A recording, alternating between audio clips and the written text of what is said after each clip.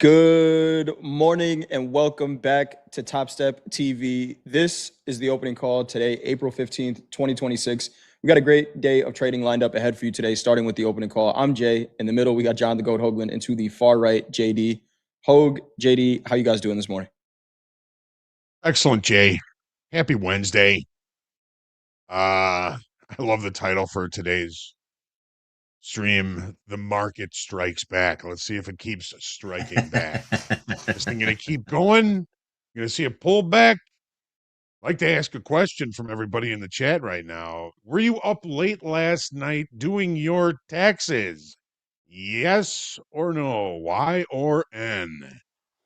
Been done for about a week, but man, it always seems to be the crush on April 14th to get those taxes done. Y or N? Gorillionaire says nope. AD, Trader how you Bones feeling, man? collector.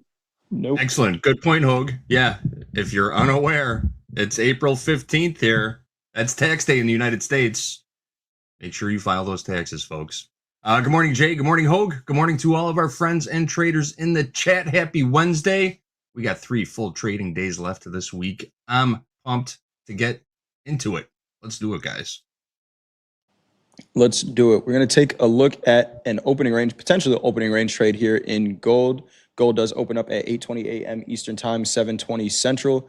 Right now, we got gold trading down just over 0.25% on the day, trading 48.3650.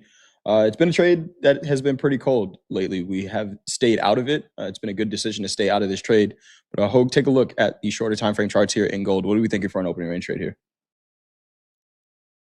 I'm kind of wishing I was watching it at 8 o'clock last night because we took a look above the weekly kickoff high, 48.74, and we rejected. We are right back in the middle of the range and the value from yesterday. And as cold as this market has been for opening range trades, where it is right now, very little change in the perception of value from yesterday's session. I say pass. It's been so cold. It kind of makes me feel like I'm freezing right now just looking at it. I'm with you, Hoag. I don't blame you at all. Yesterday, we passed on both trades. We would have lost on both trades if we had taken them. So I am perfectly comfortable sitting this one out until we start seeing these trades play out a little better. There's nothing wrong with being an active observer, right? Maybe we can learn a thing or two just by watching these trades and paper trading them for the rest of the week.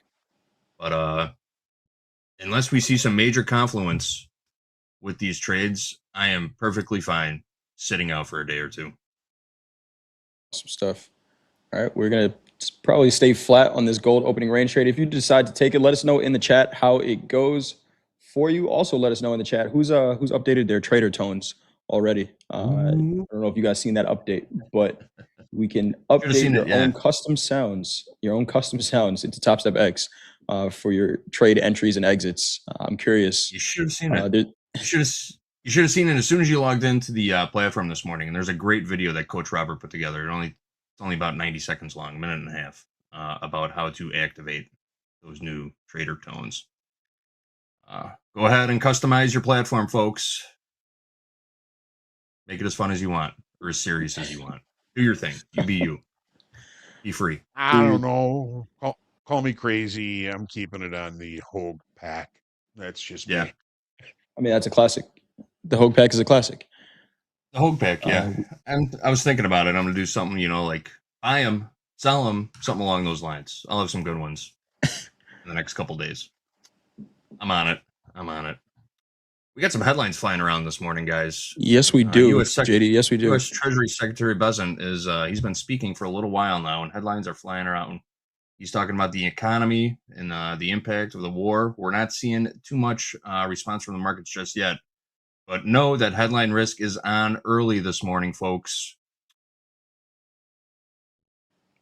Yeah, he's talking about. It doesn't look like so many people right were now. up late doing their taxes. Makes me wonder if they even did them. Full disclosure, ladies and gentlemen, we are not tax professionals. Do not come to us with your tax questions. Thank you. That's it. No. Gold is officially open for business here. We are seeing a little bit of selling coming in here to gold, 48.3420. Again, normally we'd be looking at that 1 minute opening range, but it's been so cold of a trade that we're just not going to take it. We could take it maybe paper traded here, see if it does play out. But right now, gold is officially open for business, 48.33. Seeing a little bit of selling coming in here, down 0.3% on the day. A little bit of a Right now, downtrend it's in a gold last night. 1 minute range. Yeah. I'm looking at the micro contract right now. Oh, let me move to a 1 minute chart, actually. Here we go. A little better.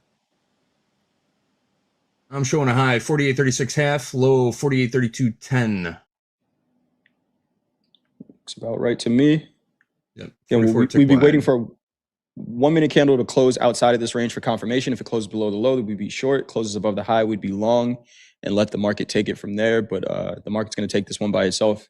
We're going to sit out of this trade here. Risk would go on the other side of the candle. Again, it's been such a cold trade that we're just going to let this one work. If it does trade both sides of the range, that would be considered an invalidation of that trade, right? So then there's no trade at that point. So we'll see how this trades here. Holding the low for now. Feels trappy. Feels very trappy. Yeah. Doesn't look like we're going to get a signal anyway on this first confirmation candle. Maybe we will, but I don't like it already.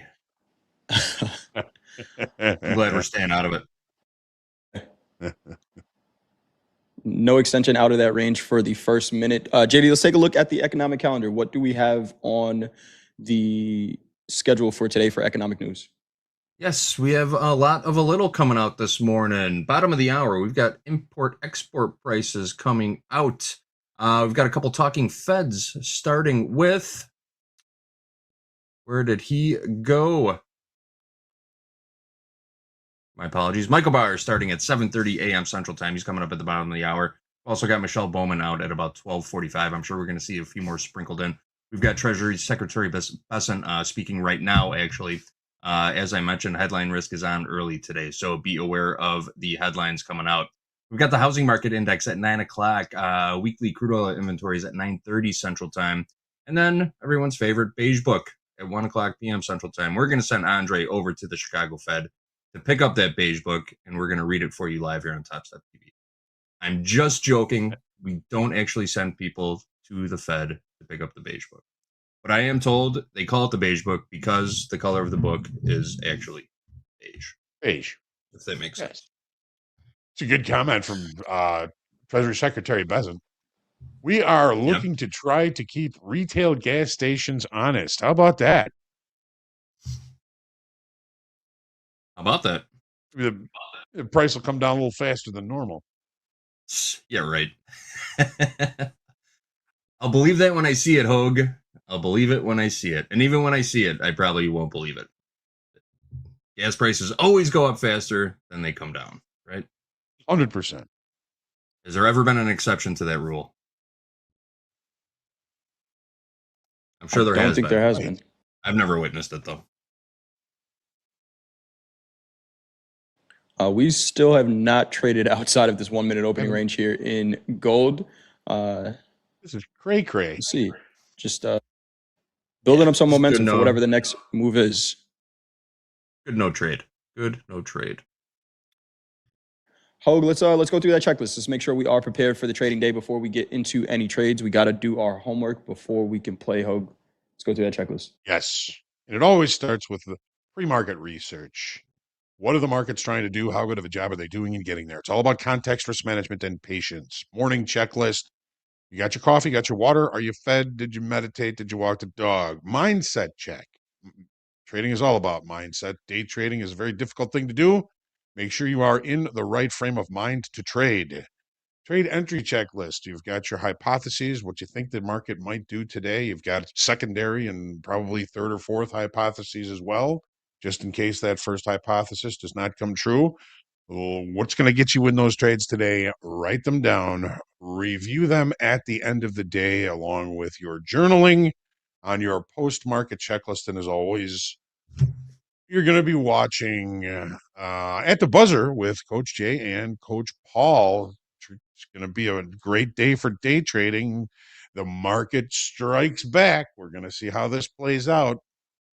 Going to be always an interesting and challenging trading day in day trading. Going to be a fun one. Let's get to it. Let's Let's get get into to it it. We indeed. just saw gold take out the high of that 1 minute opening range. So at this point, it would be a long or no trade. The confirmation we've been looking for is a candle close outside of that range. So a 1 minute candle close above 48.3650 would trigger a long in this trade. Stop goes below 48.32s, maybe somewhere near 48.30s on this. If it does get a confirmation, we can see gold looks like it's, I don't have the order book up right now, Hogue, but it looks like it's trading pretty thin right now. Mm-hmm. Yeah, And it has been. Wide. Yeah, it has been. It's been pretty illiquid since the great break a couple of months ago. You see it in the a couple volume ticks as wide. well. It just hasn't been that thick. Ladder's a couple ticks wide in the micro contract. Still no trade signal. We did take out the high of that opening range, but closed back inside. So technically no signal, but we did trade outside of that opening range. Still feels very trappy in this market right now. I don't think you're going to win on either side of this trade. Now John Jones 48.35. has that song in my mind. The Rolling Stones, "She's So Cold." It's the theme of the opening range trade. I like that, John Jones, 3x3. Very good. I could do my best Mick Jagger impression, but no. All right. Well, we are going to stay out of this trade. We do have some numbers at the bottom of the hour. But JD, before we get into the charts, we got some news from the IMF. The IMF, the International Monetary Fund, came out with a warning. The IMF is warning of slower growth and sharper inflation as the conflict in the Middle East goes on. The group downgraded global growth to 3.1% this year. Richard Quest is here to explain. Now, the IMF says that action is urgent. So maybe even though we're going into the summer in the Northern Hemisphere, think of the warning as a snowball running down the hill. The longer the conflict lasts, the faster the snowball runs, the more it picks up, and the more pronounced the effects. Now, its economists lay out three scenarios. If the war is short-lived, with energy prices normalizing this year, then you've got 3.1, 4.4. That, in a sense, is the best case scenario. Then you have the adverse scenario. If the war goes on and later this year, and you've got elevated energy prices, Poshrev saying gas stays high, then you've got growth of 2.5 and inflation is 5.4%. Now, we hope we never see the severe scenario, which is where you've really got damage to energy infrastructure. Yes, there has been some, but there could be a great deal more. Then you've got the growth at 2%, inflation at 6%. You can see how the difference is. And those are fairly significant changes.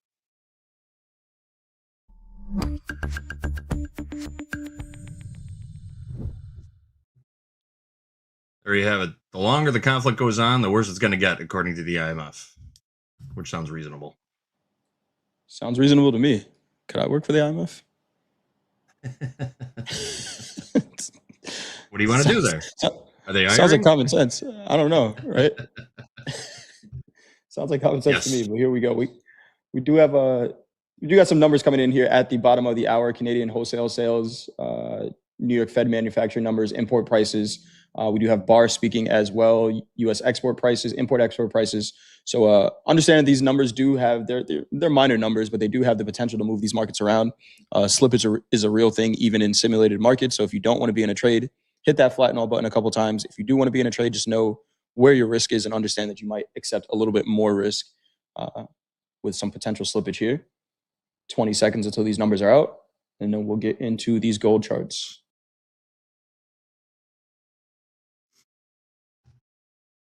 $48.34s. Still right in the middle of this opening range here. The Sun is still speaking. Here we go. Import prices month over month forecast for 2.3. Actual came out 0.08. Import prices down month over month.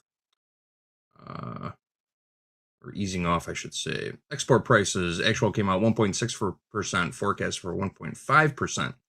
So import prices up just a little bit. Export prices down just a little bit, or a little better than expected.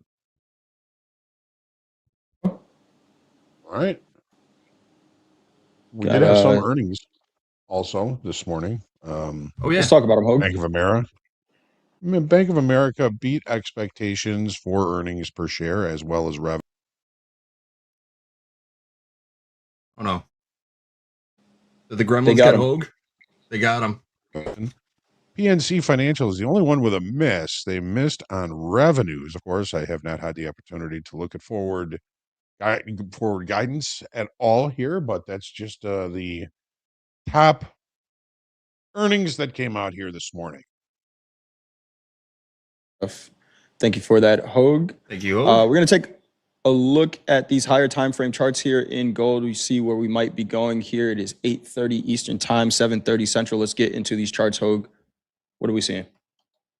All right. So, yeah, starting on the daily as usual, we had a pretty good but brief look above weekly kickoff high that remains the same from last week.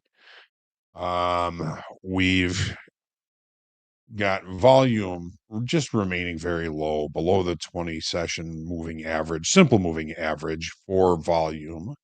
As prices continue to try and push higher, we are putting in higher highs and higher lows. So we do have a bit of an uptrend in short time frame here that seems to be continuing. Yesterday, we had a pretty good increase in open interest, one of the biggest changes we've seen lately, with an estimated added 6,800 contracts and new longs coming into this market and taking the market right up to that weekly kickoff high. Looked over it last night, sign of rejection, a little bit of an excess high on that. We've been kind of looking at this 50 session moving average as a potential visual target. And with that rejection above weekly kickoff high yesterday, as well as last week's high, and looking a little bit less like that's a decent probability. Jay, what do you think on that? What are you seeing on the daily? On the daily here, I see a market that is, again, in balance. Daily ATR range is still about 150. What's the exact number here? We got about 158 in gold, which, is in that 50 moving average is in range of a daily ATR move here. Gold is just not very directional over the past 2 weeks or so, a week and a half. I'm seeing a range-bound market, maybe channeling higher here, Hogue, since we made the low of the year on March 23rd. But it's not a very convincing move. It's doing it on lower volume, which, if we have this low, we have volume decreasing as 45. So it's a target there, but there's a lot of hesitation here in gold. Not a super convincing move right now. Yeah, and with that kind of low volume does come some of that lower liquidity that we've been talking about, and really open interest has been waffling for the entire month of April.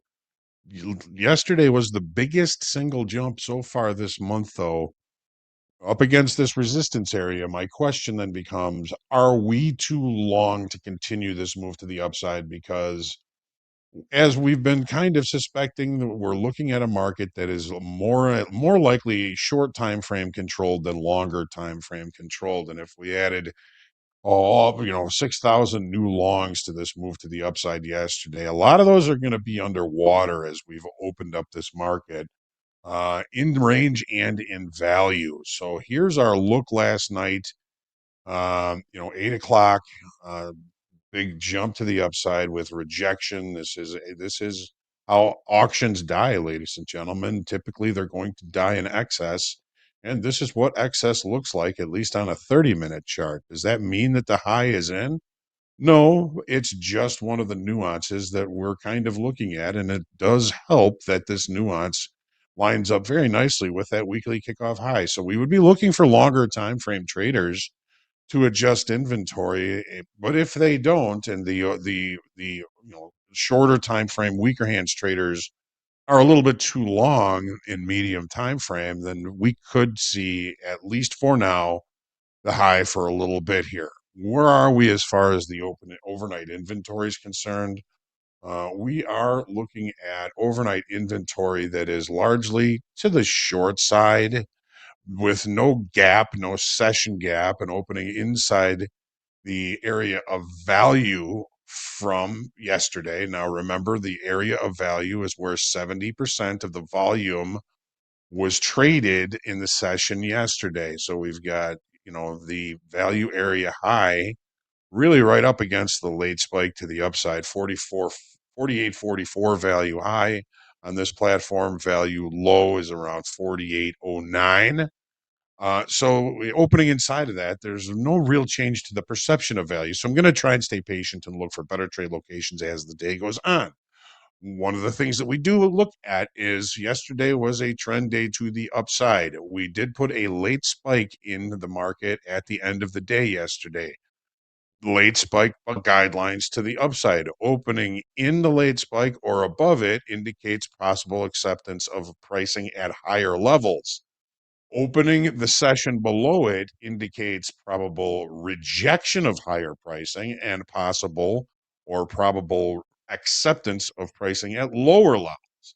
So we've got two nuances, the excess high from last night and the fact that we're opening below the base of the late spike that says this market could be a little bit too long to continue to rally and need some sort of a pullback before we can even out that inventory and the market can continue its rather gentle but decent rally to the upside. We've got a while before we're going to be breaking any structure. However, there are weaknesses in the structure down below. We've got a gap from Monday to Tuesday. We've got the volume, the point of control here, 47.60.50 from Monday. So there's targets down below. There's also, still targets above this market. Jay, what do you think? So looking at the 30 here, Hogue, overnight inventory, like you said, is to the short side right now. Whatever that spike was in the overnight session brought us pretty close to 4900s, but we couldn't tag it. So buyers look like they got stuck there. What I'm looking at for targets to the downside, the 200 moving average on the 30-minute, 47.88 is that price. We've traded on both sides of that 200 moving average. It's like one day we're above it, the next day we're below it, and kind of back and forth for the last 2 weeks or so. It's within a daily ATR range from the high. From that high to the 200 moving average is about $100, which is 66% of the daily ATR range. So it's definitely in play if we do see some selling coming in here. I'm seeing maybe a potential short just back into the range to patience and balance in this market right now. We're hanging out under VWAP here. So far, sellers are in control for the day. But on a higher time frame, this market is extremely balanced. It's not that there is a lack of opportunity. They just may be smaller opportunities today in gold, in my opinion. So patience, wait for extremes, and trying to get maybe into this flow to the downside. If we reclaim VWAP, then I'm looking at that 30-minute candle from last night and seeing how the market responds to that. 48.52 is that low, 48.74 is the midpoint. We can see we rejected off of that midpoint after that candle printed. If we do reclaim VWAP, then I'm looking at that 48.74 before the move up to that 50 moving average here. So patience in gold for sure. Yeah, I think we're probably going to end up seeing better trade location as the day goes on, but opening range 1 minute still remains the dead ass low of the regular trading hour session. I'd be surprised if that were to hold.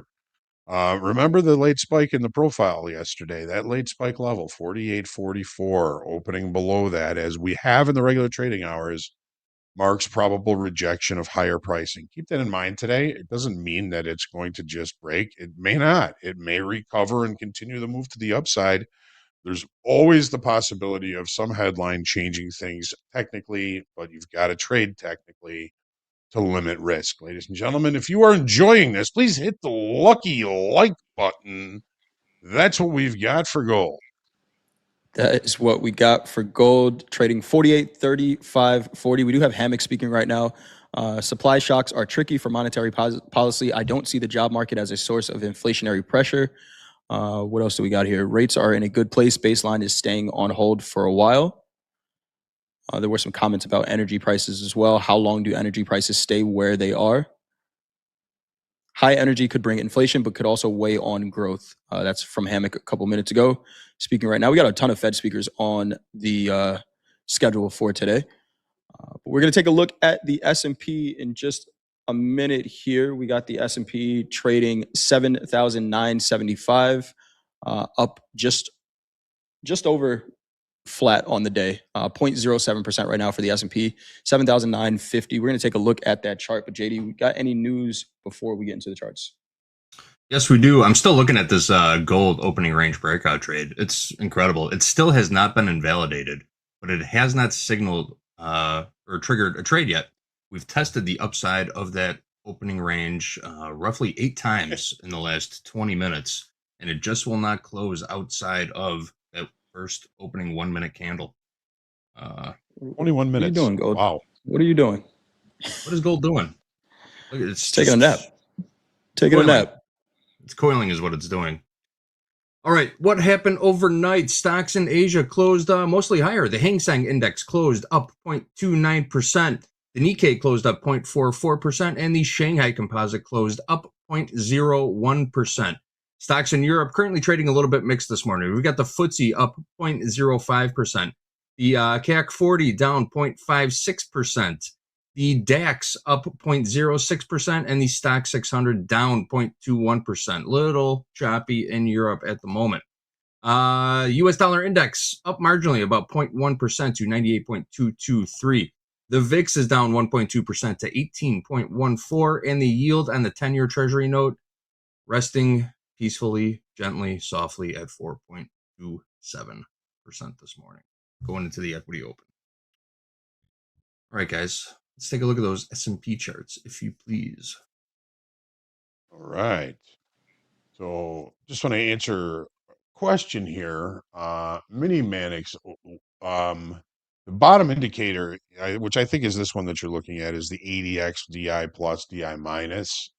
And there was another question here about time frames of excess, and excess is excess. Yes, it is. But the longer time frame excess, the more meaningful it's going to be. Hopefully that is a good question. You can always ask those questions also in group coaching today at noon. All right, ES daily chart. Let's take a quick look. The markets strike back. Well, man, have they struck back, man. We are seeing just some really decent momentum and movement to the upside here. Volume remains low. That doesn't necessarily scare me on up days. All right. So the volume doesn't really barrel in when the market is rallying. But what we had been seeing until yesterday was some pretty decent increases in open interest on a daily basis.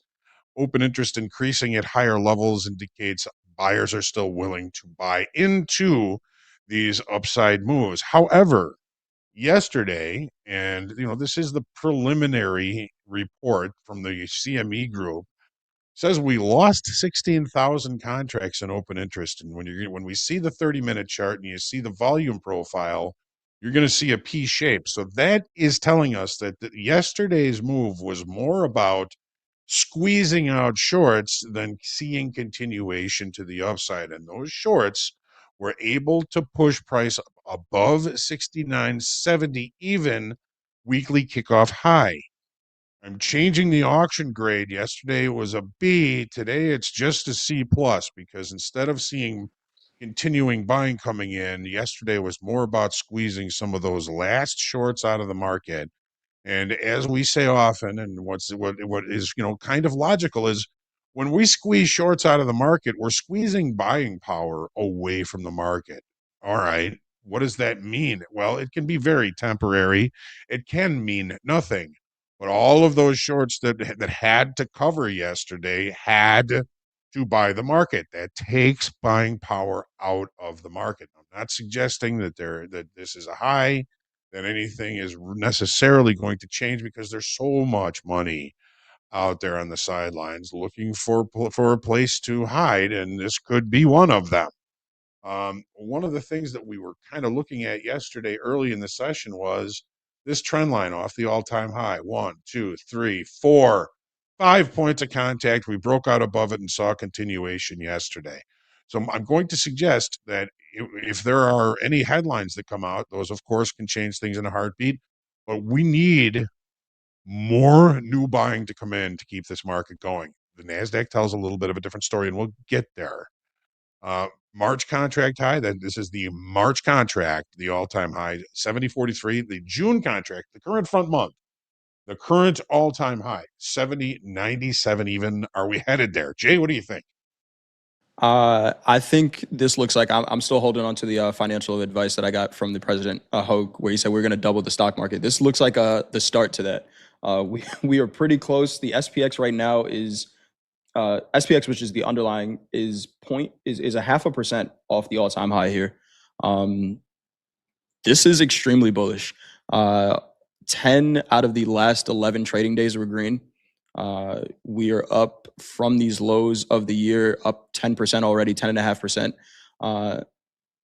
This is a market that has shaken off a lot of the uncertainties, a lot of the the negative headlines and things like that. And again, we don't have super positive headlines yet, right? We're still trying to figure out exactly what's going on in the Middle East. And I think once there is a resolution, then there's no question about maybe what might happen for the rest of the year. I don't want to get too far ahead of myself here, but this is extremely bullish price action that I'm seeing right now. Like you mentioned on the volume, we talked about this yesterday as well.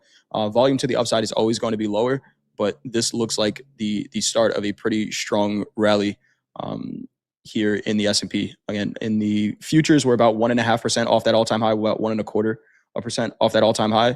Daily ATR 110 points. So far, high to low range, we're at 20 points. Very similar to what we saw yesterday. Very small overnight range, which gives us more opportunity for extension through the New York session. That extension has the possibility of bringing us to an all-time high today. A daily ATR move to the upside would put us at 71.03. So we'll see what happens today. That would be a new all-time high, wouldn't it? 71.03. Wow. Yeah. Let's do it. Why not, right? So remember, Jay, when we were looking at the daily chart last week, we were saying we need some good news for this thing to rally, and we got our good news. Now it seems like this thing is going to continue to rally until we see some bad news. And we don't know when or if that's going to happen. So let's take a look at the 30-minute chart. Okay. So yesterday's nuances were all to the positive, right? We had the late spike to the upside on Monday. We opened with a gap, couldn't close the gap. Opening range, the dead ass low for the session. This market just continued to push higher all day long. Do we have another late spike to the upside? And in some form, we kind of do. Settlement price would be the base of that late spike. So if we open above the base of that late spike, we have a similar situation to yesterday. The nuances are telling us that the market is continuing to try and accept pricing at higher levels. All right. What about yesterday? What about that short covering rally we saw yesterday? Well, the short covering rally, which we have the P-shaped profile, which is typical of a short covering rally. There's your profile, there's the wide part, right? So the P-shaped profile is telling us short covering that's supported by open interest, but sometimes that short covering rally incites new buying to come into the market. All right. And that seems to be what is possibly setting up here as we speak, because we're looking at the market again, possibly opening with a session gap above the session from yesterday and above a late spike to the upside. The settlement would be the late spike, right? And the market did close. The last price at 3:00 was above that. So technically, I think it's a late spike to the upside. So we've got the similar situation from yesterday. Nuances are saying higher. So nothing bad happens. What happens with the equities? They just have a tendency to continue to rally. So again, short covering into a level that has created sometimes buying begets more buying. We may be in one of those situations where we've come a long way in a short period of time, folks. When the pullback comes, I don't know. But if this is short time frame traders can maintain a rally longer than you can imagine. So don't try and pick tops until you get a damn good reason, some really good reversal pattern, some sort of excess. It's going to be very challenging to try and pick that top. Jay, what are you seeing on the 30-minute chart? On the 30 here, Hogue, we're pretty flat for the overnight session. Really not much to talk about, right? There's just been a range since we opened last night, which to me is a welcome sign for trading the New York session. We had a very similar thing yesterday. You can see this consolidation until we opened up, and then the market trends. I'm agreeing with you. The market conditions have changed. We are in bullish structure here. The first half of this year, it was maybe a little bit harder to make money to the long side than it was to the short side. I'm right now, Hogue, I'm conscious of all of the traders who had a great start to the year shorting this market, and we're creatures of habit, right? So we try to go back to what was working. And if we look at it, how many great short opportunities were there yesterday in the equities? So I think if you find yourself in a short, to me, and I might be speaking to myself here, if I find myself in a short, it's a see profit, take profit trade, unless this structure changes. A short right now seems like a better opportunity to get into a long. We may just be trading a pullback, and there is opportunity. We're day traders. I know there's scalpers out there. There's traders that trade on a bunch of different time frames. But for right now, a short seems like not much more than a scalp, right? I'm looking at 30-minute candles here. The largest 30-minute candle to the downside yesterday in the S&P was 18 points. Outside of that, everything was to the upside. Tough market to make money to the downside. If you can, you're a great trader. Manage your risk. But for me, Hogue, I want to try to identify flow and then get into the flow of the market. We saw Ethan with a trade on yesterday. He was on with me and Dolby. Sat in that trade for 3 hours as the market just continued to trade favorably. There you go. Right, and that's where I want to be. Right, I don't want to do the hard work. I want to get in, find my seat, and let the market do its job. If it's going to continue to trend up, then I don't want to fight it. But we'll see. The one pullback level that I see is the afternoon pullback low from yesterday in the S&Ps, which was 69.83 and a quarter. And unless we see meaningful selling below that, I'll probably be looking for opportunities to buy weakness in this market if we even get the chance. We will see. That's what we have to do, is find good trade locations, find good ways to manage risk, and try and get in the right way. Great stuff today, Jay. Thank you.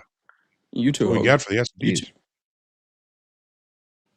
Is what we got. We got crude oil opening up in just a little bit here. Crude right now up 0.68% on the day, trading $91.86.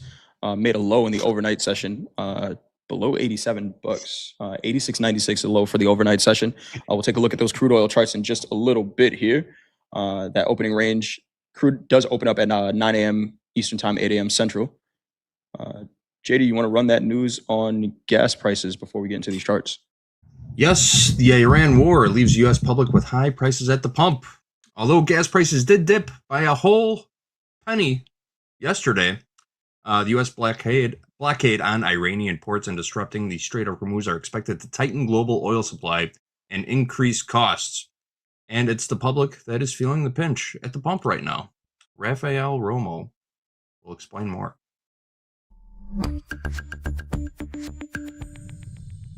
Between Monday and Tuesday, gas prices moved in the right direction, but only 1 cent per gallon down when it comes to the national average for regular gas. The shipping blockade against Iranian ports in the Strait of Hormuz by the U.S. military under President Trump's orders is only expected to further tighten the global oil supply. After Brent crude, the global oil benchmark rose 7% to $102 a barrel on Monday. On Tuesday, the price went down by 0.8%. on the day at $98.60 a barrel. The WTI, the U.S. benchmark, dropped 2% to $97.10 a barrel. And prices went down in part because some analysts are still hopeful that the U.S. and Iran might still reach some kind of deal to end the war. Earlier, we spoke to a driver here at this gas station in Atlanta's Buckhead neighborhood who told us he's thinking about the people most affected by high prices, those living paycheck to paycheck. I'm from Texas and part of the oil business from way back when, so I know what it's like to have really cheap gas and really expensive gas. If in the long term it's good for the country and good for the world, then we're all going to have to suffer a little bit. Now, that's not fair to the common person or somebody earning our minimum wage, and I understand that completely because I've been there. This driver told us he used to be able to fill up his Ford Expedition for $40. Now it costs about $70. To put it in perspective, Brent crude has gone up by 40% since the beginning of the war, while the WTI, the U.S. benchmark, has risen a whopping 50%. According to AAA, the national average price of gasoline on Tuesday was $4.12, down 1 cent from Monday, and 5 cents since the peak of $4.17 reached last Thursday. But let's remember, it was $2.98 when the war started. Rafael Romo, CNN, Atlanta.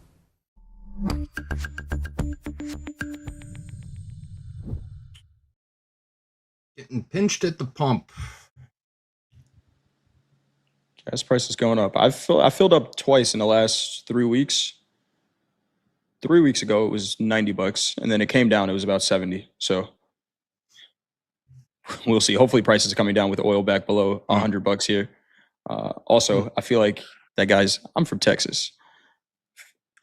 Being somebody who's from New York, I feel like anytime I meet somebody from Texas, they have to let you know they're from Texas, just like somebody from New York. It's just like it's like part of your identity. Part of your identity. I don't know why we do that, but we got oil opening up here in a couple minutes. I think you could say the same about Notre Dame alum, right? Yeah, right. Yeah. Don't worry, they'll tell you where they went. That's a good one, Jay. I'm from Texas. Oil right now trading $91.81. We got this opening range trade we're going to take a look at in just a couple minutes here. Again, oil does open up at 9 a.m. Eastern time, 8 a.m. Central. There you go. Who's from Texas in the chat? Shout it out. There's a couple in there, that's for sure. All right, guys, I got the crude chart up. I'm looking at the micro contract. We're going to be opening in about 2 minutes here. What do you think, What do you think for an opening range trade? I don't. You got a bias going into this one? I don't hate it. We took a look below the weekly kickoff lows, 89.90 last night, and it's all rejection down there. So if we have gotten to an area where we may find some supply or excuse me, some demand, we're in range. We're in the value area from yesterday, but we're up against a kind of a longer time frame inflection level. We've got last week's low 91.05 and weekly kickoff low 89.90, which did get checked almost last week. Really checked in the overnight, but this is all excess. Auctions die in excess. Did it happen in the overnight? Yes, it did. And you'll see it on the daily chart as well. So the longer the time frame, the more important the excess. So I don't hate the long here in this. I don't hate the short either because it's mechanical, but I think there's pretty decent probability for this. Yeah. We checked that settlement price a couple of times in just the last hour and a half or 2 hours. 91.28 settlement price for crude oil. Bounced off it most recently at about 7:45 Central Time, just a couple of minutes ago, about 15 minutes ago. So I do like that rejection there. Looking at a 1 minute. Rejection there for a little confluence to get in on the long side is what I'm saying. So I do have a little bit of a bias going into this trade also, but let's see what it gives us. Kind of with you like guys the on long this one as well. Yes, I do like the long better than the short. Personal opinion. Open. And Crude ding, is ding, open ding. for business. 91.92's last trade. Again, we're going to wait for a 1 minute candle to close and then a 1 minute candle for confirmation outside of that range. If it closes to the upside, we'll be long. Closes to the downside, we'll be short. We did have that huge 30-minute candle last night that traded from 91s down to that 86 level or 87 level. We're holding that high, 91.36 right now is that high. I do like longs above that candle's high here. Yeah. See how this 1 minute plays out. Only got a 20 tick wide opening range so far in crude. I'm looking at the micro contract. Got a high 92.05, low 91.85. 10 more seconds so this candle closes. 6 and 83 in the big contract. A little bit wider. Off by a couple of ticks. Yes. I'll keep that in mind. I don't want to get faked into a position here in the micro if the mini didn't trigger anything. Traded above the high there. Just took one look above. Just by a couple of ticks. There we go. There's a little bit of buying coming in. Just a bit. Still got 30 seconds till this first confirmation candle closes. See what it gives us. It's only a tick or two. I don't know. I might hold off. But I'm ready to get in either way. Looks like this is going to trigger along here. It does look like that. Yep. Working a bid. All right, we are in 92.16 house count long, a pair of micro crude.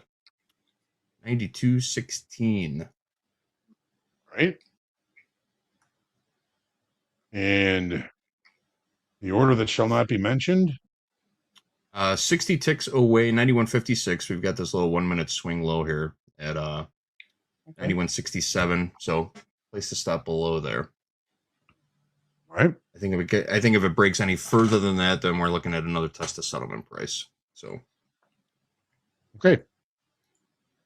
All right. Sounds good. House count long, 92.16s. All right, Hogue, let's take a look. Where might we be going with this crude oil trade? All right. It's in rollover, folks. Let's start with that. As always, every month we get a rollover in crude oil. It's going to have a tendency to keep the market a little bit more range bound, which is yet another reason why I kind of like this trade. As we've kind of looked at the bottom of the range last night, we've seen rejection there. Weekly kickoff tested, rejected. This is the daily chart. This is some pretty decent excess. The last time we saw excess on the lows like this were here on the 8th, and we did see price can try and push to the upside. Before that, it was on the 23rd of March. This excess kind of matches with that excess. We don't know what's going to happen, but the fact that it's rollover doesn't really necessarily help. Or does it? So we look below last week's low, look below the weekly kickoff low last night. So far, we're seeing nothing but rejection below those levels. We are now open in regular trading hours, so ACH and watch the headlines. Jay, what are you seeing on the daily chart? On the daily here, Hogue, we are pretty much right. We're right at 50% between the 20 and 50-day moving averages. 50 moving average 83.12, 82.97. 20-day moving average 98.40, and we're pretty much smack dab in the middle of that range. This is a market that, to me, on a higher time frame, did break that upside structure, getting below this 20 moving average. It's starting to flatten out, but like you said, we are coming into rollover here, so I'm wondering if we see some of this directional movement, subside a little bit until we get this rollover done. What I am looking at is this daily candle from April 8th. And that's the candle that changed the structure. We haven't closed outside of that candle since we printed it. And we can see the rejection of sellers below that candle today. So to me, with this trade, I would almost be comfortable giving it a little bit more room below this candle's low since we've already traded below there. Again, that is 9105 is that price. As long as we stay inside this candle, I see potential rotation back up into maybe yesterday's range. But I do like the longs, again, above this candle's low. We'll see here. But on a higher time frame, it's definitely shifted structure. Of course, a headline could come out that changes that immediately. But for now, I still feel like that 50-day moving average is a target eventually in crude oil, down at $83, we'll call it. All right. Just an update on crude. If we had taken that long in the opening range trade, it just would have taken us out in our stop. So good no take gold? on that. Yes. Gotcha. So, all right, let's take a look at the 30 and crude oil and see if we can get any ideas here. All right, so there's a lot of weak structure above, after we kind of came off that high rudely, right? We pulled back a little bit and we've left a lot of breadcrumbs above price here. We've got naked points of control. We've got gaps, a go-go. There's a lot of possible backfill to come here on this, on a push to the upside, if it is indeed going to happen. On the 30-minute chart, however, we're seeing the 50-session simple moving average acting as a little bit of resistance on this little bit longer time frame or shorter time frame, depending on what direction you're looking at it.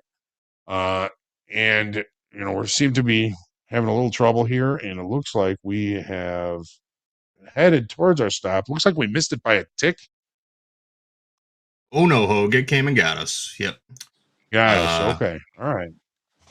Crude does not want to cooperate with us this morning, but we are still seeing some additional selling coming into this market right now. Looks like we got another test of settlement price on our hands. I'll keep an eye on it and see where it goes. Yeah.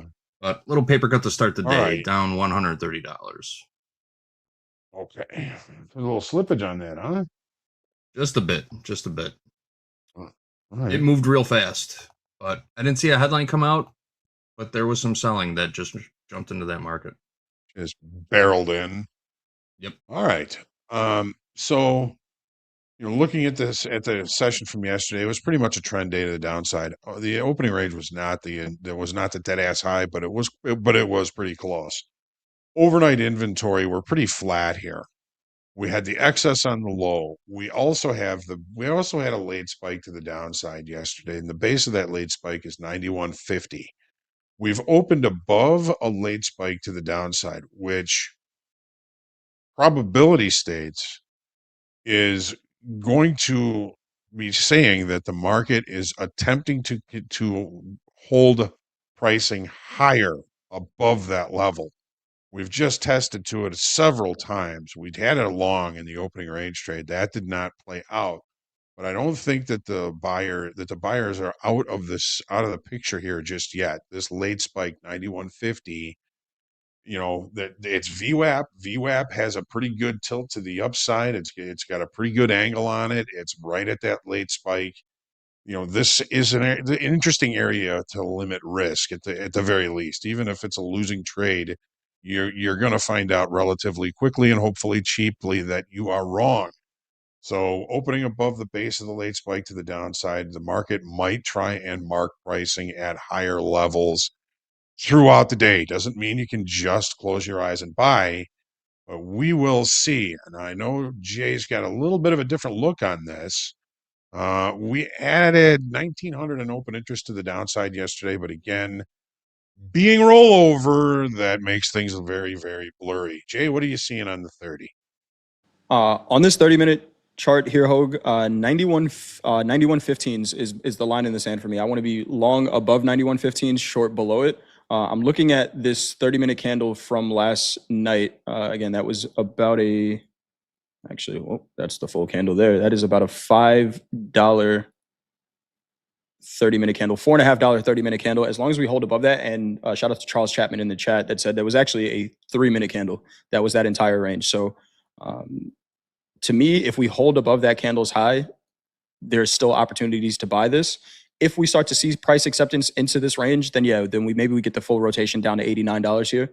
But I think it's a spot to limit risk. Like you said, VWAP does have that kind of upwards tilt towards it. Crude could go Just either gave it way. up. Yeah, crude Yeah. could go either way here. But to me, it's what do we do with this kind of 91.15s up to 91.30 area? I want to be short below 91.15s, long above 91.15s for now. We are under the 200 moving average on the 30-minute. Like you already mentioned, the 50 is starting to act a little bit as a downward trend line here. So heavy sell pressure in this market over the past couple of days. But this excess, like you say, Hogue, at this low here on this 30-minute is telling me that sellers got rejected for now under $90. That's for now. We'll see as more volume comes in for the session. But yeah, that 91.15 to 91.30 area line in the sand for me. Yeah, keep moving crude around.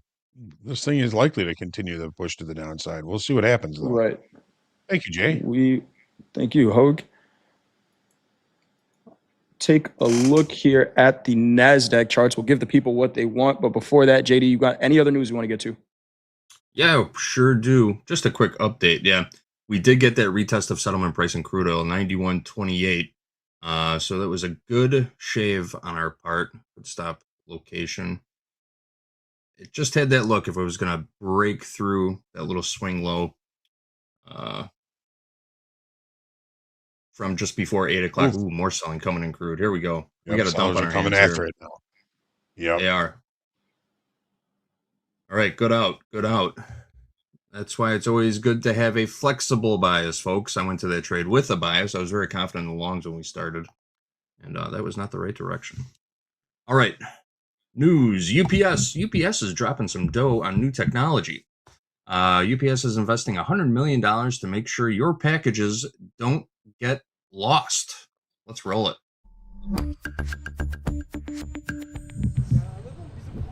Yesterday, the company announced it's phasing out its manual barcode scanning system. In its place, package labels will be embedded with technology that uses radio frequencies. That means, for example, if a package is put on a wrong truck, radio sensors will automatically detect it and issue an alert. It also means packages can be tracked in real time or close to real time rather than waiting for someone to scan it. UPS says the system will do away with about 20 million manual scans a day. Upgrading tech at UPS. So now you can sit there all day long and just watch where your package is going. If you're that radio signal. bored, who would have thunk right? it?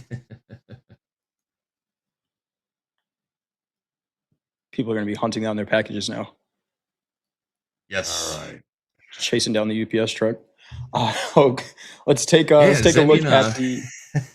So, if you've been listening to or watching Topstep TV for a while, I've talked about the porch piracy epidemic in my neighborhood. I can't leave a package on my front porch for more than like 15 minutes. It'll just disappear. I wonder if this new system will help me track stolen packages. I'm going to have to look into this. Good point. That's a good point. Interesting. You'll know what house it went to. You go knock on their door. Hey, you took my package. I'm going to dig into this a little bit. All right, guys. Awesome. Give the people what they want. Let's take a look at those NQ charts. All right.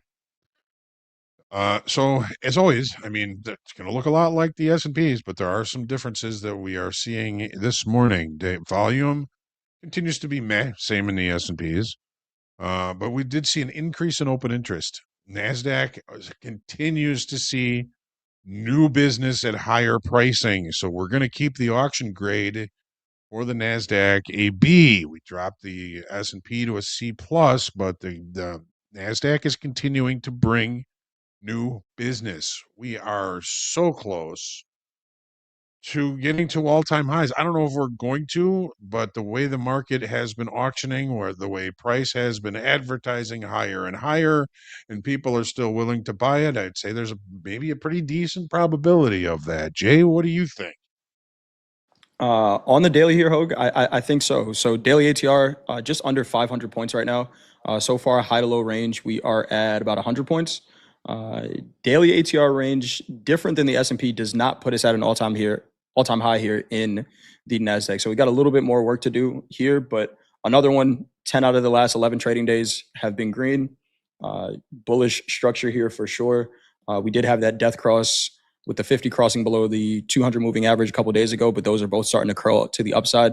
A lot of bullishness in this market. That being said, we are sitting at a big fat round number, 26,000s here. Do we have the buyers to trade above this? We have Frances Newton on last week. She was talking about, and I think Goldman put it out, that hedge funds were negative net short, the largest negative net short position in 13 years. So some of that short covering definitely fueled this rally. Have we convinced new buyers to buy and hold on to this market for a sustained push through all-time highs? I think that's the question. 26,000 big line in the sand here. We'll see how the market responds to it. That is the ultimate question. Do we need new buyers to come in and continue this market? Yes. Yes, we do. We've seen plenty of them lately. Let's take a look at the 30. All right. So, yesterday, all the nuances were for continuation to the upside. The late spike to the upside, opening the regular trading hours above that, creating a gap, no effort to close the gap, opening range the dead low of the session, and the market continued to rally for the better part of the day. Overnight inventory. What do we have? We don't have really anything to talk about. We are pretty much just hanging around settlement price. Settlement price is 25,996.75. And do we open with a gap? Do we not open with a gap? Do we open in value? Do we open above value? All of these things will happen here, and we will find out soon enough after the regular trading hours open up. Do we have a late spike to the upside? Well, to a degree, we do, and I'm going to put this line right there. It's a very tight little late spike to the upside. We did close above it. The late spike would be 25,990, and so opening above that would mark acceptance possibly of pricing at higher levels. It's not a big jump. It has less power to it when we open this close to the base of the late spike, but it still might provide some opportunity. So we've got a lot of confluence inside of the overnight range. We have value high from yesterday on this platform. It is the high of the session. It's coming in here at 26,000 approximately. We've got settlement price, that price 25,996.75. We've got the base of the late spike 25,990. A little bit of confluence, and it's really just been overnight has been centered around it, and we're currently trading right in the middle of it. Try and stay patient today. I think there may be some better trade locations as the day goes on. We're going to have to see how this plays out. Of course, again, we added 5,100 in open interest yesterday in the NASDAQ, where we lost open interest in the S&Ps. We still have a P-shaped profile. There was still probably some pretty decent short covering involved in this move, but short covering added new longs coming into this market, created that opportunity for the open interest to continue to increase. Really kind of range bound. I'll be watching the overnight high and the overnight low for initial opportunities in the NASDAQ here this morning. Jay, how you feeling? Feeling very much the same way, Hogue. Really small overnight range here. VWAP is pretty much a flat line. Not a whole lot to work off of with that overnight range, which is a good thing. Again, when that volume comes in for the New York session, we'll see the response to 26,000s. Could this just be, the NASDAQ setting up base for the next leg higher? That's what it's been, right? Anytime over the past couple of days we've seen this kind of horizontal consolidation, it's been for the next leg up in this market for the past 2 weeks or so. So still leaning bullish here. Of course, we're going to need some new buying above 26,000s as the New York session opens. If we see volume trade above 26,000 right now, VWAP's right at it, 25,997. We'll go from there. But patience until the market starts to move. And for me, keeping in mind that if we do continue to trend to the upside, very similar to what we said in the S&P, if we continue to trend to the upside here in this market and I somehow find myself in a short, I have to ask myself, how successful have shorts been this week so far? How good have they felt? And there are opportunities. There are some pullbacks, right? Here's an 80 point pullback in crude oil. In the NASDAQ yesterday. But outside of that, how easy has it been to make money to the short side? I'm keeping that in mind. I don't want to work that hard, Hogue. I want to identify the trend in the market and let the market do its job. If I'm working hard, right? Yeah, that's the ideal goal here. So if the market does want to pick a direction and I identify that direction, able to find a good spot in the market, I want to just hold on and let the market do its job. But we'll see what the market has for us today. So much confluence right here.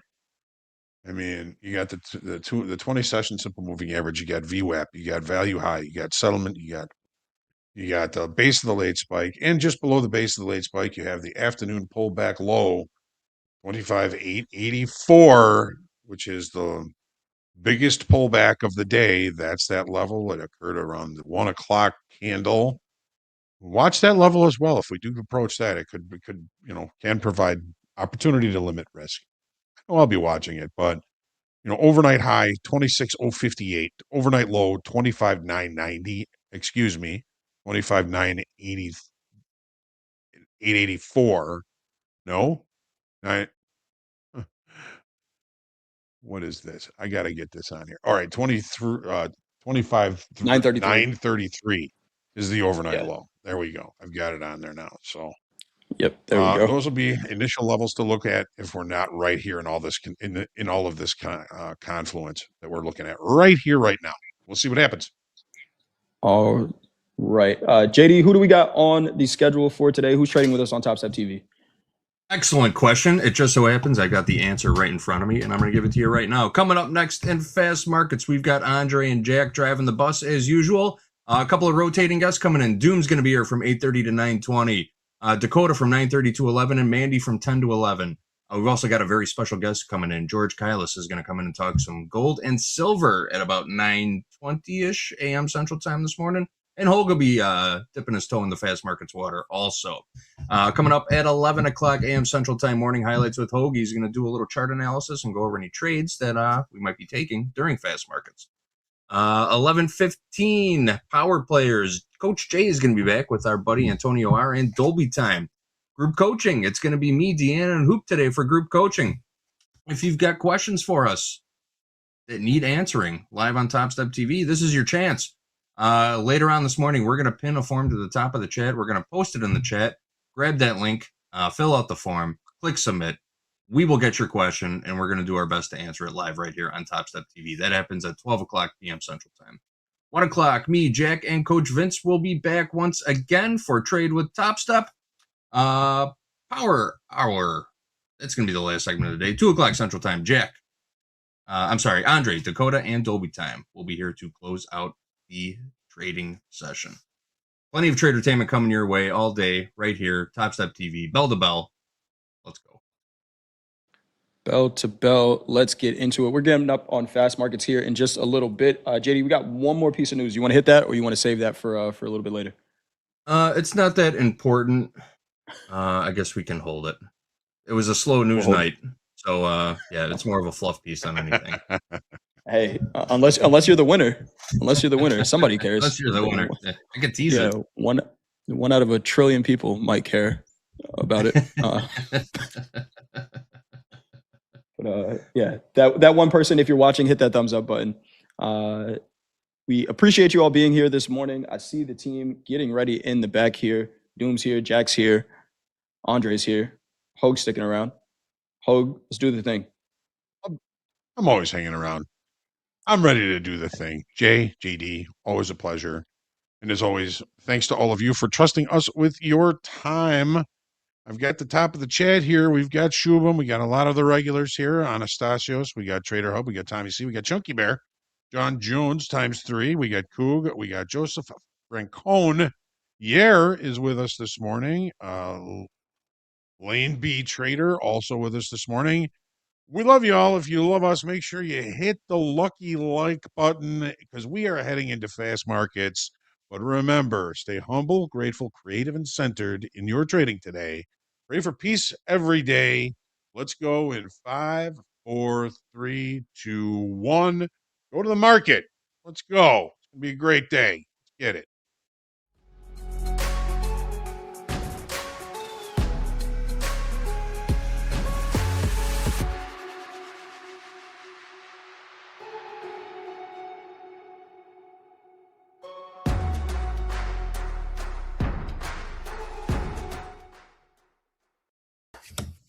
Good morning, everybody. Welcome to Fast Markets here on Top TV. You got Doom in the house. Dre, to answer the question once posed by Scott Stapp, yes, we can indeed take you higher. The stocks are out of control. I was waiting for you on that. Can you take me? Yeah. Unabashedly, yes. Yeah. Here we go. Yeah, remember that halftime show in that Dallas game on Thanksgiving? It was prime America, according to some. Take it away, Dre. They put up numbers. As goofy as they are, they put up numbers. Welcome, everybody. Topstep TV. This is Fast Markets. Mr. Doom back again. Rallying Doom. Look at this NQ go. Look at the ES go. We are rallying. Thoughts. Happy Wednesday. What's up, my friend? Where are we going? Where are we taking this thing? JD made my heart melt yesterday talking about the summer traders. This is the best month so far. It's not wrong that. What a great rally. And somehow this morning I managed to buy high and sell higher. Yeah. I'm looking for a dip. I want a dip. The FOMO of closing my longs before the bell, but I don't want that smoke. I'm looking at 921s, potentially. If it gives me the opportunity, worst case scenario, 871 to buy. And if not, well, it is still going in the upper right-hand corner of the chart. So, close your eyes and buy it. Pretty much. It's kind of, it feels like we got, all right. I got less than 3 minutes till the opening bell in New York. Let's take a look at the ES trading 70.13, overnight high 70.18. That's what I'm seeing here. Do we go much? Can you take me higher than that? Not yet. We got NQ above 26,000, trading 26,020, and Crude selling off again, closing back in on $90 even. Jack, we saw more earnings from Morgan Stanley this time, putting up $1 billion last quarter in trading revenues. These banks really know how to trade. Tell you what.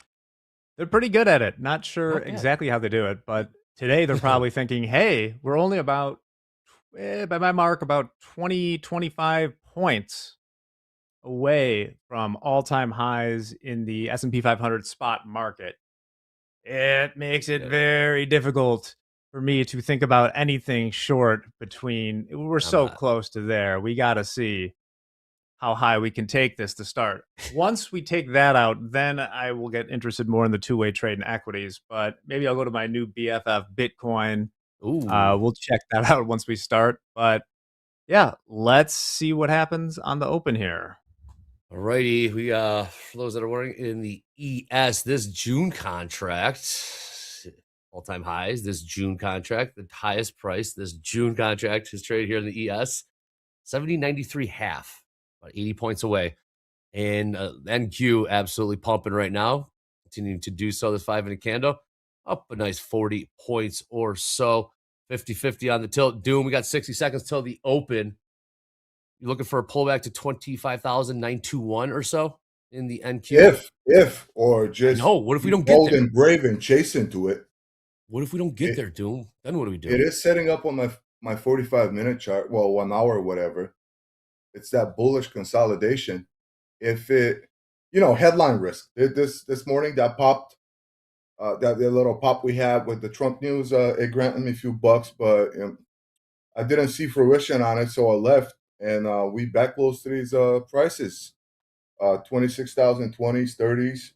Let's see how we're going to make it over the 100.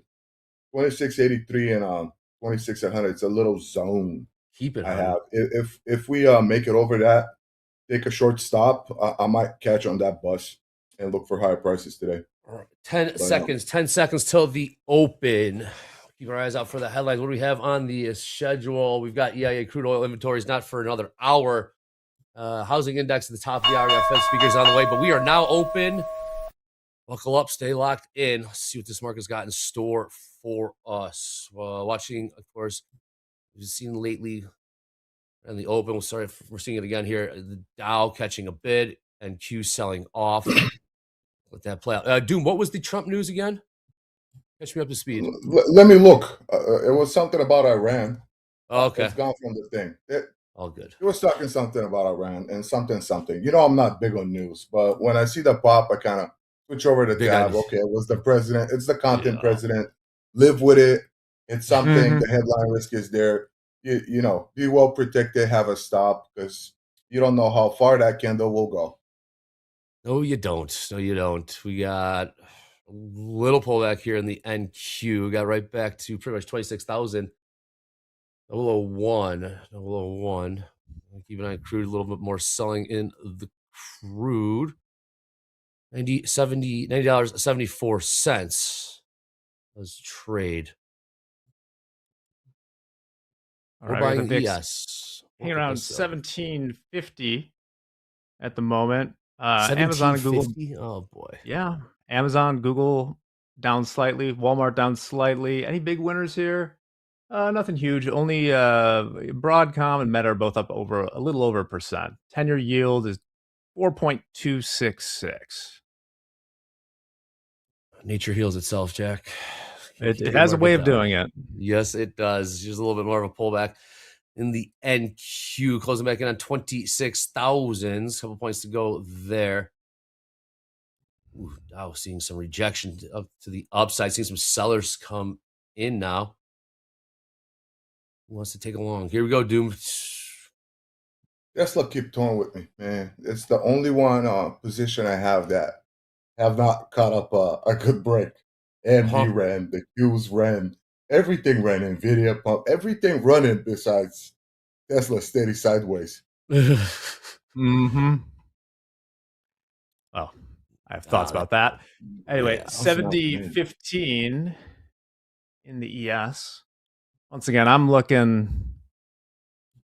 I guess you could get sort of bearish if we're not trying to make progress. You know, get up here to the around 70.40, as I said, would be the all-time highs in the spot. Okay. 50-50 on the tilt so far. And QES, Dow trying to find their way right now. Buyers did come back in the NQ and did defend that 26,000 even level. We got about 5 points beneath it, 25,995. We're back above 26,000 even. ES staying strong, staying bid, pretty well above. Look at that. Well above Here's my buddy. 7,000s, closing in on session highs. These will be overnight highs as well. ES point away. Trades at 70.17. 70.18 would be the session highs. And 50-50 on the tilt. And somewhere along the way, I made a friend. There's a guy or entity in the DOM that will come up with 26 slots on NASDAQ. Really? What? Okay. New highs. I've been noticing it. And, you know, the man comes in, the chart starts moving. Interesting. I don't see him yet. He might have split or he might have dipped. But I see a large lot building up on the low lows on MNQ and the 10s and the 13s. I'm going to wait. Hey, well, use that level 2 data on Topstep X. You're seeing those 26 slots. Are you seeing on the offer or the bid, Doom? Where are you seeing that? They're usually on the bid underneath. On the bid? Gotcha. Yeah. Oh. Whew. Right, ES printing new session highs there. NQ not quite there. ES printing 70.19 quarter. 70.19 quarter. 20 points to go. The all-time highs in the spot. Yeah, just about like 7,004 or something is that right now. We're trading 69.81 in the SPX, so maybe a little more than 20 points. And as I've shown 100 times, that's been the, around those all-time highs.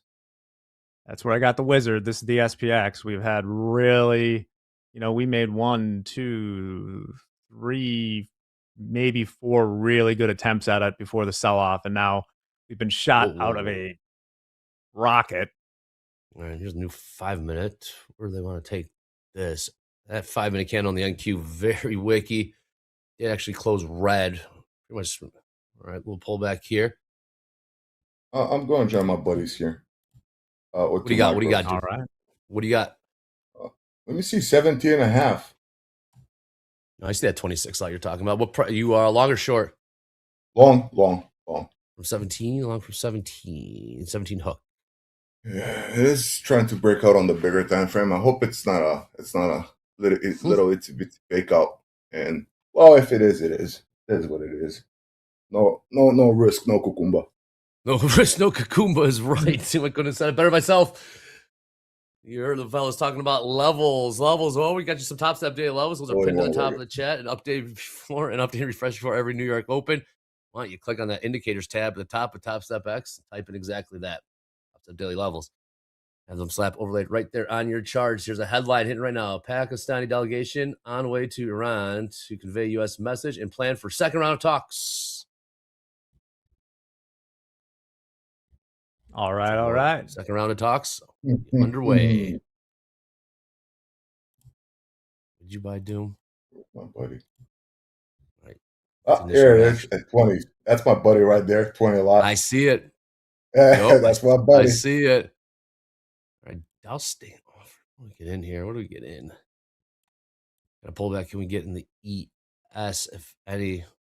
Just 3 points off the highs. This market is twitchy. There you go. The buyers, looks like the buyers want to hold it. ES and NQ. See some downside pressure in crude oil. Did we just print new highs, ES? Yes, we did. Be 70.20, almost 70.21 about to print. Oh, it's one of those days, man. ES looks so much stronger than NASDAQ. It does, right? I'm watching that. Yeah. I'm watching that too. ES has a mission. Let me check NASDAQ. In the spot market, NASDAQ here, I can show this again. The spot market. Mm-hmm. This is the NASDAQ. So we had it's a little different looking pattern, more of like a double top type thingamajig. That's up around 26,280. So we're about maybe 400 points away from it. So a little bit further in the NASDAQ than the S&P. All right. New session highs. Here we go. New session highs in the ES 70.21 new session highs.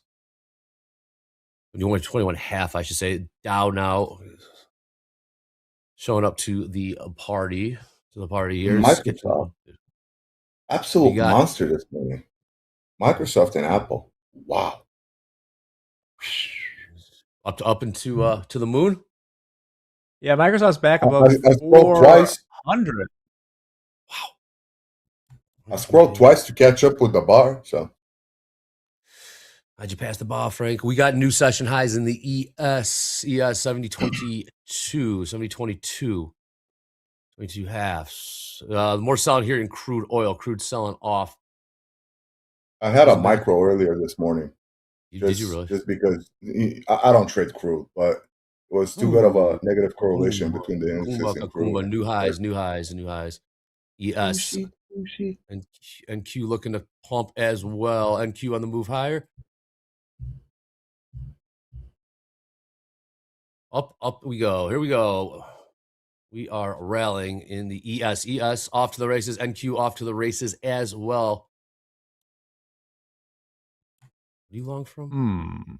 What are you long from, Doom? 17s? 102. I am in from 17.5. 17.5. The trailing stop feature is super neat to get in. Sometimes you pull the short stick, but most times you manage. You spoke about that kind of snapback and widen the spread. Mm-hmm. Most times with 2-3 ticks trailing within it, you'll get a pretty good fill. Yeah, I would say so. What's your typical? What's your distance?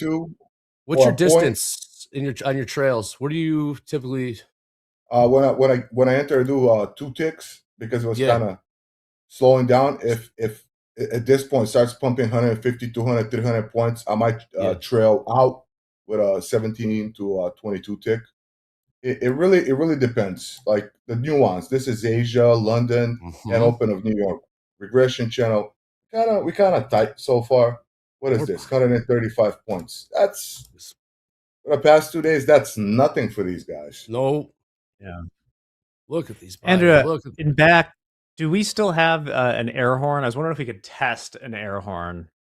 Just, yeah, we'll see. No rush on that. Yeah, okay. There we go. Just Are we getting there? Charging that up. We got getting there. We should test that the first Tuesday of every month, like the storm system. This is the emergency broadcast. This is somebody in the chat said that my chart is a hot mess. Oh, brother, if you see the rest of the screens I got. It's even more. You ain't seen nothing. You know what I'm saying? You ain't seen nothing yet. This is kind of organized, to be honest with you. All right, we're gonna get another round of buying here. To the moon. Bam. We're pushing 2 deviations on the VWAP. Let's see. Someone would have to be an absolute villain to like rug pull this right here before we get the all-time highs. I think a lot of sellers are just sitting back like, okay, look at your chops. And then we'll see what happens. If it doesn't reverse to the mean, Bollinger Bands, VWAP bands, whatever you're using now, very bullish. If it doesn't do it now, very bullish. It'll be a fantastic time to stay in this. And if not, well, it is what it is. It is what it is. I'll just call this market generated information. Right. 70% long tilt. The ES right now is we printed new highs of 70. You heard Doom say, what's At 81, I'm definitely closing it. Too many monkeys on the branch make the branch snap. You hate when I read the tilt too.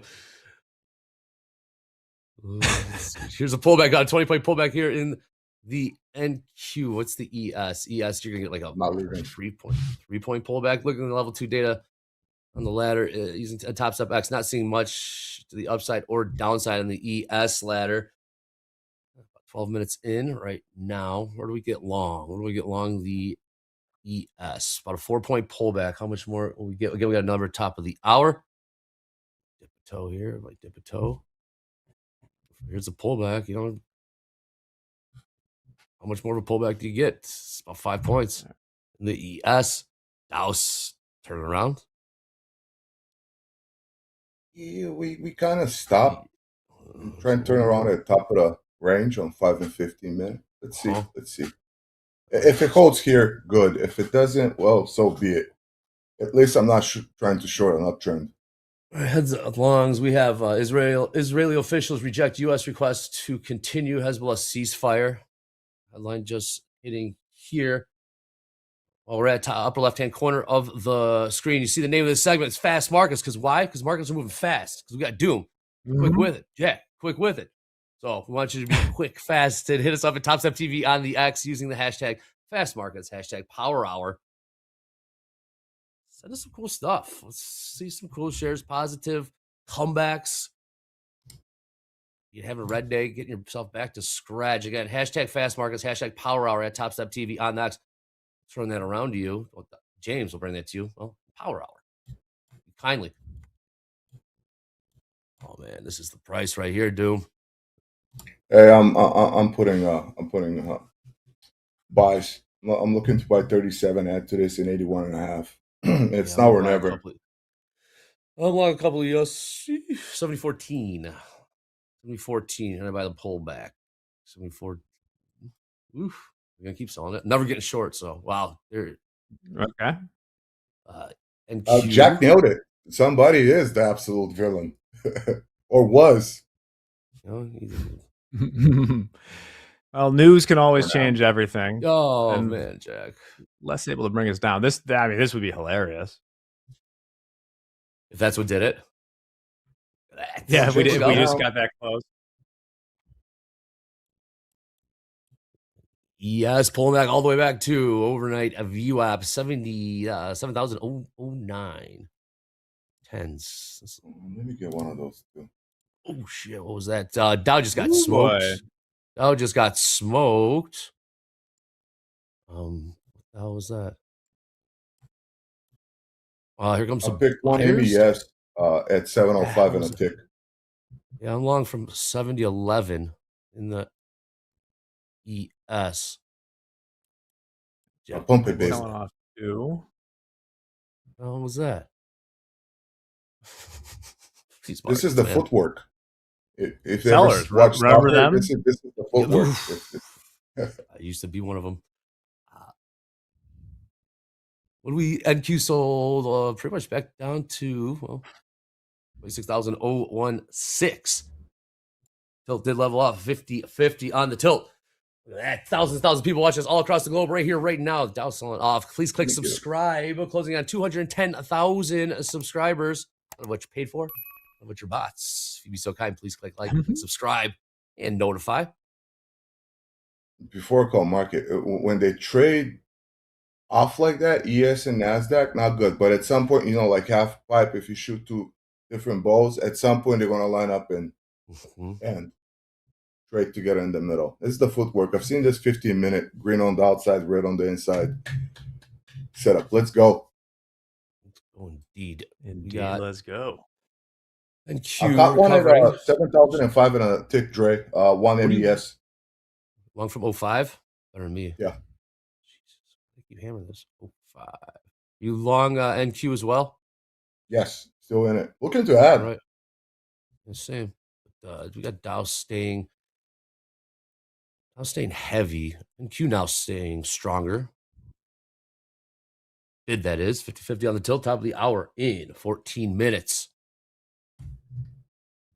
So like, when's the buyers going to come back in? You're long from 05. Nice long. And keep an eye on those headlines. Housing index, housing market man, index. You gotta love it. Yeah. Finally. Well, we bounced over where we traded a lot of volume since yesterday afternoon. Just a little bit above 7,000 in the ES.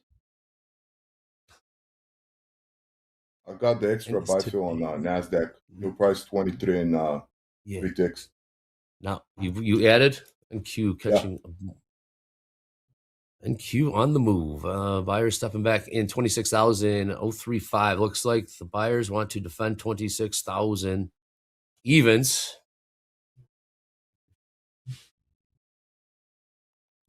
Has it hitting the wire? I couldn't find my last drawing, but I have a new one. What do you got? What is that? It's the cucumba, brother. Cucumba. It's the big old green candle on the chart. If not, come on. I don't want to put it at break even yet. I shaved 2. NQ pushing. Here we go. Closing about 20 points to go. This 5-minute candle looking at a 55 point range. Continue to push higher. Out, bringing up the rear, lagging. Now, is it going to stall out? Is there another push higher here? This 5-minute.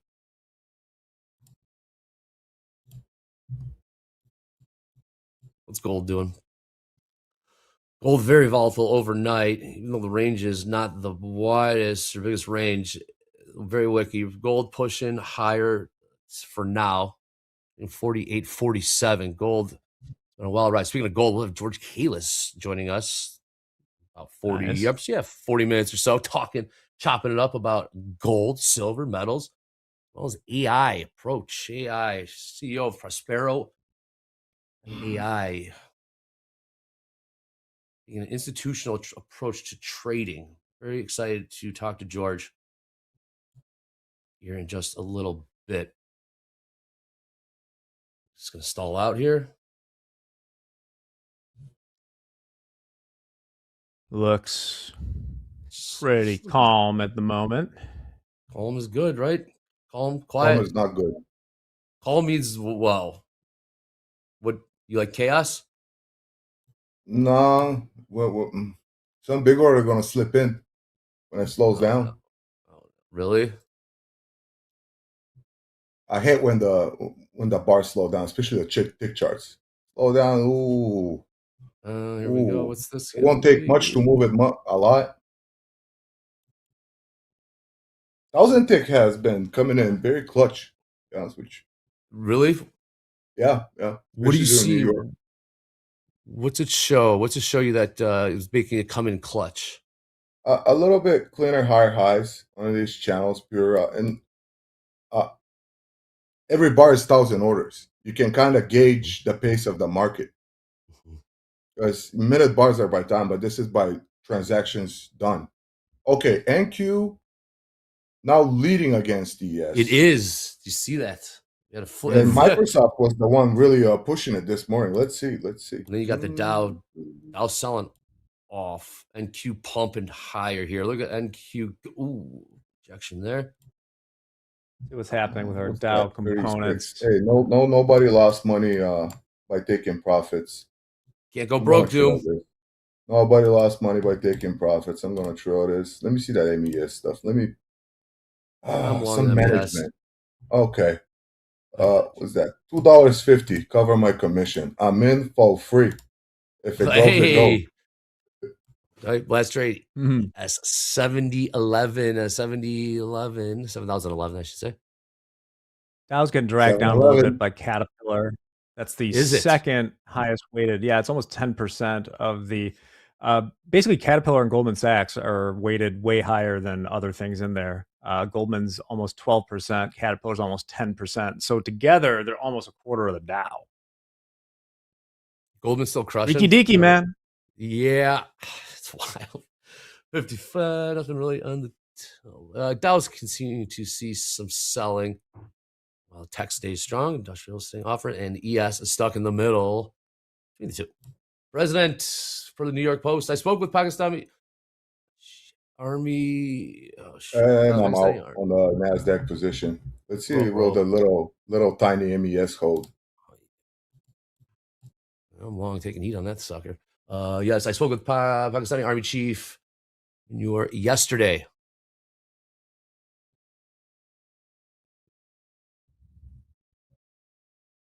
I don't like it. It's flat. I use the 50 SMA as a gauge, and it's flat on the 5 and the 15 minute. Most days are 2 deviations up, 2 deviations down, sideways, till it's done clearing the enthusiasts and makes the move. I had a good morning. Great day for me. I'm having a great morning, man. Awesome. Doom's in the house. Yeah. Jack's in the house. Ali, this is my account from Monday. That was a combine. How's it performing? So far so good. $1,700 up on it on day one. That's what you love to hear. Day one is very important. You have the most margin. NQ staying strong. NQ continue to catch a bid, about 9 points off those session highs as we trade 26,050. Yes, trying to figure out which way we're gonna go. Which way did he?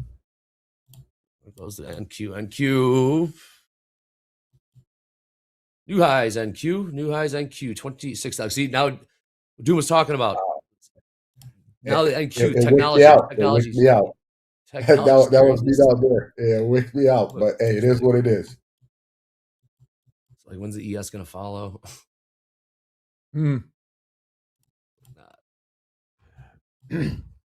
Not seeing too much in options right now. It's pretty negative gamma around here. I did draw a line up here at 70.62, which would be 70.25. Seeing some positive gamma up there if we do break through these all-time highs. That's the line I'm looking at, 70.40. 70.40, up 70.40. So about 30 points to go. We got within 14 points of that. Yes. I took one ES at 7-Eleven and a tick. 7-Eleven sounds good. I'm about to get out of these. Just stalling here. Crude catches a bit of a bid. About $1 off the lows. Nope. And they just sold.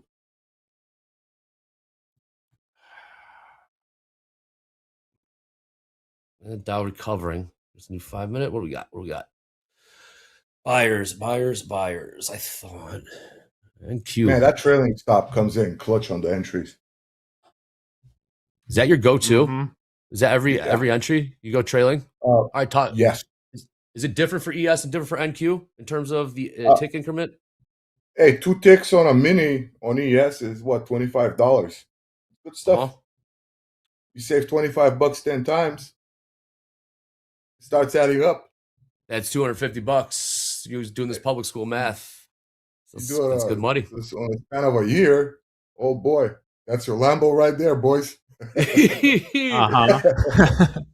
We got looks like we might get another pump higher soon. Q certainly staying bid. Dow staying offered. What I mean by that, offered continue to stick near the lows, the session lows in the Dow. NQ staying bid, staying closer to the highs. More difficulty pushing those prices lower. At the top of the hour here in 4 minutes. 4 minutes. Interested to see what Hoag's got. In terms of Delta, it's just going to be more positive in here. All right, we're just kind of stalling out. Come on, ES. Yeah, I know. I know you want it. Oh.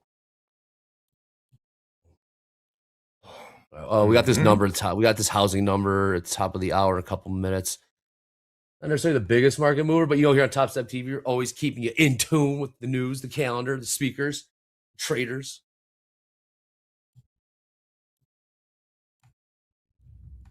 Went long from tens. Long a couple from 70-10. Delta's not doing much. Great.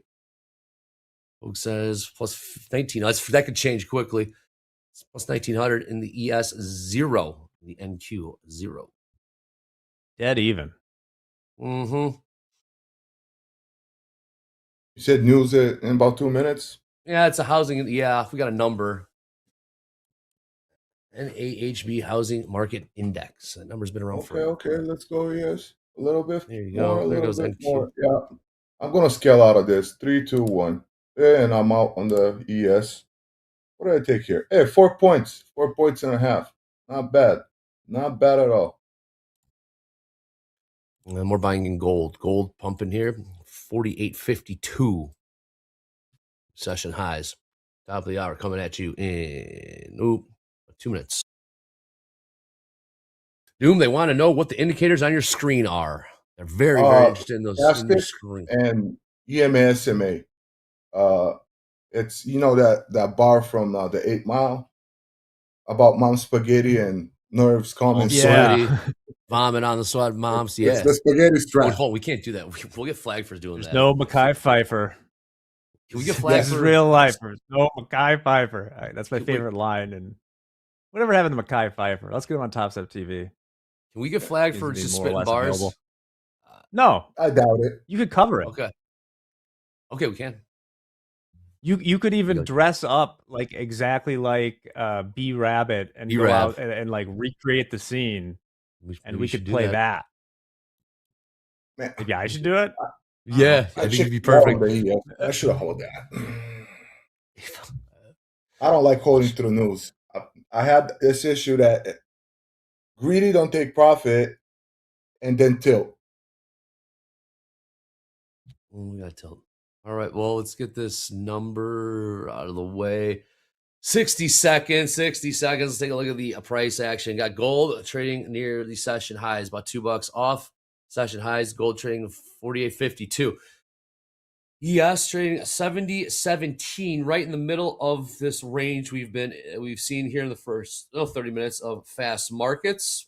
High of 24s, low of 7,007. There goes the NQ, new session high. NQ continuing to pump. I'm trailing the micro with 6 ticks. If it runs up rapidly, it'll be here. If not, $60, man. $60 is $60. $60. It adds up. Yo, you're damn right it does. 72% long tilt in the ES. 10 seconds till housing. NAHB Housing Market Index expected 37, previous 38. today we're looking at a miss, 34 miss. Now we got that out of the way. And I'm out. Get the buyers to step back in. We're pumping here. New session highs printed in the NQ. Out, you're flat all around. Flat. Yeah, I actually took that trail thing comes in very clutch. I actually You took love this trailing stop, dude. I love this thing. Hey, you trail out Hey. micro E-mini ES with one tick. I thought I got 4 points and a tick. I thought I had 3.5. I love it. That, and you know, most platforms have that, but the accessibility that it's like right here. You can Easy click to on understand. it. You use your scroll to adjust the tick trail and size it. It's right there. Looks like You know, it comes up to a high and it starts hesitating a little bit, and you know, you like where you're at right now. It's green on the screen. News are coming in. Might as well hit the trail, let it go, and you know, there's like that where I'm deep green and it reverses and smack down through my entry. Triggers such a tilt in me. It's not even real, man. I think also for trending markets, you get that zombie rally going and you're long. Yeah. Kind of use that trailing stop. We got Dow selling off. Dow pushing a lower. You put 55 ticks, or you measure the average length of the zombie trend, and you put that in ticks, and you let it go, and that constant feeling that you're going to get rug pulled, you know, the stair step up, elevator down, goes away because you're out of trailing. Chats. Go by your life. Let us know in the chat, what is a good distance, trailing distance for that trailing stop using in Topstep X? Let's talk about the NQ. What is a good tick increment? I'll measure this little channel here that we go on kind of up. It's 30 points, 120 ticks. 120 new highs, NQ. Just say 10, 20, 30, 10, 20, 30. There we go. 3 points. Okay, it's tight, but I like it. Hey, 55. I think if you 24, if you'd done like a 4% trailing stop in the S&P after the tariff stuff, you would have been pretty good. Yes. I don't think you would have got taken out until this. All right. It did come to my target, but I don't like the housing news. Now, if it was something Michigan related, I was probably going to stay in it. If that news takes this market lower, if that number takes this market lower, I give up. But hey,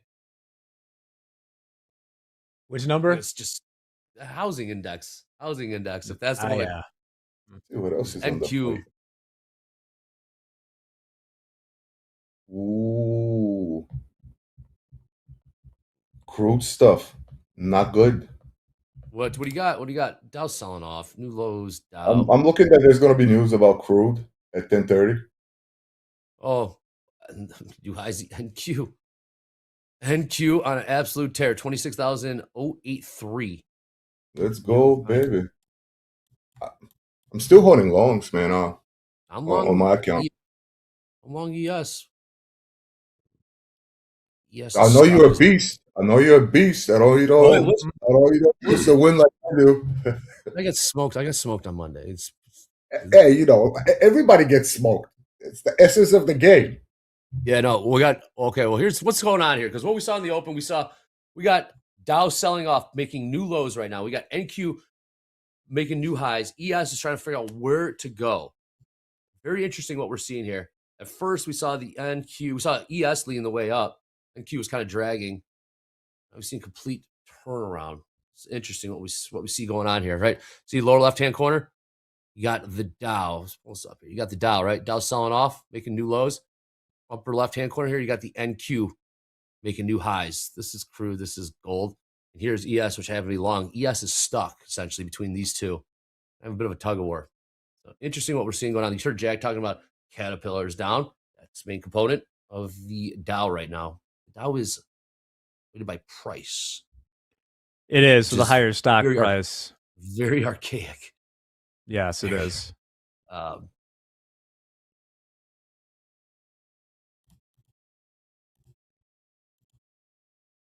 And part of me, if I was going to be short, is like have the stop up close to all-time highs for small size and be like, okay, we'll risk a couple $100 to see if this has the guts.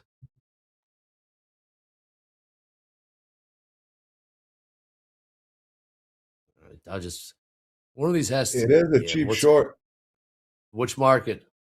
on NQ, but it's right at that zone that I was thinking to buy above. Now, last Thursday we did this. So what happens? All three were doing something different.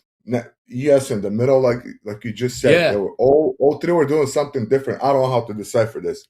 Me Last time neither. we were I'm in bullish, but that was what 3-4 sessions ago.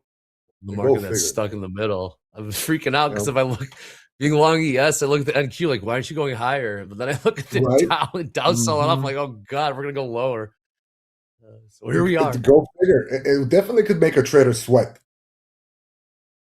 Well, here we go. Yep. We got bottom of the hour, about 25 minutes. Look at those initial balance high, initial balance low prices. Those are simply the highest and lowest price Cheap trade. short. Cheap short NASDAQ. I got filled at 62. I got up. I'm looking to not for 92. NQ Stop above 100, 26, 100. Keep it 100. All right. You took it short from what'd you? Yep. What are you short from? 62 even. 26, 62. Okay. What's your downside target on this? Because you know that the bulls have been strong. 92, 93. 992? Yes. Do we trade 992? Okay, yeah, we did trade 992 about 20 minutes ago. Not smart stepping in front of the trend like that, but it is cheap. I'll tell you who likes a cheap trade more than anyone. This guy right here. Nope. The Delta Don. It's a cheap trade. Filled upside auction, Andre. Bring him in. What's up, lower right hand corner? What's up, Hogue? Good to see ya. Talk to me about these markets, man. This is what we're seeing between the ES and Q. Dow, tug of war, gold. Hit us with the deltas. Hit us with the goods. Mr. Hoagland, what's up, dude?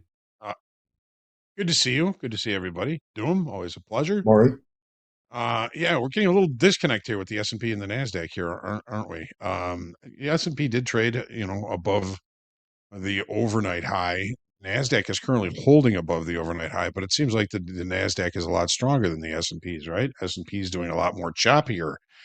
The only thing that I can say about that is the fact that we lost open interest on an up day yesterday in the S&Ps. That's short covering, and short covering temporarily takes buying power away from the market. We added open interest on the way up yesterday in the NASDAQ, indicating that there are still traders willing to pay higher pricing, and that I think we're seeing that so far today. A lot of expectations, a lot of hopes and dreams for these markets to reach all-time highs. I don't know if that's going to happen, but that's really the only thing that I can kind of say about the disconnect between the S&P and the NASDAQ is yesterday was all about short covering in the S&Ps. That takes buying power away from the market. As far as Delta's concerned in the S&Ps, it's positive 2,400, and we're sitting right here at settlement.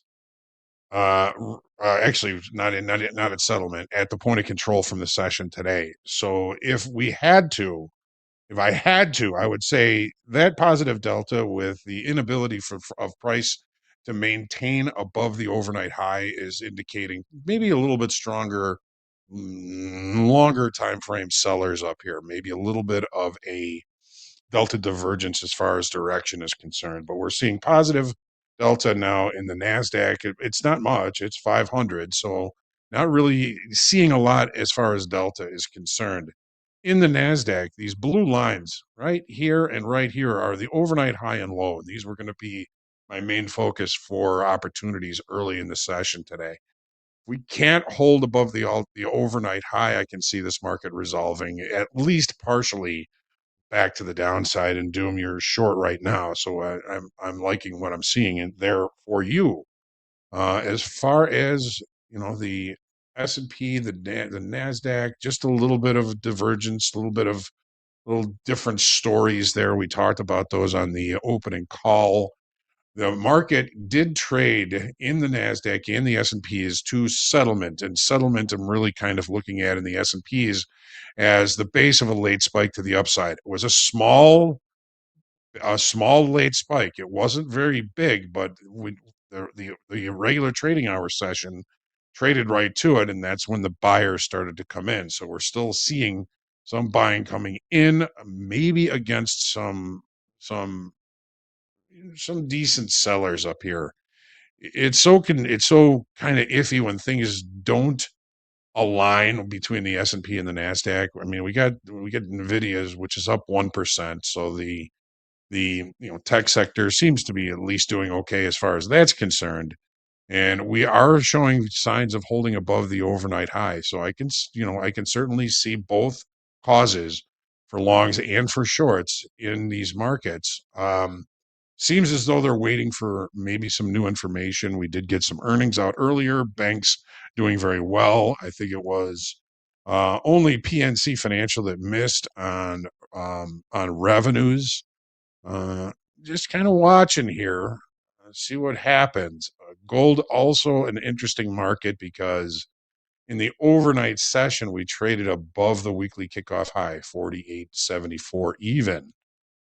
We opened in range and in value, so we're kind of testing the base of the late spike to the upside that occurred yesterday in gold. The base of the late spike, 48.44 even. We opened below it, and we're trying to reaccept price above that level. If we can't hold this late spike, again, 48.44, if we don't see meaningful buying coming up, we're up against a longer time frame area of inflection, that weekly kickoff high, 48.74. Nothing but excess above there last night. So there's a lot of interesting things to look at, a lot of interesting ideas for opportunities. Where I'm having trouble is finding the cheap trades, Jay. The cheap trades, Andre. I'm looking for the cheap trades, and I'm going to be patient, look for better trade locations as the day goes on. Initial bounce high, initial bounce low. Cheap trades. Thank you, Hogue. Fantastic stuff. Bringing the heat, Hogue. That was awesome. Give it up for Hogue. Show some love to the man himself. Yeah, Hogue, it's a little tricky watching the divergence between EIs and Q. Looks like they might be getting their act together. And Q staying strong right now. Well, Hogue, one more time for Delta. I'm long from 17 in ES. Open this thing. ES 2,900 positive, 2,800 positive, and now positive 800 in the NASDAQ as price continues to probe to the upside. Okay, I like that. Andre, I have one thing that has come to my attention that would make me want to sell today. Stop me if the market gets quick, but I got to read this press release if you guys haven't been following the Allbirds stuff. Okay, you ready for this? Newswire today. Okay. Take a sip of water. This is a wild ride. Bear with me. Following its prior announcement that it has entered into a definitive agreement to sell all Allbirds brand and footwear assets to the American Exchange Group, which intends to continue to build on the Allbirds legacy and deliver compelling products to Allbirds customers, etc., today announced the execution of a definitive agreement with an institutional investor for a $50 million convertible financing facility. Get ready for this. The facility, which is expected to close during the second quarter of 2026, will enable the company to pivot its business to AI compute infrastructure with a long-term vision of becoming a fully integrated GPU as a service and AI native cloud solutions provider. In connection with this pivot, the company anticipates changing its name to Newbird AI. No. Who wrote that? For those shoes? They make those shoes, right? Somebody bought pants. What? Their stock got beat up, and someone bought the brand and is turning Allbirds, which I can't emphasize enough, made soft shoes, is converting them into an AI compute company called Newbirds. That's not fake. That's real. My goodness. Wow. Hey. Nice knowing you. They want to stay in business. They want to expand. Yeah. That's the thing. It's Domino's Pizza, right? Right? Oh, yeah. AI pizza soon. Eat the code. All right. About New highs NASDAQ. 5 points away from the highs in the ES.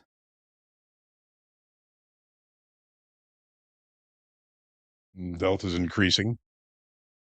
3,300 positive in the S&Ps, 1,200, 1,300 positive in the NASDAQ. Oh, okay. So buyers are Aggressive going. Let's take a buyers look. back in the market, Andre. They are? Okay, I'll Initiative buy another one. buyers. Initiative buying. I'm initiative buying this too as well. Long 2 from 7019. 7019. Look at the I added NQ one more. crew. Yeah, NQ 26,096. 096. Last trade there. Bottom of the hour, we'll get the initial balance, high initial balance, low prices. Also, we got EIA crude oil inventories. Before that, we got George Kailas going to be joining us here in just a few minutes.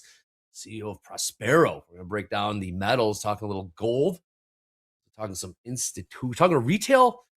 Jack, George has, I don't know if it's a take, but keep pushing higher here. You're talking about that retail algos are essentially following retail trading. Here's I believe it. turnaround. Yeah. Very interesting. I'm talking about exiting trades. About gold. George Kailas, Prospero AI CEO, joining us here in just a couple minutes. Doom, what's your position? I added one more 77 and a tick. I'm down $70. I'm sitting on the trigger. You're gonna smoke me here violently and continue upside, or not.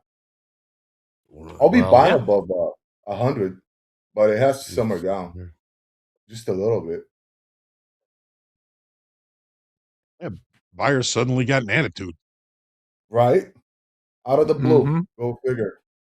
Hey, Speaking of what- gold, we've what got do I learn a here? 186 slot on the offer and hold, but we got ES, NQ new session highs, NASDAQ new session highs, 26,105. Gold pumping here just a bit, trading 48.52. What's the old ES doing? ES also trading right up against just pretty new session highs. Wow, buyers, bulls on parade, 74% long tilt in the ES also. Here we go. Technology. We're at 69.87.5 in the spot market, just under 13 points away from 7,000, and then from there it's just a few more to all-time highs in S&P 500. Incredible, absolutely incredible. I shaved one of those longs in the old ES. One for the breakout. Sell it for the rally. Sell it for the rally, indeed. Sell it for the rally. There you go.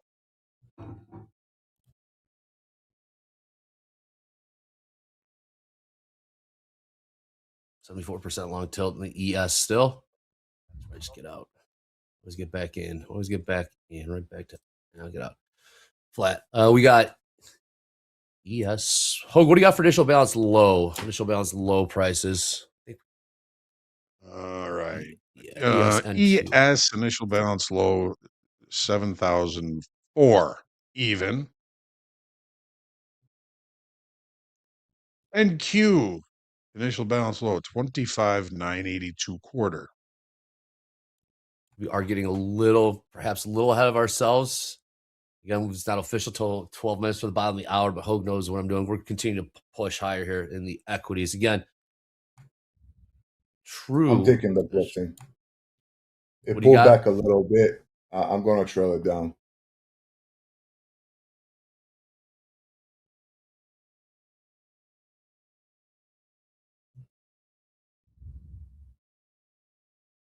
I really wanted to buy it above 100, but we'll see. This is the moment. If it starts climbing above it, I'll find my way in it to catch a leg. Ready. Okay, Doom, what's your position right here, right now? Floating $40, $50 negative on 2 micros. Okay, not bad, not bad. Not 30. You know what? Here's that 2-tick slip. What did I manage to get out of here? $42 loss. Difficult, man. I shorted where I wanted to buy and it started coming down, and well, listen, I definitely like taking my trades before the bell. Kind of more directional, more slow, more clear for me. I stepped in front of the train, even if it reversed all the way back down to where we started at the bell. I'm happy with what I did here. Okay, Doom. Well, that was quick. That was a quick, fast markets for Doom. Couple words before you get out of here. As always, good seeing you back. 2 appearances this week. Couple words before you get out of here. We'll see you in the chat. Doom, or then we'll bring in George Have a Kailas blessed after day. this. Doom, See you, Doom. Doom. Take care. Wow. Right. Short and Bye-bye. sweet. All right. Very excited to introduce Mr. George Kailas, CEO, Prospero AI. George, welcome to Topstep TV. Let's get right into it. Tell us about your approach to institutional trading using the AI, retail, algos following retail. This is fascinating stuff. George, welcome aboard. Tell us about how we are taking a new approach to trading investing. What's up, George? Thanks for having me on, Andre. Yeah, so I mean, I came from a very traditional background. I actually worked in my first value fund when I was 17. I taught myself accounting to get that job. So I was, raring to go on Wall Street. And one of the things that I noticed over the many years since I transferred from kind of pure finance to fintech AI is that there were kind of these institutional signatures in the options markets that we could pick up, especially when I was doing AI as a service before I transitioned to Prospero AI. And so a lot of what we're doing in some of our most popular metrics like net option sentiment, which is looking specifically at the short-term options markets and isolating institutional behavior, is trying to pick up like a confluence of institutions that are betting on a certain event or a certain sector or metal or things like that. And a lot of the times we can pick up that behavior both in that short-term signal, that option sentiment, and then our long-term ones, upside and downside, that combine things from the long-term options markets, things like price targets, analyst ratings, price momentum factors, all that scaled 0 to 100. So it's easier for retail investors to understand, but also for algorithms to act on, or myself as a more experienced portfolio manager. Interesting stuff. You said the word algorithms. I know you're coming up. We can talk about some energy prices as well. How much of effect do the algorithms play into the institutional side of what you're seeing with price action? Because we're all retail traders out here. We think the algos are out to get us, but like I said before, you did jump on. You were seeing a shift where retail is perhaps making up for about 35% of the volume, and that algorithms are indeed following the retail. When did this change, and what does that look like? Because this is fascinating when I heard you say that. Yeah, so I mean, the 35% was a peak in April of 2025, sure, but it shows the trend. And then also, the fact that there's this big boomer wealth transfer happening, and younger people want to manage more actively than previous generations. And, we see a lot of people doing it professionally now. That wasn't really a career 10 years ago. It was a career for a much smaller segment of people. But, it's kind of reversed, right? Where it used to be the institutional guys that were a lot more discretionary and the retail ones weren't. So now they aren't. And now there's so many, momentum bots. And, we're even going to see, even more kind of momentum bots even built by everyday people. So it's kind of just some, easy math to look at where it's like retail investors are the ones that are really, moving towards being discretionary. And if they're especially, using things like Reddit going to move in size together, algorithms would be dumb not to follow that kind of momentum. And I think, we see that with Palantir, we see that with Tesla. There's a lot of really good examples of, I would say traditionally, especially looking at historical value investing, it used to be something where value investors could keep people within a PE range and stories would come out. People would be like, okay, maybe I better sell because this is ending. Right. But that did not happen with Palantir. It did not, George. We saw it get historically high valuation, right. Okay, well, on to that point. So I want to talk about the smart money, right? As a beginner, for someone just starting out, we hear a lot about the smart money, right? The smart money. Well, how can I tell if the big institutions are actually buying, for instance, this gold rally, or if there's just a trap setting up for retail traders? How do we know if we're going to take the bait or not, George? Because sometimes we think the algos are out to get us. How can we tell what the smart money's doing, or if it's simply the dumb money? How can we tell the difference?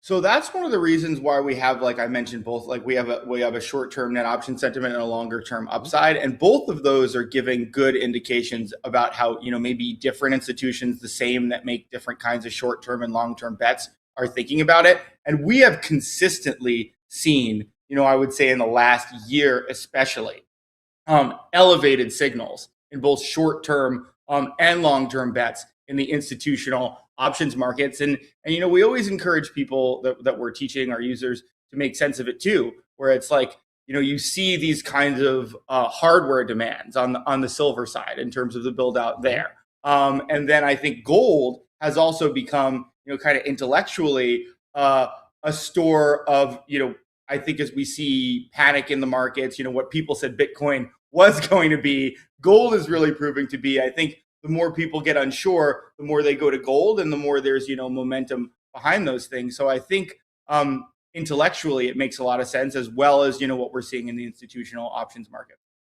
I love it. So you're using the options. I was using the options to kind of tell you the sentiment, bullish or bearish. And one of the videos I was watching you from the other day, you're talking about knowing how to get out of a trade. First question for you is it what's harder, getting into a trade or getting out of a trade? Knowing when to get in or when to get out, and we'll take it from there. Which is the harder, George? Oh, I think getting out is way harder, and especially for social sentiment things, right? Because when something's hitting a crescendo, and like a lot of the times it will go up another 5-10% from there, but then fall really hard.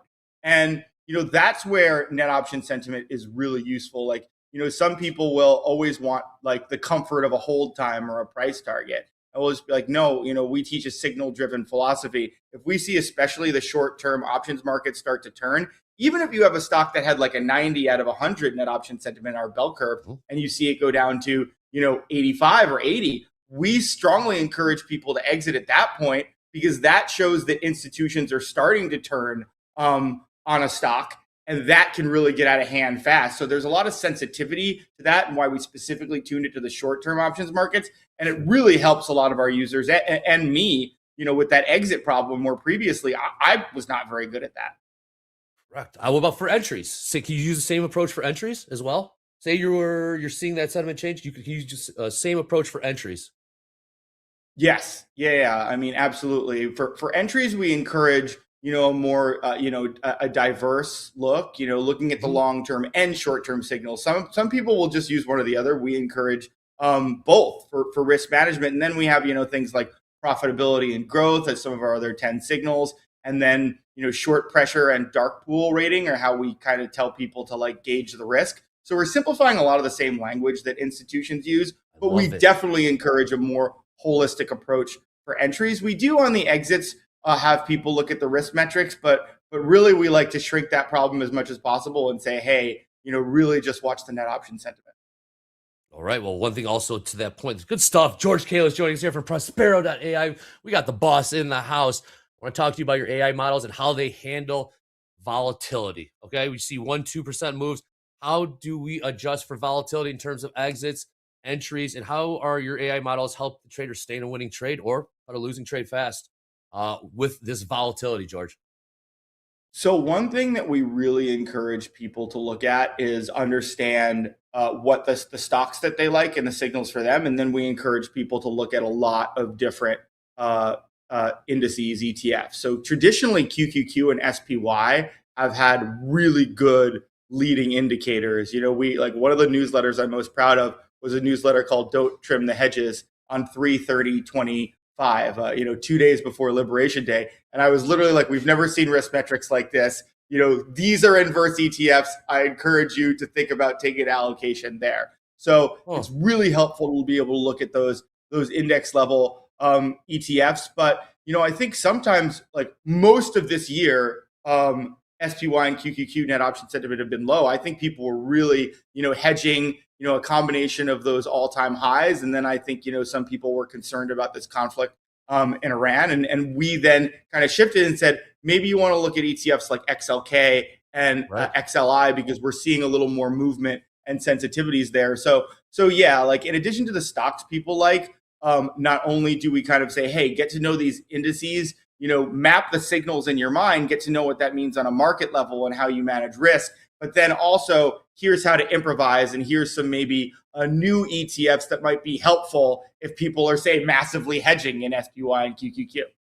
Bringing the heat, George Kailas coming in hot. The folks are loving you in the chat. Show some love for George Kailas. George, we got a number coming up here in just a couple seconds. If the people want to find more George Kailas, the CEO and founder of Prospero AI, where can they find the man, the myth, the legend?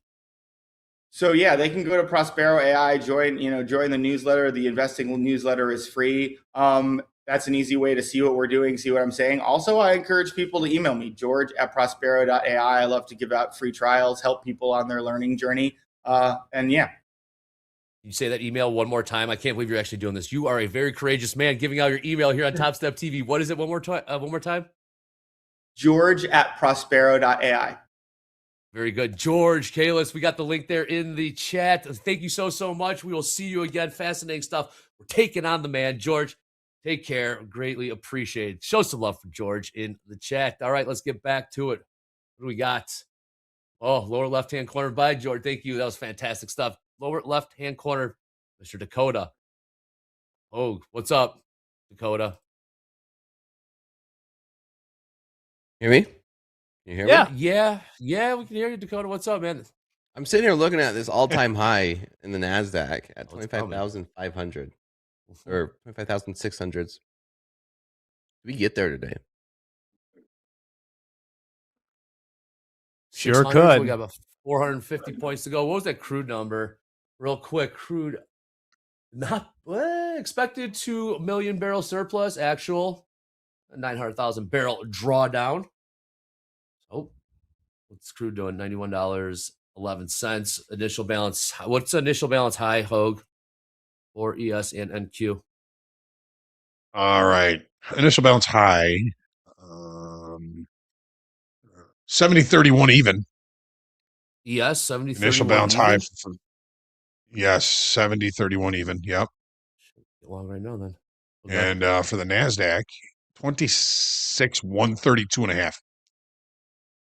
132. Nope. 132 Nope. half. Hang Okay. on. It changed. 26,134.25. There it is. 134. Crude is popping. Cancel these longs. Cancel. Crude is popping right now. Let's see the headlines. Nice catch there, Dakota. We got about $1 pop here in crude. Does that mean anything anymore? I don't think. Good call. NASDAQ's hitting session highs. You're right. I got PTSD. That's the only problem. This is actually the level I wouldn't mind seeing resistance here at these lower 200s. And 200s is where I'm looking at resistance. I talked about this last night during slow markets, but there's lots of resistance at this level. And I say this level is going to be these mid to lower 200s. So maybe we could see some selling stepping in if we could get 50 points higher from here. All right. Well, yeah, gold selling off just a touch. What do we have next on? What we got next on the calendar? Snuffle platypus. No, I don't really want to preempt any failed upside auctions in a market that is this strong and trending to the upside. What's Delta looking like? 14% rally. I gotta get along. Looks like the. Oh, what do you got for Delta, Hogue? Are they just continue to pump this thing? Yeah, positive 7,000 in the ES and positive 3,100 in the NASDAQ. 7,000 now? Well, that jumped quick. Yes. Probably, initiative buyers. Initiative buyers, indeed. I am going to look for it. Oh man, I hate to say it. Godspeed. Yeah, short. Godspeed. Yeah. I'll be that guy. Dakota. Let's see how we react up here. Okay, let's see how we react. That's right. See if we get a 3-bar reversal on the 5 minute. The IB and the SPs. Oh, well, I should probably puke this long. All right, we got a little pullback here in the ES 7028. 4 points off the highs. What did you take it, Dakota? No. I'm gonna see if we can get a 3-bar reversal. No, I'm not picking this top. Okay. I'm gonna see if we get some selling pressure, a 3-bar reversal, but yeah, I don't want to be that guy. Gold selling off down about $10 here in this 5 minute candle. Crude popping as well. Crude up about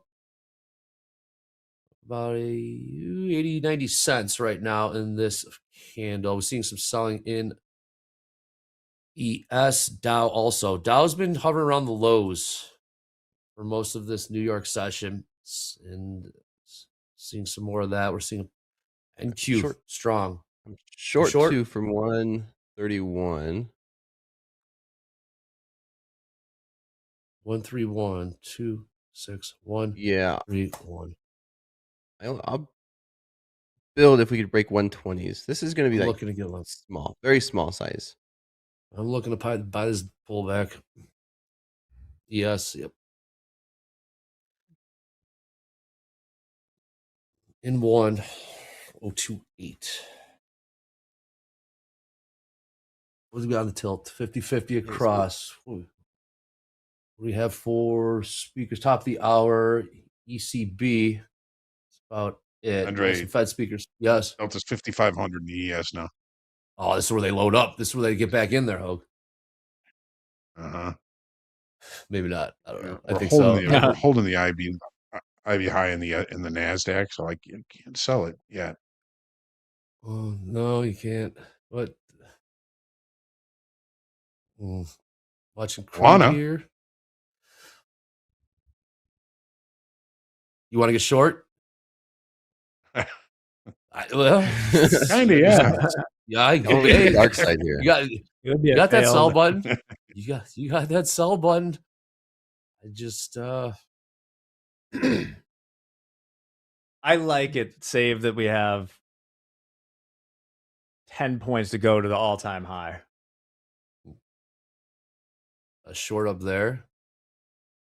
I want to see how it reacts to it, but it's just hard for me. Like, you're right, it is super cheap. So you're talking about just doing like the preemptive failed downside auction here, Hogue? Failed upside, yeah. Oh yeah, upside. Crude continued to push a bit higher. There goes the NQ. Yeah, get along another one. Get out and get back in if we start to get that 3-bar reversal, because it's not happening right now. So I'm out. I'm flat. I'll get back in. Man, Crude bounced hard right there. Don't matter. Don't matter. Does not matter anymore. It's wild. We got Dow about to print new lows, closing on new lows. While NQ prints new session highs, 26,150 last trade. Oh, one of these. 937. You still did you cut it? You got out, Dakota? I got one left right now at 46. I want to build a position, but I only want to build it if we actually get sellers stepping in. If you're short the Dow, definitely seeing downside. Dow about 5 points off session lows. And nope, buyer stepped in the Dow. CES doing ES trading 70.28 half, 70.28 half beneath the initial balance high. All right, added. The short 3 from 144. Yeah, 3 from 144. We'd break through these 40s. 144. Added another one. Ooh. 144. How many short? 4 from 143. 4 from 143. All right, let me get out of your way, Dakota. Let's see if we can get this selling. I like it. Okay. The 30s. I'll get another one. There's another one. Added nice. Short 5 from 140. Let's go. Price. 140. Okay, cool. Now we're getting it. There we go. Reversal. Hell yeah. Crude's popping, Dakota. There it is. Let's go. 5 from 140. Let's go. New lows, Dow.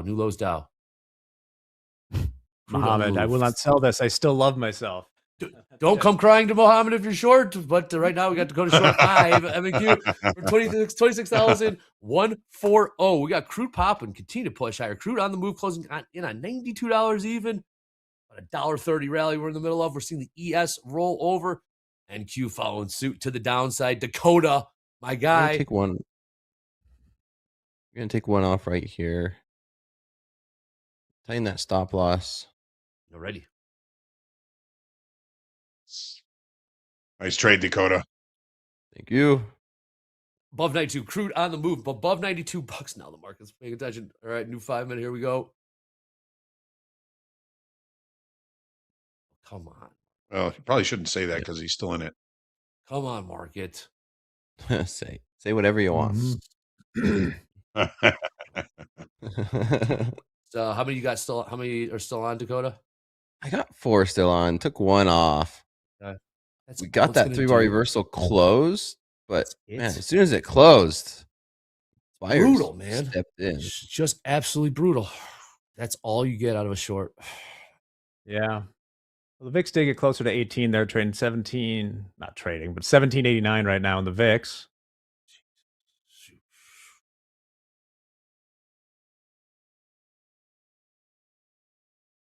All right. Not seeing any headlines. Not seeing any headlines. We're just getting out those week longs so we can take out these all-time highs. It just seems like destiny at this point. I was one of those week longs on Dakota. 3-bar reversal set up. Yeah, exactly. Trade VIX in the 17s. Ruh-roh. What's Delta Hogue? ES? 4,400 positive. 2,500 positive NASDAQ. Dakota, they're saying you look younger today. I shaved. So usually I look like 5-10 years younger. In the chat, wise words from Shapeshift Trader. Trade what you see, not what you think. Dakota. Yeah. Music to I his know ears. I got out of one of those contracts there at 110, Crazy, man. 112. That's all you get. That's nuts. But we didn't get anything else. There's no follow through, not even hesitation. Wow. That 5-minute candle closed and it was just instantly bought up. Right back up. I mean, it's still a Just valid incredible. trade, but yeah, I'm Incredible. not feeling as good as if we were Hold on. any follow through. So what happened? We might see another push higher here in crude. Crude rallied $1.40 in the last couple minutes. Looks like we might see a little more buying in crude. $92.08. Last trade. All session highs. We're about $1.10 from session highs.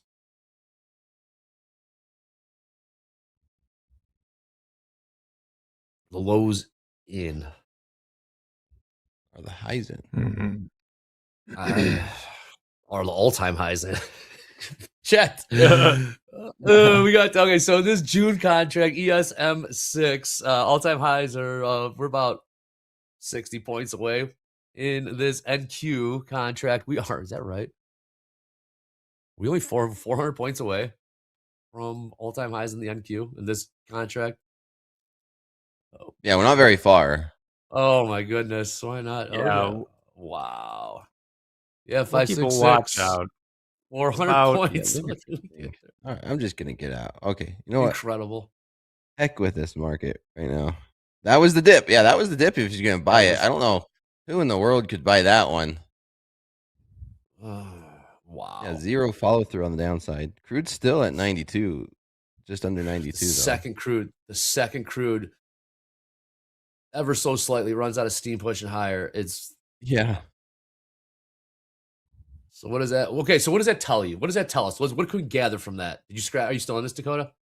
No, I'm flat. I just close it out. I don't want to hold on to that. Hogue, is that market generated information? So strong. Yeah, Hogue, what do you gather from that? What we just saw there? Where do you buy it? Well, right here looks good. BTFT. Could be. We're very close. Trading 69.91 in the spot market right now. So just 10 points from 7,000. Oh, that's in the SPX. We're very close. Oh, here, what do we got here? This might be a pullback. That's all you get. That's all you get. You get. Trying to buy 42. It's just going to run away from me. Damn it. There it goes. And Q running away. At least you got something. At least you got something. Let's see. How's gold doing over here? Chilling. That might be the pullback to buy. Right here? Right back Didn't to even the get. IP high. I tried buying 42s. And then Q would 42? not. I Oh, tried. and It did not get Q. filled. Give me my fill. Oh, are we gonna do the consolidate? And are we gonna do the consolidate thing now?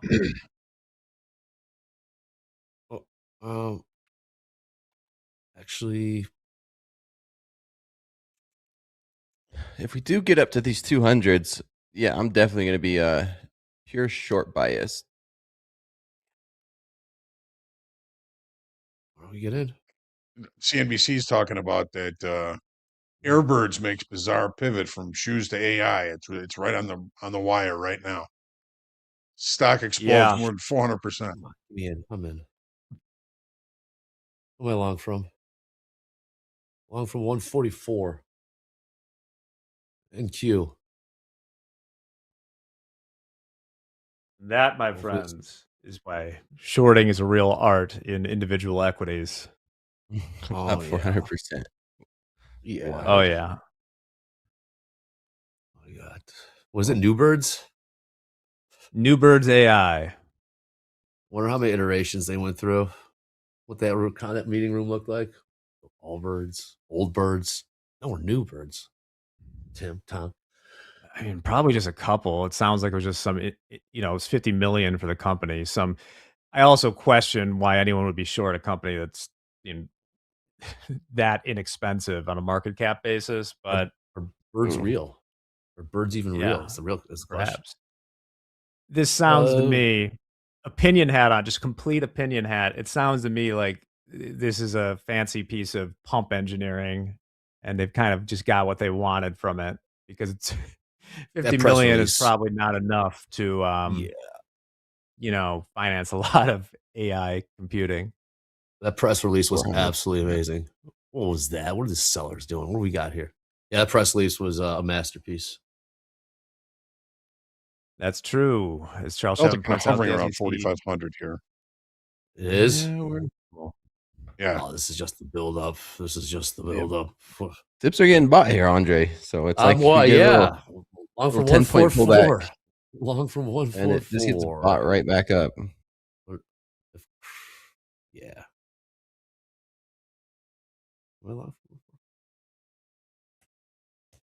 What's ES doing? ES still beneath the initial balance low. ES trading 70.29.5. What's the Dow doing? Catching a bit of a bid. Win new highs. We're not too far away. Yeah, about to cut this long. Watching Crude catch a bid here. Doesn't even matter. Yeah, Crude's still at 92. Doesn't even matter. There's a break. Let's see if we can get it. Still in a good spot. New session highs, maybe? Couple points to go. Why not? Crude catching a bid. Crude back above 92. If not now, then when? Crude on the move. Crude on the move. Doesn't even matter. Risk on. Mask on. Mask off. Crude trade $92.10 now. And looks like we just popped in the equities.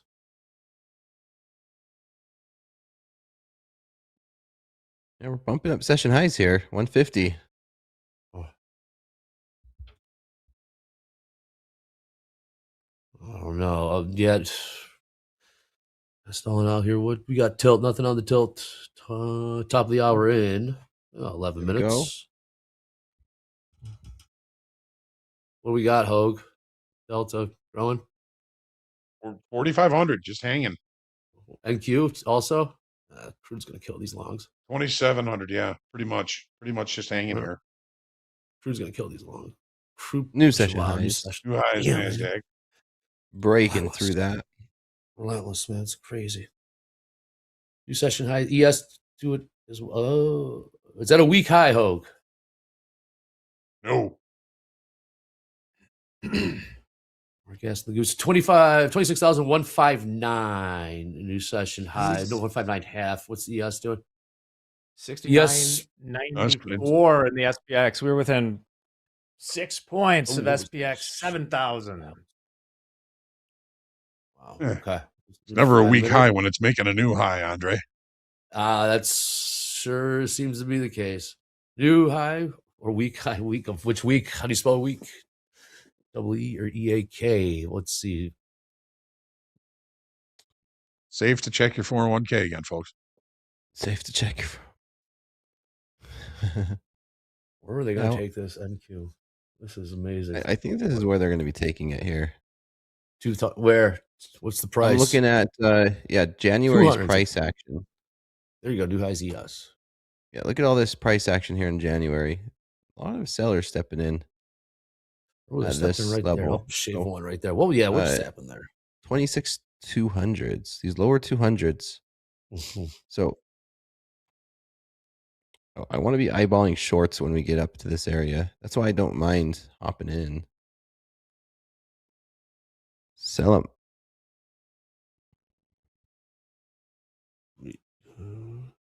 Crude remains bad. What do we got for the news? Not seeing too much at the moment. Crude's been rallying. It's been a rally. About $1.50. $1.50 rally here in the last 20 minutes. Crude's trading $92.19. Is this a pullback? Oh. Is this the pullback to buy? They're all pulled. They're all pullbacks. We're up close to 700 points in the SPX in 12 trading days. Incredible. Absolutely amazing. It's more than the value of the whole index at the bottom of the financial crisis. Got down to 666. There goes gold. Remember that. What's your read? What's been your read on gold, Hogue? All right. So, we're looked like 5,000s were in sight. Old sight.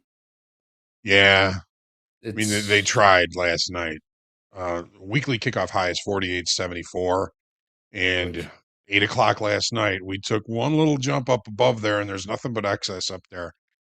I'm looking for opportunities to take shorts until we break out above that. Yeah, in gold until we break out above that.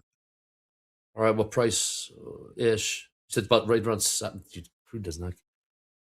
48.74 is the weekly kickoff high. Okay.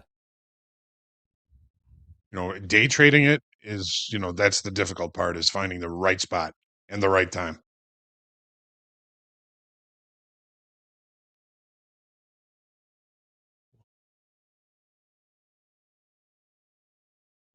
Just using market generated information. Always. They're equities are just, even the Dow's kind of shrugging off this plump higher. Yeah, crude. It's just whatever. Look at that. Incredible. Buyers just flipped that candle. Yeah, they're just in the NQ. flooding in here. New session highs NQ.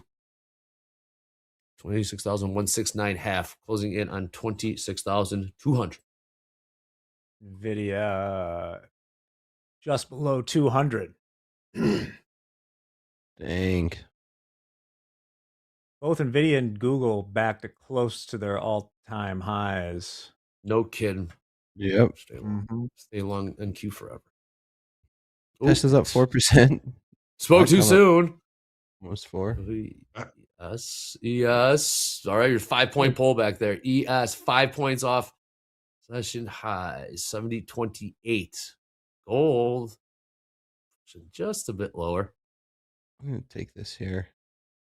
What do you got? Long or short? No, I'm only gonna be looking at shorts as we go into the zone. I know it sounds crazy, but this is a zone I want to see shorts come in and sell it. I say this, I'm saying there's no exact price. This is the one difficult thing about markets.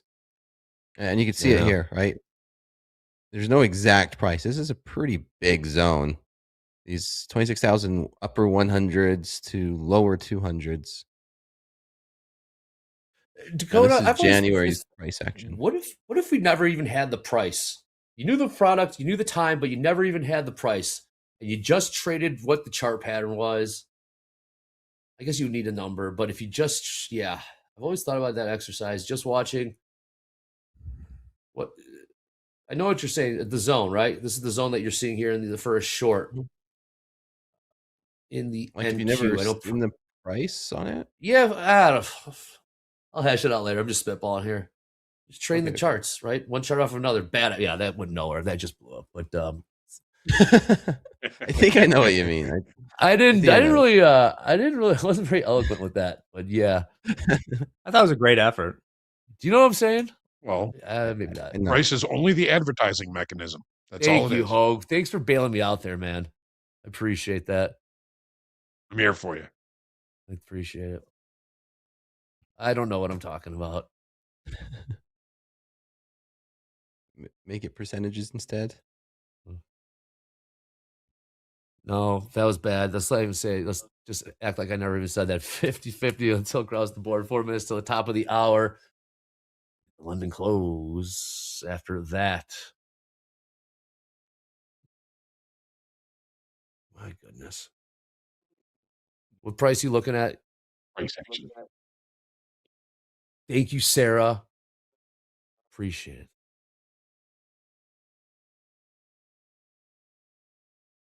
All right, Hogue, what are you looking for top of the hour with respect to initial balance high, initial balance low? ES is kind of, well, jeez, NQ, absolute tear.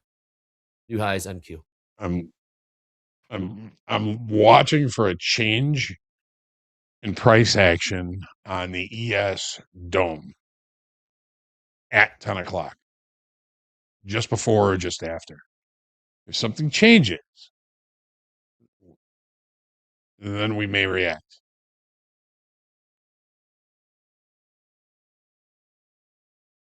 What would be the change, Hogue? Talk to me. If then, if this changes, then what?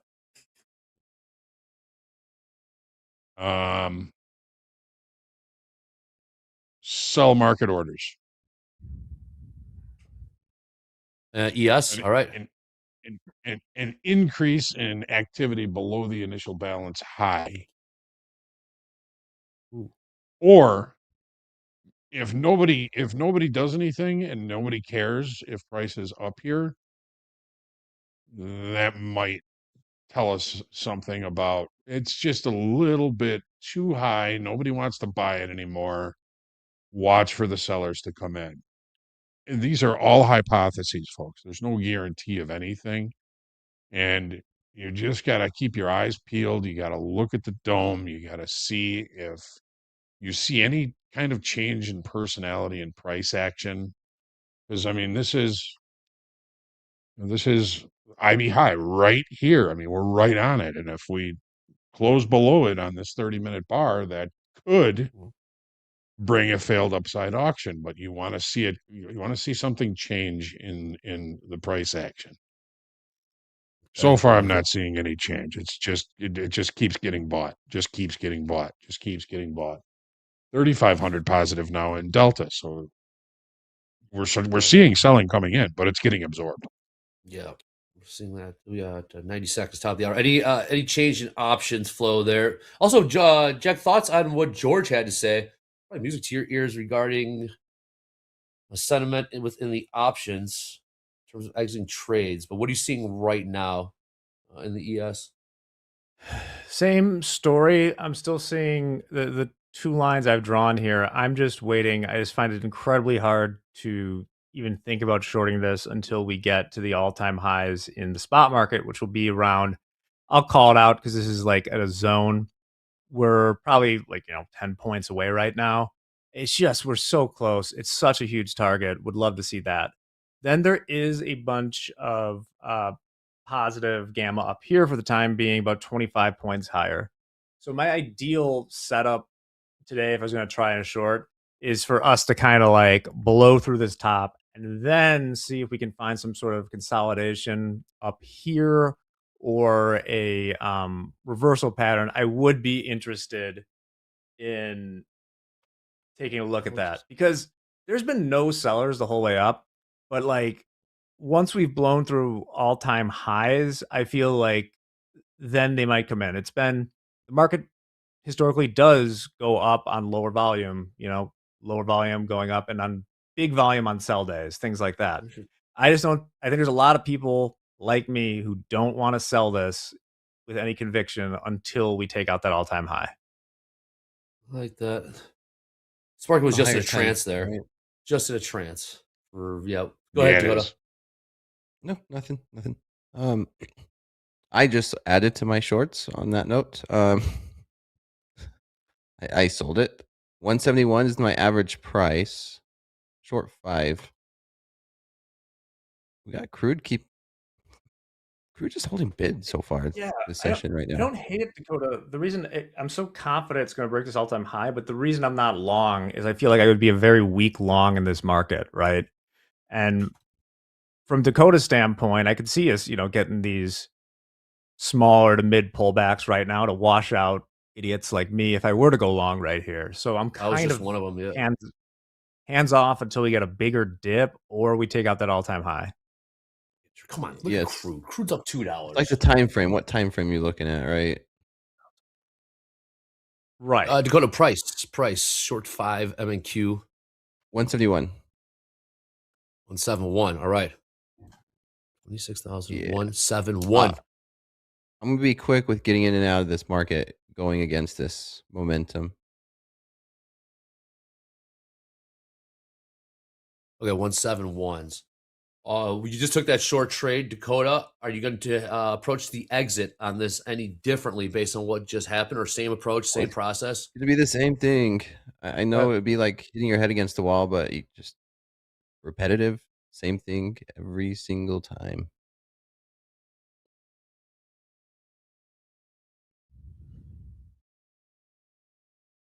Oh, repetition. Never hurt anyone. Incredible. We're only up a 0.36 on the day ES. The NQ is doing better, about 2/3%. Crude above 92, 92.20. Hooks here. VIX to 18. Something just picked up. Seeing a little bit more activity on. Yeah, shoot, Dakota heads up. Goolsby, Fed faces a little bit of danger. Just through the Financial Times. Fed speaker Goolsby hit right now. Fed faces a little bit of danger on two fronts. I don't know if this is recorded or not. This was not on the calendar. All good. A little bit of a movement on the ladder. All right, we got bottom of the hour. We got the London close. London close incoming in about 28 minutes. Dakota short 5. We'll let him manage that trade, but let's bring in James. James, we got some really exciting stuff. Watch the markets move on this stuff. James, come on in. We got news. We got trader tones. What's that? What's up, James? What's up, everybody? Let's weight these markets up. How we doing? Hey, guys, I'm here to talk to you about the things that we need to know to stay in the know with all things Topstep and Topstep TV, and that includes joining the Topstep Discord if you haven't already. That's right. If you haven't heard, our Topstep Discord is probably one of the largest trading communities out there. And if you're not a part of it, you're really missing out, because we've got Discord rooms for every single product you can trade. We got Discord rooms for you to find trading buddies. We got Discord rooms in other languages. We have so much going on in the Discord that you really should join it today if you haven't already. And when you do join Discord, it's more than just a place to connect with trading friends, but that is a great part of it. But you also get free education, as our coaches are constantly holding classes and education seminars all throughout the day. There's probably some going on right now. So even when we're off air, you can keep the trading talk going over in the Discord. Join the Topstep TV Discord channel, have a secondary chat up, hang out. Every single video is posted there. And best of all, if you need some quick help in your account or you got a question, our Discord is full of helpful friends and mods and ambassadors. So if you need help, go to the Discord. I promise your question has probably been asked before, so you can probably find a fast answer. So go ahead, join our community today. Then come back, because at 12 p.m. we're having group coaching. Group coaching is the point in the show where you get to have your questions answered live by our on-air talent. Today we're joined by JD, Deanna, and Hoop for group coaching. So if you have a question for JD, a question for Deanna, or a question for Hoop, there is only one way to get these questions directly in front of them, and that is by clicking on the link that we're about to drop and pin in the chat. Click on this link, fill it out with your question, then be back in your seat for 12 p.m. group coaching. Bring a notebook. You never know what you might learn during group coaching. Now, for our last announcement, something really cool, guys. We have released Trading Tones. All right, Trading Tones. The new Trading Tones feature on Topstep X lets you personalize your trading experience by uploading custom audio alerts for key platform events. You can now assign your own tones to notifications like order fills, risk limits, and more, so you always know what's happening without looking at the screen. Now, where you can find your trader tones, head over to your Topstep X platform, click on the gear in the left-hand column, and go over to the miscellaneous tab. Be sure to enable your sound alerts, and if I choose to have Hogue as my sound alerts, but let's say you don't have Hogue. Let's say you have the default. You can find underneath here every single alert you can customize. You want to change the sound of being order filled? Go for it. You want to change the sound of an order rejected? You can totally do that. For example, position closed negative P&L. Let's go ahead and upload a file there. I choose my stop loss. I click upload, and you can click play to bring it back. That's right. Now, every time you get stopped out of the market, you can feel it. Well, that's all we got for Trading Tones. Before we go back to the charts, yep, there it is again. There's some drama going down in the White House between Trump and the Fed. President Donald Trump says he might fire the Federal Reserve Chair next month. That's if Jerome Powell doesn't step down from his leadership role when his chair term ends May 15th. Powell says he'll stay on as chair pro tempore until his replacement takes over. Trump wants Kevin Warsh in the job, but he's facing an obstacle in the Senate. Key Republican Senator Tom Tillis says he won't vote to confirm Warsh until a Justice Department probe into Powell ends. Critics say the investigation is a Trump tactic for getting the board to cut interest rates. Powell says he won't leave the panel until the investigation ends, and his term as governor stretches into 2028. Wow. DC, Real Housewives of Washington, D.C. Look at that, lower right-hand corner. You got Mandy. We got Utah in the house. What is up, Mandy? Hi. What's up? How's it going? Thoughts and cute Trader Tones. We'll talk about Trader Tones. Dakota is short, but Mandy, thoughts? Hit us with some levels. You get right into it when you get in here. What's up, Mandy? Short 10. Oh, let's go, Dakota. Adding into it. I am just waiting for a 5-minute candle close below 153-ish, 152-ish area. We're getting really close to that, but we still have 2.5 minutes. If you look, since 8:45 this morning, we have been a nothing but up and a couple red candles, but on my moving average, we have not broken this MA of 7 until about now. And so Dakota, holy crap. We're printing here. I was short 10. I just short. What price, off. Dakota? Let's go to Dakota's chart. Short 10 from what price, Dakota? I got short with you. 168. I just peeled a couple off here at these 40s. I'm about to. I'm terrified being short 60. I'm short 7. Short 7. Take it away, That's what Dakota. I was looking. I love Let's see if we get that. This. You're waiting for this candle to close, Mandy?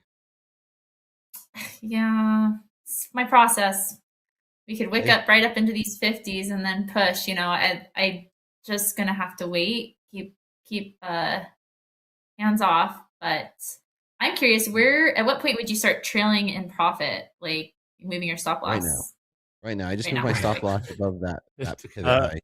Sorry, not trying to make you accountable, but that's just where I was curious, because I am interested to see if in the next minute can we bounce back up into these mid 50s or higher. Then I myself would not want to be short following my moving averages. So that's a great entry, Dakota. Impressive. I mean, one point we're gonna have more than just 2 5-minute candles in a row. That's to the downside, right? That's all we've had is just one red. Might hope. We got some short. Crude's almost to 60. We are seeing sellers here. Delta almost to 90. Positive 600 in the ES now. We've taken it all off. Another pop there in Crude.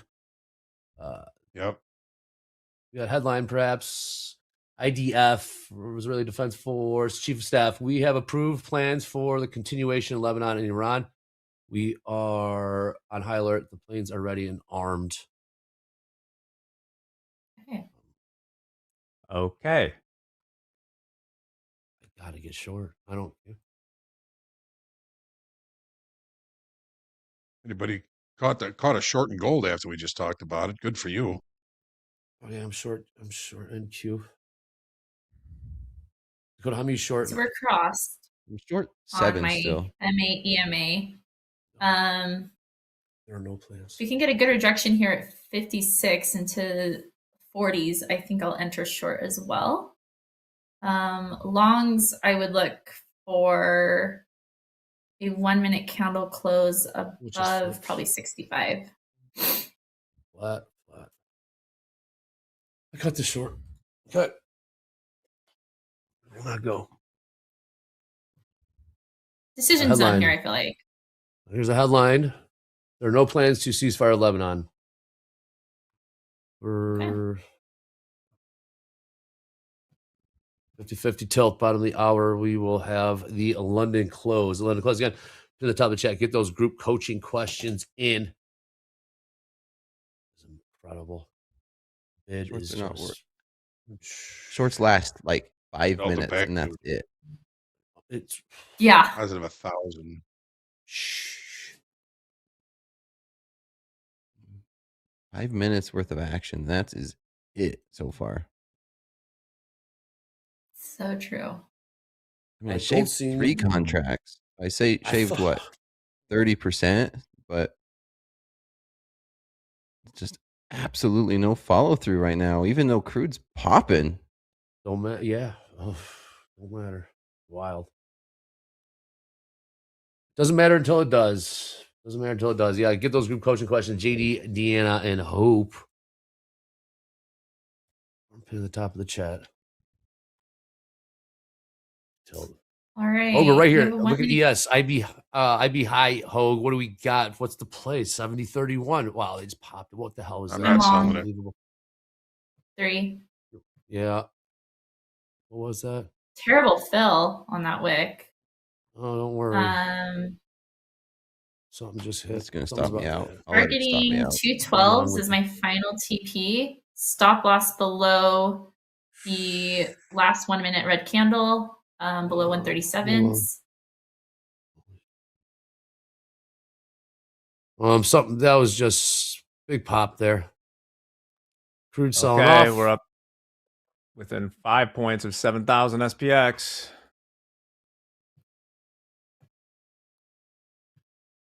Crude's pretty good turnaround right now. Crude down about 70 cents. Let's see the headline. Looking for the headline. Ceasefire extended. Emmons, I'm trusting you. Yeah, ES. Yeah, I'm just gonna get out. Yeah. Still long. green. Green on the I'm screen. getting long. I'm getting more long. Go Dakota. U.S. and Iran are said to be like waiting, this. extending their ceasefire by 2 weeks. Ceasefire extension by 2 weeks. Option on the table. Man, you are long a pair? 3. 3 long 3. I am long 3. Well, what price? What are you looking for upside here? I got in at 73. First TP is going to be around 80. I'm going to adjust this a little bit. 89s. And then next TP, I think I'm going to go 202-ish. And then 214, I think is my last TP. So I do want to look back a little bit, back to these previous time that we were back in here, like Dakota said in January. But yeah, let's see if we can. Let me see if I can see anything on the DOM that might change my targets. The headline is a little more detail about the waiting, extending the ceasefire by 2 weeks. Years between warning sides. September resolve. All right. Either way for next round negotiations. Looking to extend ceasefire by 2 weeks to continue negotiations from what I'm gathering here. We're seeing a pump in the ES new session highs, 70-35 session highs there. 3 points away from 7,000. In the SPX. Right, we're out of 1. Yes. I'm in a gold long now. I'm long on Q. Nice job, Mandy, shaving here. Thanks. Yep. Once we break into these 90s, I'll move my stop profit just up below my entry, or just above my entry, excuse me. Yeah, again, another 5-minute candle printed close above the MA and EMA on my 5-minute chart. So following my trade plan, and it's kind of working right now. You're You're long gold? NASDAQ. Yeah, I'm long gold. I'm long on Q. Yeah, long gold.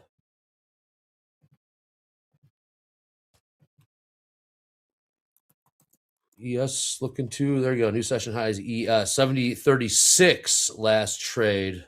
70.36. Q. And Q print new session highs as well. What's that delta looking like, Hogue? The positive delta sure knows. Back to positive 2,700. NASDAQ up 3,700. Oh, come on. We're 2 points away from 7,000. What do you want? Okay, so what do you want to do? All right, so we get to 7,000. Well, Jack's looking at a spot. We're looking at futures. What do you want to see when we get to 7,000? What's the play in the futures? Then once it goes through it, shorts are back on the table, but I need a reversal pattern. It could blow through by 100 points. Who knows? But I just will not short until we have taken this out. As I mentioned, we're probably about 5, depending on how you calculate it, I think like 5-7 points or something from all-time highs in the SPX. I have like 70.03. Right now we're trading 69.97.75. We're very close. I just want to get to this 7,000. What would a long look like then? If you were not going to take short, that certainly makes sense. Was what we're seeing. What would it take for a long, if at all? Not at all. I'm not looking for it. Hogue, thoughts?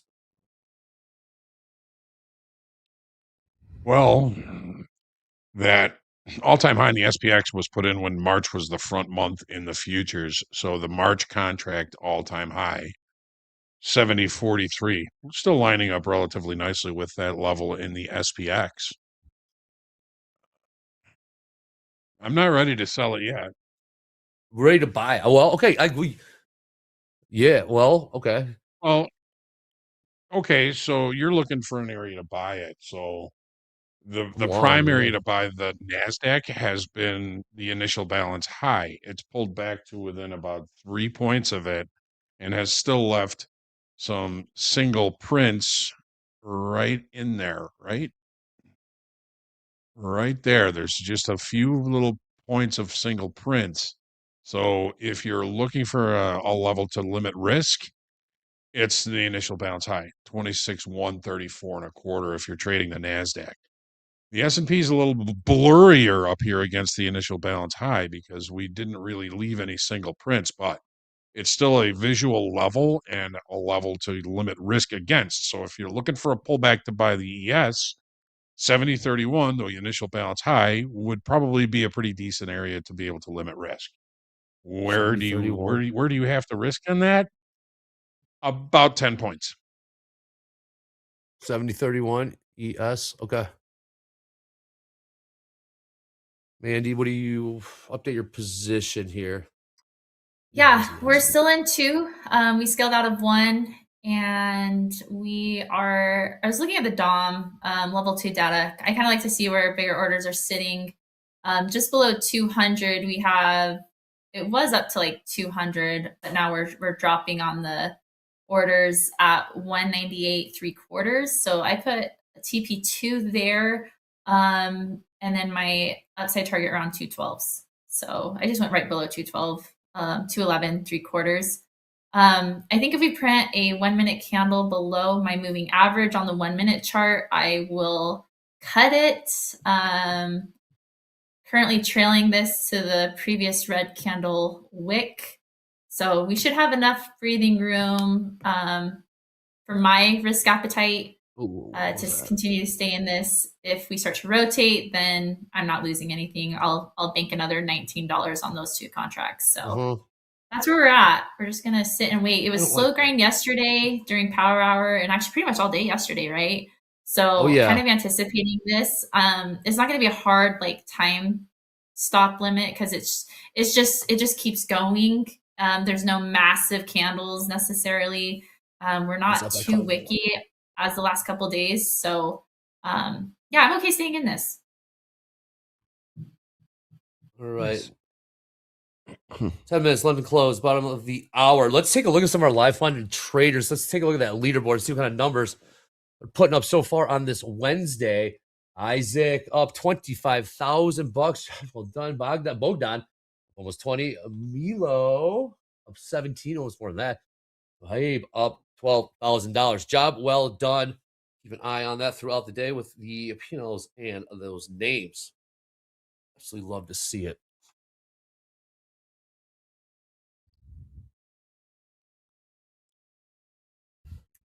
All right. This is excruciating. It is. All right, we're within 2 points now. New highs on Q. Closing in on 26,200. Mandy Long from 177, right? Yep. 173. Average now. Don't shortchange her. 173. Saw Mandy in Power Hour yesterday.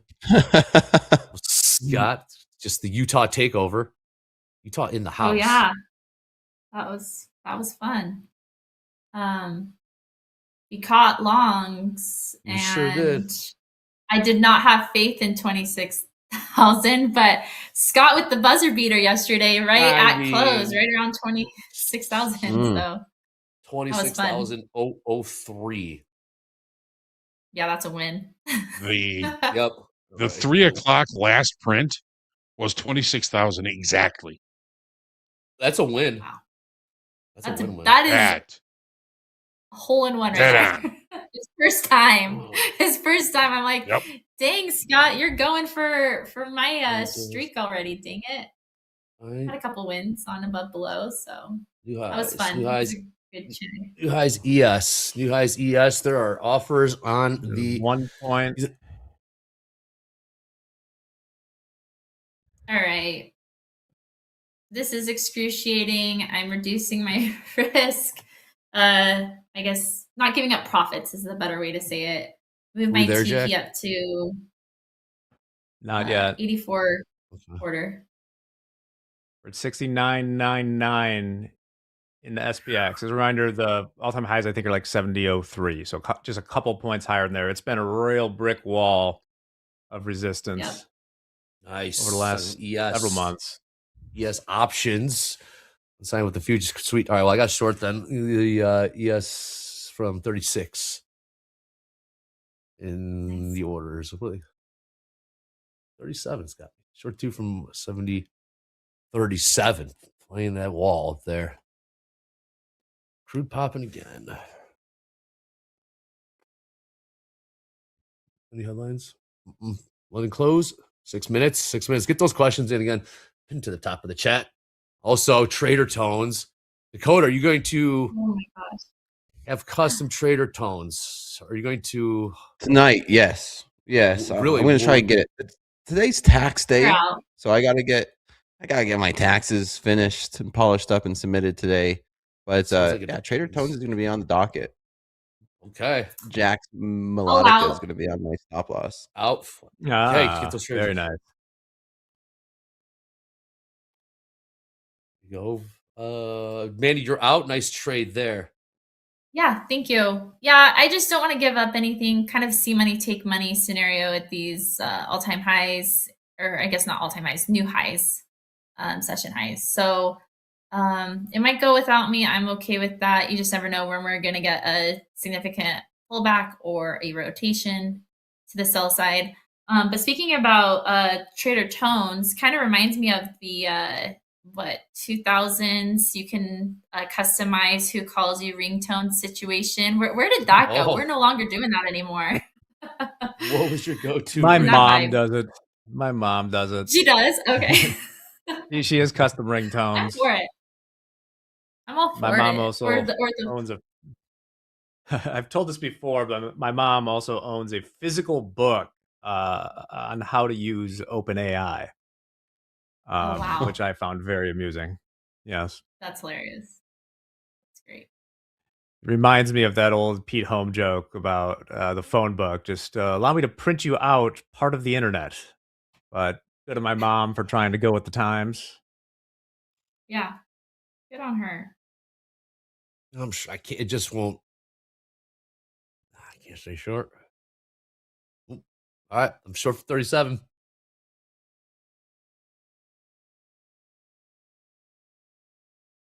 In 5 minutes, bottom of the hour, London close. London close. Dakota talking about his trader tells. Assume you're referring. You'll be going over those in slow markets. Slow markets, 7 p.m. Central, Sunday through Thursday. Already Who will be Wednesday. joining you? Already Wednesday. I joining? got Coach Jay joining me. Coach Jay is going to be joining me Wednesday night. It's going to be a good one. I'll try to get my tones in by then. What are you going to go with? Can you give us a teaser? Give us a hint. Yeah, he said Jack's Melodica for my stop loss. What Record the Evan Fitzgerald. I love it. That My harmonica melodica. thing. What's that thing? What's it called? That was melodica, I believe. Melodica. Man, I've been getting smacked around here this session. Trying to build positions. Not working out for me here. Yeah, this short isn't hanging out short up here is eesh. Long gold Still, is what I'm looking right now. Nope. Nope. Jack, how we looking? Do we get there in the spot? No. And I They're hope this front-running works it. out for you, Dre. I just, it's like I got Think a it will. hard, I'll be a truther on this one. I have a hard line of not shorting until we get the actual all-time high here. I think I front run it. Cheap trade, Hogue. Cheap trade. What the NQ keeps pushing higher. Don't like my out now. I love the cheap That's trades. fine. I love the cheap trades till they get expensive. When they get cheap expensive. trades. Oh, I'm out. There goes the NQ. New session highs. NQ closing in at 26,200 incoming. 26,200. Oh my. Still not. This is what happened at 26 yesterday. We got close, then we didn't. That's right. Got close. What happened? And we didn't. And then we hit it. And we hit it. Ooh, there you go. 26,201. 201. Session highs. We are within 366 points from all-time highs in this contract. Yes, you heard that right. Wow. Wow. And then this ES futures contract, we are yes, 1 point away from 7,000. And we are 60 points away from all-time highs. Amazing. Can't keep a good market down. Just 2 weeks ago, we were talking about recession, talking about correction in the markets, and now we're talking about all-time highs. Yep, we turned around overnight exactly at 10% off the all-time highs. Did we get there in the spot? Spot wasn't open really at the time. No, did we get to all-time highs in spot right now? No, we're 0.5 away. Okay. There we go. Quarter away. Wow. Take a picture. We got to within 15 cents. Now it's just an index. Let's have a party. So a little. Here we go. 10 cents. Oh, sorry. You have an air horn for it? Yeah. I'll stop announcing. I'm just going to say it when it actually hits it. That's what I do for a living, Jack. That's what I do for a living is announce the... Ooh, what was that? Oh, heads up. What happened in... All right, I'm gearing up for shorts. Yeah, I just got short. Something just happened in... It might be stupid. Hard. Can we get a hard rejection off of 200s? I wouldn't get short until a 1 minute candle closed below 80s personally, with my Heads personal up, gold. strategy. Gold.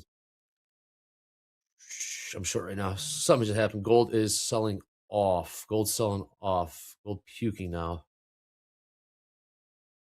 Gold puking. Yeah, Short. smacked Short me. NQ. Short NQ from 189. Ain't gonna last long. Okay, this would be the funniest big sell-off ever. We came to Oh yeah. 6999.84. Did not touch 7,000 yet. I'm all for There you that. go. I think that would be amazing. I would just love that for the market.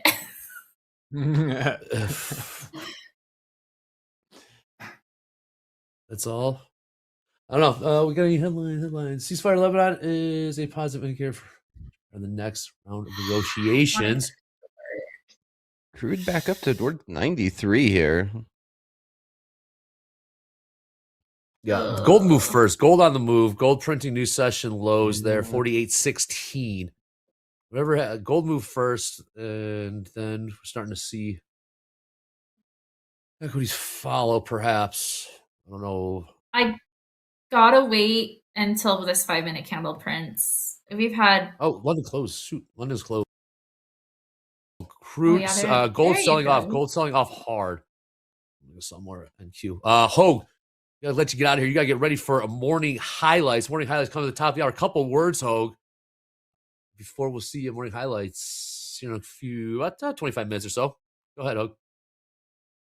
Yeah, much as I hate to leave, got to get ready for the morning highlights. Andre, Jack, Dakota, Mandy, always a pleasure. Okay. We'll see you all in just about 25 minutes for the morning highlights. Trade well, everybody. Things always changing. Let's see how this plays.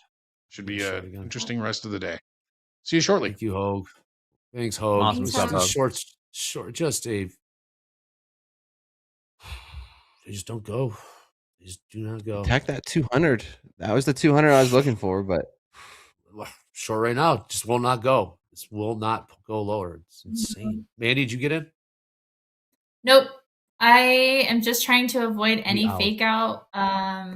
All one fake out. We had that wick below. What was that? Right when I got on, at 10:05, but then we closed above that moving average and pushed for new highs. So I'm just gonna wait 2 more minutes, see where we're at. It might go without me.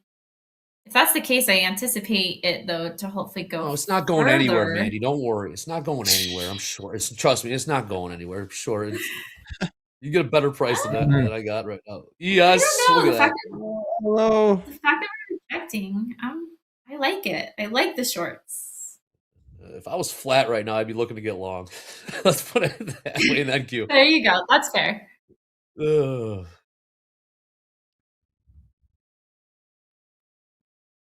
that was a tricky piece of work. Give me out. You said 10 cents, Jack, on the spot? Yeah, it's tough to say. Like, it's an index, the SPX. You can trade options on it. And believe you me, people trade a lot of options on it, including myself. But the index itself, because if you think about what the S&P 500 is, it's based on the price. It's just the market-weighted average of the stocks in the index. Okay, so that can be calculated very quickly as an index by computers. Yeah. You're talking about weighted volume.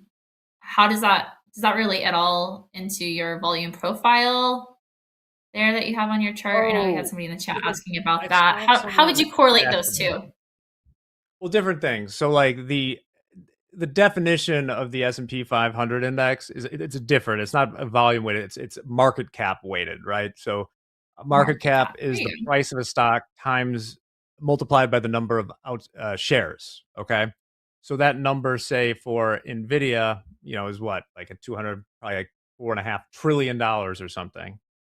If you add up all those for every stock in the S&P 500, and then just you weight each component by its market cap compared to the whole thing. That's how you end up with these huge stocks that make up a massively disproportionate part of the index. As far this stuff on here, I keep sometimes I take it off because it doesn't look so great on TV sometimes, but I like being aware of I have a visible range volume profile here. I like being able to see how much volume traded in a range at certain prices. That's more helpful to me than maybe the volume on the bottom for certain things. But I don't make trades solely based on it. Sometimes if things stall, like at a point of control or something, I might use it for exits. Good. What about you? Because you have some sort of volume profile up as well. Not other than just like VWAP now, like not volume. I'm just moving averages. Okay. Okay, I'm short 3. Are you? I'm okay with Man, it. I got NQ? long. NQ? I got long NQ. All right, you're short. What price? No, that's good, Dre. I didn't like it after that 1 minute candle started. Holy cow, 15 seconds. I might want to just I'm getting out. I don't like this. We were crossing. Well, let's give it 30 seconds. Let's give it 30 seconds. Okay. Because my moving average crossed on the 1 minute now, but it can technically still uncross. This is true. We're crossing on the 5. That's actually really interesting. Okay. Come on. I'm glad I didn't. I don't know. I'm sorry, Dre. No, you're good, Manny. 100%. Both ways. Both ways. Let's watch. Never apologize. I know. This is a decision zone here. Like, look at this. Like, we're expecting this MA on the 1 minute. That was a good little head fake right there on NQ. Yes, it was. It's a little preemptive on this 5 minute that we closed below my moving average on the 5 minute. The MA EMA was crossing, but technically this candle's still uncrossed. And we just saw that when we got up into these mid 80s that this EMA popped back on top, and we would follow what we've been doing pretty much all morning on this New York since 10 minutes after New York opened. So yeah, Dre, this is a tricky spot. See, we uncrossed on this 5 minute. So technically my trade can be invalidated. I was being a little early, but we could wick and come back down again, and then my trade's still valid, you know? Yeah, 100%. Gold catching a bid, crude rolling over. Buyers do not want to let. No, we saw crude rally $2. Look at the crude since last hour. Crude rallied about $2, maybe even more, almost $3. And look what the equity charts did in the same time frame. 50-50 tilt. So right there, the trade's invalidated on the 1 minute. I'm willing to stay in this for another minute 40 to see what the 5 minute candle does. We might scrap this before we hit my stop loss here in a minute 30. But I'm willing to let it play out. What's going on? 5 minutes is all we get for a short. That's it. Yeah. That's it. The big news in the mags is that Microsoft's up 3.5%, but more impressively, Tesla's up 7.4%. What's going on? You heard what Doom? Well, they have some idiosyncratic issues. I think that it's probably a squeeze as well, right? They didn't really recover like the other stocks did until today.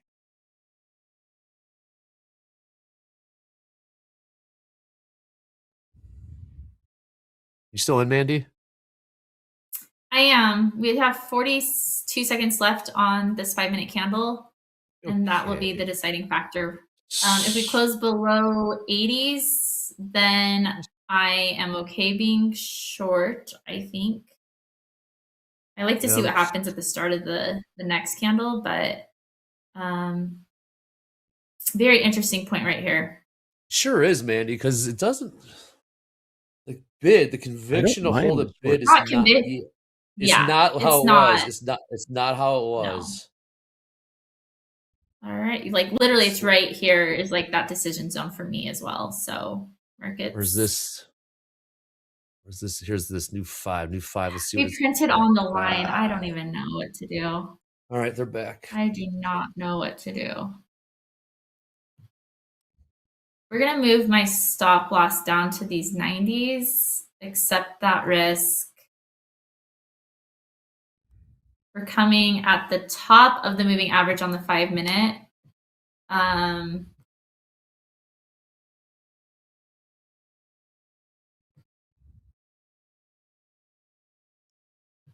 We got this could be good.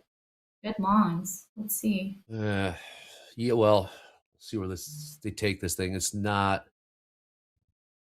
just those shorts. They just will not budge. They will not budge. So let's go to where we What's short the spot 10, doing right? on SPX? Yeah, and just got nothing out of it. Nothing. Yeah, nothing. Nothing. Jack, yeah, how's Yeah, we're We're out. 3.5. Okay, 3.5 points away from 7,000, and like 5.5 or 6 points away from all-time highs.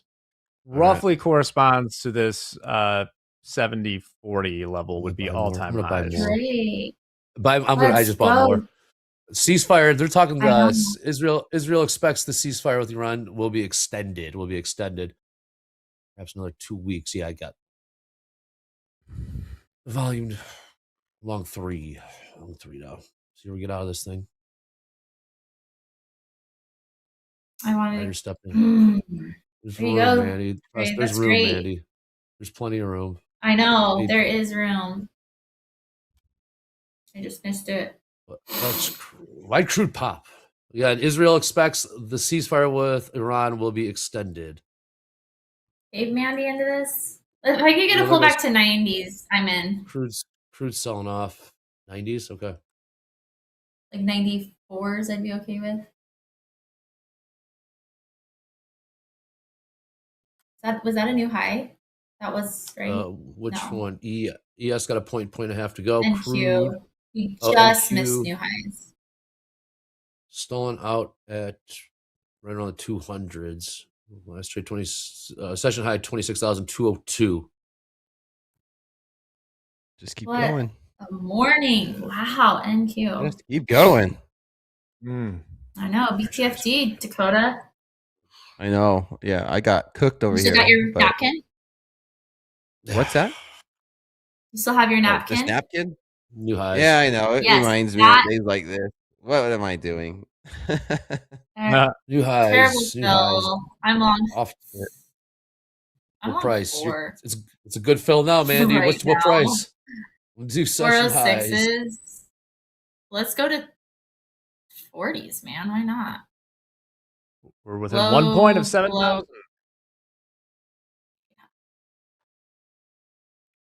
Yeah, and Israeli army received order.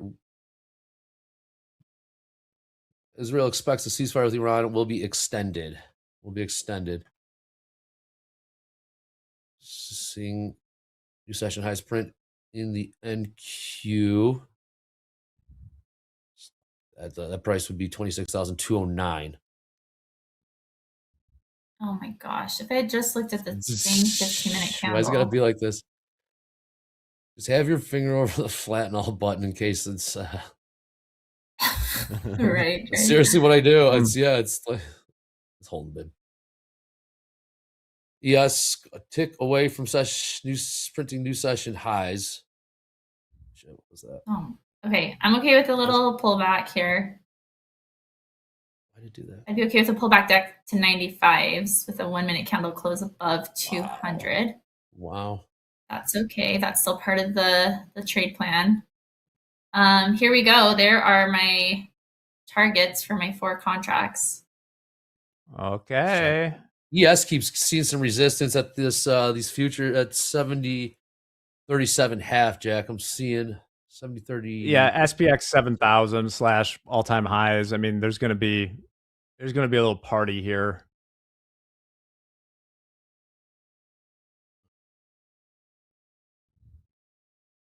Mandy, question in the chat. When you say terrible fill, is that because you went into the market or slippage? Yeah, absolutely. Yeah, market. Absolutely. Well, and it's moving. Like it was bidding up. So when I hit the button and as it's moving, I'm chasing it kind of, right? So it's not the best fill, but you never know if it's just going to continue and just skyrocket. And so you just want to get in when you can get in. You know, and that's for different personalities, right? Some people like to limit order into it. And so they want that excellent fill and they're okay waiting and maybe missing out on the trade. Whereas me as a scalper, I take what I see. And if it's crappy, I have a higher upside target, right? So that I'm okay taking a little bit of a loss, I guess, is on entry. That's okay to me. All right, let's see if we can get to these 12s, and I'll be out of one here in 12 seconds. 12 3/4.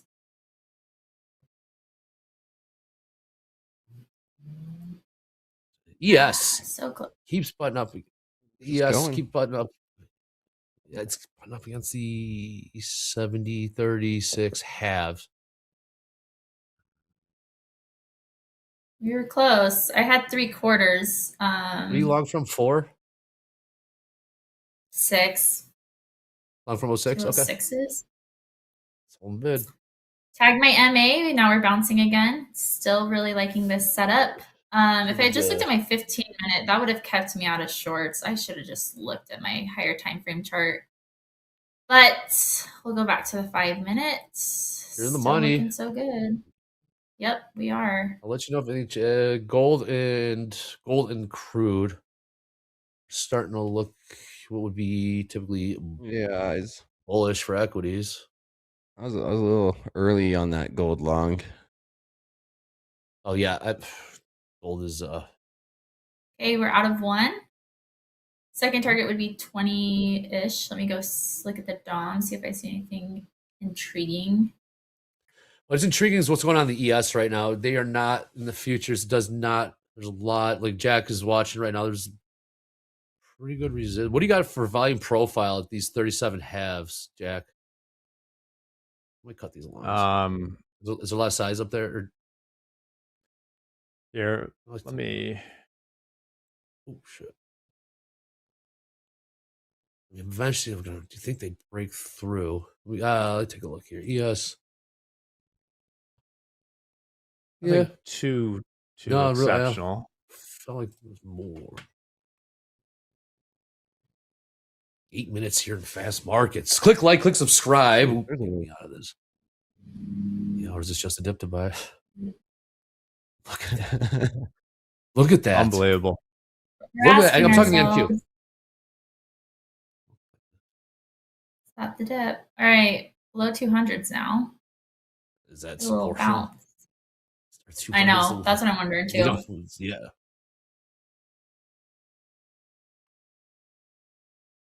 That's find ways to buy it. That's it. Yeah, ES will not get through 37 halves yet. We've won last 38 minutes. They've given it a try a few times. Will not get through. Jack is keeping an eye on the spot. Yeah, that last push we got within a half a point of 7,000. Okay. Real important level. Yep, still on. Still long. I'm still long. Markets are moving. We got headlines starting to fly. We're talking Here we go. Oh shit! Oh, look at this go. I'm long. Damn, Let's see what we're doing here. New session highs. That was a wiki. In the NQ 26,215. See these trades paying out. Let's bring in JD. JD Markets or Rock and Mandy let you manage this trade. P&Ls, payouts. We looking. What's up, JD? What's up, guys? Markets are rocking indeed. I'm going to burn through these real quick so we can get back to these trades. All right, let's take a look at yesterday's top 5 live funded payouts and P&Ls. We'll start with the P&Ls. Up at the top, live trading in a 50K live funded account in the NASDAQ, 29,898. $75,000 in payouts so far for live. Having a nice year. Rohit, 28,692, also trading the NASDAQ. More than 50,000 in payouts so far this year for Rohit. TIE 20,608 and a 150K live funded account trading the S&P and NASDAQ. Now at 3 winning days, getting closer to that first live funded payout. Go get it, TIE. Arash, $17,040 and a 150K live funded account trading the NASDAQ and micro NASDAQ. He's been in this live funded account. Arash has been in this live funded account since mid-March. Was off to a slow start, but he's putting together a nice little string of winners. He's on 3 winning days now. So keep it up, Arash. And then Glenna, $16,000 trading the NASDAQ and MNQ. 22 winning days in the live funded account for Glenna. Getting a lot closer to daily payouts. 30 winning days in the live funded account unlocks daily payouts for all live funded traders. There are your top 5 live funded P&Ls from yesterday. All right, payout numbers. Burn through these. Brennan M, $23,400. Jean Berry, $18,218. Jun Young, $17,970. Jun Yu, $16,791. And Anthony A rounds out the top 5, $9,992 in payouts. Impressive stats from these live funded traders. All right, let's get back to these markets, guys. Take it away. Great big numbers indeed. Wow. Righty. They're doing well. Minutes. Yeah, they I are. thought we were going to do it while JD was speaking, but nope. Again, could not take it out.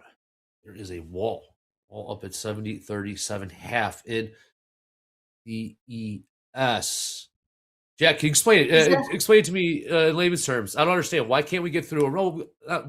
Why are we seeing this resistance up at 70.37.5 in the ES right now? What information did you gather that we may see? So we can't go higher. What's the holdup? I've been kind of looking for like this whole past week that shorts are very non-committal, it looks like, until we get through the all-time highs. I mean, all-time highs just also happen to be at just above 7,000 in the SPX. So I think there's a number of reasons people can sell. And I can just talk anecdotally about myself. It's like there's a lot of dip buying going on. Personally, I've been trimming some risk up here. We're back to all-time highs. Trimming risk, maybe the feeling that once we kind of blow off anybody that's around here, that now it's safe to try the shorts. I don't think anyone wants to get in before that. Maybe they'll get in at it. That's what's happening. Plus, there's probably a lot of option hedging that has to go on here. 7,000 is one of the biggest, roundest numbers around. That good, Dre? That was fantastic. I like it. That was fun. Yeah. Asked and answered. Mandy, trade still valid. Glenn, trying to approach these 20s, which is where TP. What a runner. This might be a runner type. Use the trailing stop type. Going. Yeah. TP2 is at. I have another TP3 at 20, just before 30s. And then another one just before 40s. Hey, also, let's keep in mind, Long's been playing out. We are one headline away. Something happening that can definitely turn these equities around and push them lower just like that. So we should stay on high alert for anything that does happen. We have a White House press conference that'll be coming up at noon Central Time. We got Bowman speaking after that. We got Beige Book. I'll go get that. Don't worry about that. As well as no auctions today. So that's about it. We'll keep an eye on how these negotiations are going. Israel and Lebanon. With that being said, Dakota, when will we see Mr. Dakota again? Ooh, you are going to be seeing me on slow markets. I might even join for Power Hour. With you and Dobie today. Okay, you're gonna swoop in. Okay, just actually you are. You're on. I see you on the schedule. You are going to be Mandy. When will we see more Mandy here on Topstep TV? Is that tomorrow? No, tomorrow morning. We're 4 this week. We are 4 this week. You can catch me same time on Friday as today, and then opening New York Open tomorrow during fast markets. So let's go. All right, fun. Mandy. We'll see you in the chat, Mandy, in the markets. Jack, when will we see you again today? I'll be on at 1 o'clock today, and I reserve the right to throw on, because I may not be on air when this sets up. If I come in with a position, I'll tell you about it. I'll show you. Sure. The setup there, you've been talking about the setup the entire time. Fantastic stuff. Okay, we got morning highlights coming up next. Then we got Antonio We'll be joining Dolby Time and Jay. Then after that, we'll get the group coaching, get those questions in, pinned to the top of the chat. Markets are moving. Market state has changed. Will we get through 70.37 half in the ES? A lot of resistance there. Mandy, we've got a runner going. Dakota, we're going to see you again in Power Hour. Topstep TV, let's go. Bulls on parade. Come on.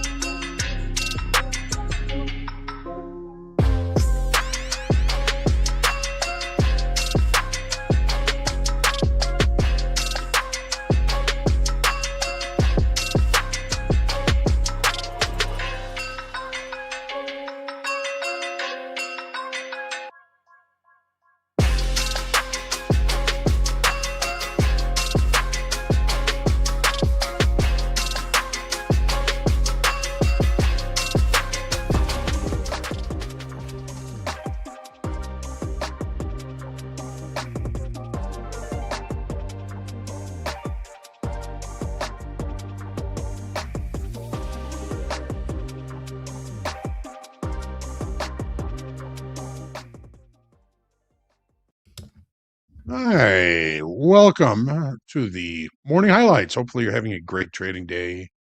As always, seeing a lot of green on the screen. Pretty busy morning this morning during fast markets. Equities are just relentless buying coming in. When does it end? Nobody knows. Let's take a start. Let's look with the opening range trades this morning. We did take an opening range trade in crude oil this morning, and as always, we like to start with context, and we've got the weekly kickoff low, which remains in the same spot as last week, 89.90. Now, we did take a good stab below that in the overnight session, and we were rejected below that level. We took a look at it in regular trading hours. We were unable to get there, and sometimes what doesn't happen is as important as what does happen. So we did end up getting triggered into long in the MCL, got long 2 at 95.16 on the 1 minute opening range breakout trade. We weren't in that for very long. Let's look at the 5 minute chart. It wasn't too long. It didn't really give us too much price action in our direction. And on the very next 5 minute bar, we got taken out 91.56 down $130. A little bit of slippage on that exit. Slippage is part of trading, particularly during in live markets. You are in the actual live markets, and you're not always going to get filled where your stop triggers. Let's take a look at gold. We did not take the opening range trade in gold, and it turned out to be a good idea. As always, context on the 30-minute chart. Market opened in range and in value from yesterday's session. Well, we're still inside yesterday's session. Opening range, 5-minute chart. Did we get an opportunity?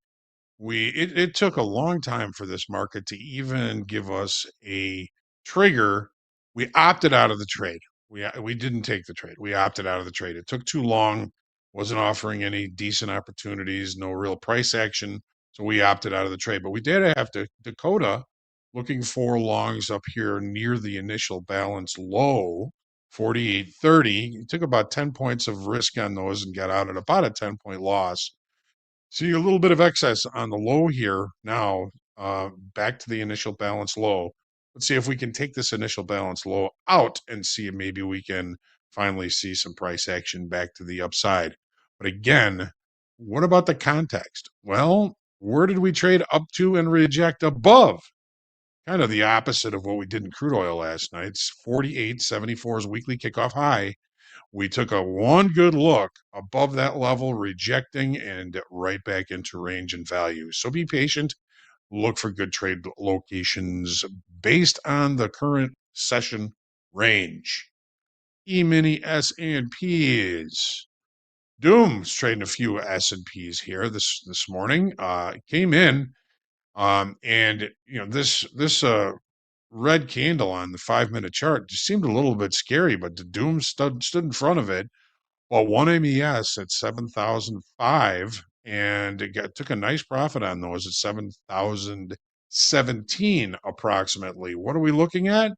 Well, we are looking at, again, a somewhat of a gap close right to the late spike, the base of it. That's where Doom got long, took a nice profit on it, and we're still holding, at least for now, above the initial balance high. These contract highs, these are based on the actual futures contract. So the March all-time contract high, that's the March contract, was 70.43. Pretty close to where Jack is looking at that level on the SPX. The June contract, all-time high. The current front month put in an all-time high of $70.97. How close are we to those? Yes, it is safe to look at your 401k again. Let's take a look at the NASDAQ. So again, we're going to start with context. All right, well, the market opened with a gap, closed the gap, but traded basically right to the base of the late spike to the upside that occurred yesterday, 25,990. That's, yes, 2 days in a row where we had a late spike. that kind of told us that the market is continuing to try and accept pricing at higher levels, and that's what's been going on today. So let's go down to the 5-minute chart. Take a look at a few of the trades that were taken in the NASDAQ today. So Doom was also trading the NASDAQ while he was trading the ES. Got long 3 MNQ, 26.017. Took a nice profit on those, about 10 points, 26.027. Doom got long again, 3 micros, 26.023. Took about 25 points, 27 points on those. Get out of those at about 26.05, 26.050. Dakota came in a little after 9:30 and looked at a short here. Where was that level? He was short 10 at 26.168. Short 10, accumulated that position 168. Got out of 3 of those really, really well down here at 26.140. And unfortunately, the market, it's tough to keep shorts in this market. It's see money, take money. I believe he ended up scratching the other 7 of those. And we have Mandy come in, and Mandy, if she's still in this trade, this is a very long trade for Mandy. If you're in the chat, Mandy, tell us if you're still in this trade, because she was originally long 4 at 26.206. She got out of one of them right up around 26.211. The market came back. She added 2 more. And if she did not get her stop hit after that, she's still sitting in this trade with a pretty decent position going into this. So, Mandy, again, if you are in the chat, let us know if you are still in this trade, if you've taken some off. She's in the trade, added 2 contracts, and in the green. A great trader. So fun to watch Mandy trading. And there is your morning highlights. Let's take a look at the quotable quote from this morning. Be willing to be a beginner every single morning, Mr. Eckert. When I tell everybody at the end of an opening call, stay humble, grateful, creative, and centered. You really are a beginning every single morning, especially when it comes to trading, because nothing is ever exactly the same twice in futures trading. And when you do get the right answers, the market's going to change the questions. So be curious, be inquisitive, and be willing to learn something every day. We got power players coming up. We got Antonio with Jay and Dolby. Still lots more coming your way on Topstep TV today. Stick around. We'll be right back. Let's go. We'll get those markets.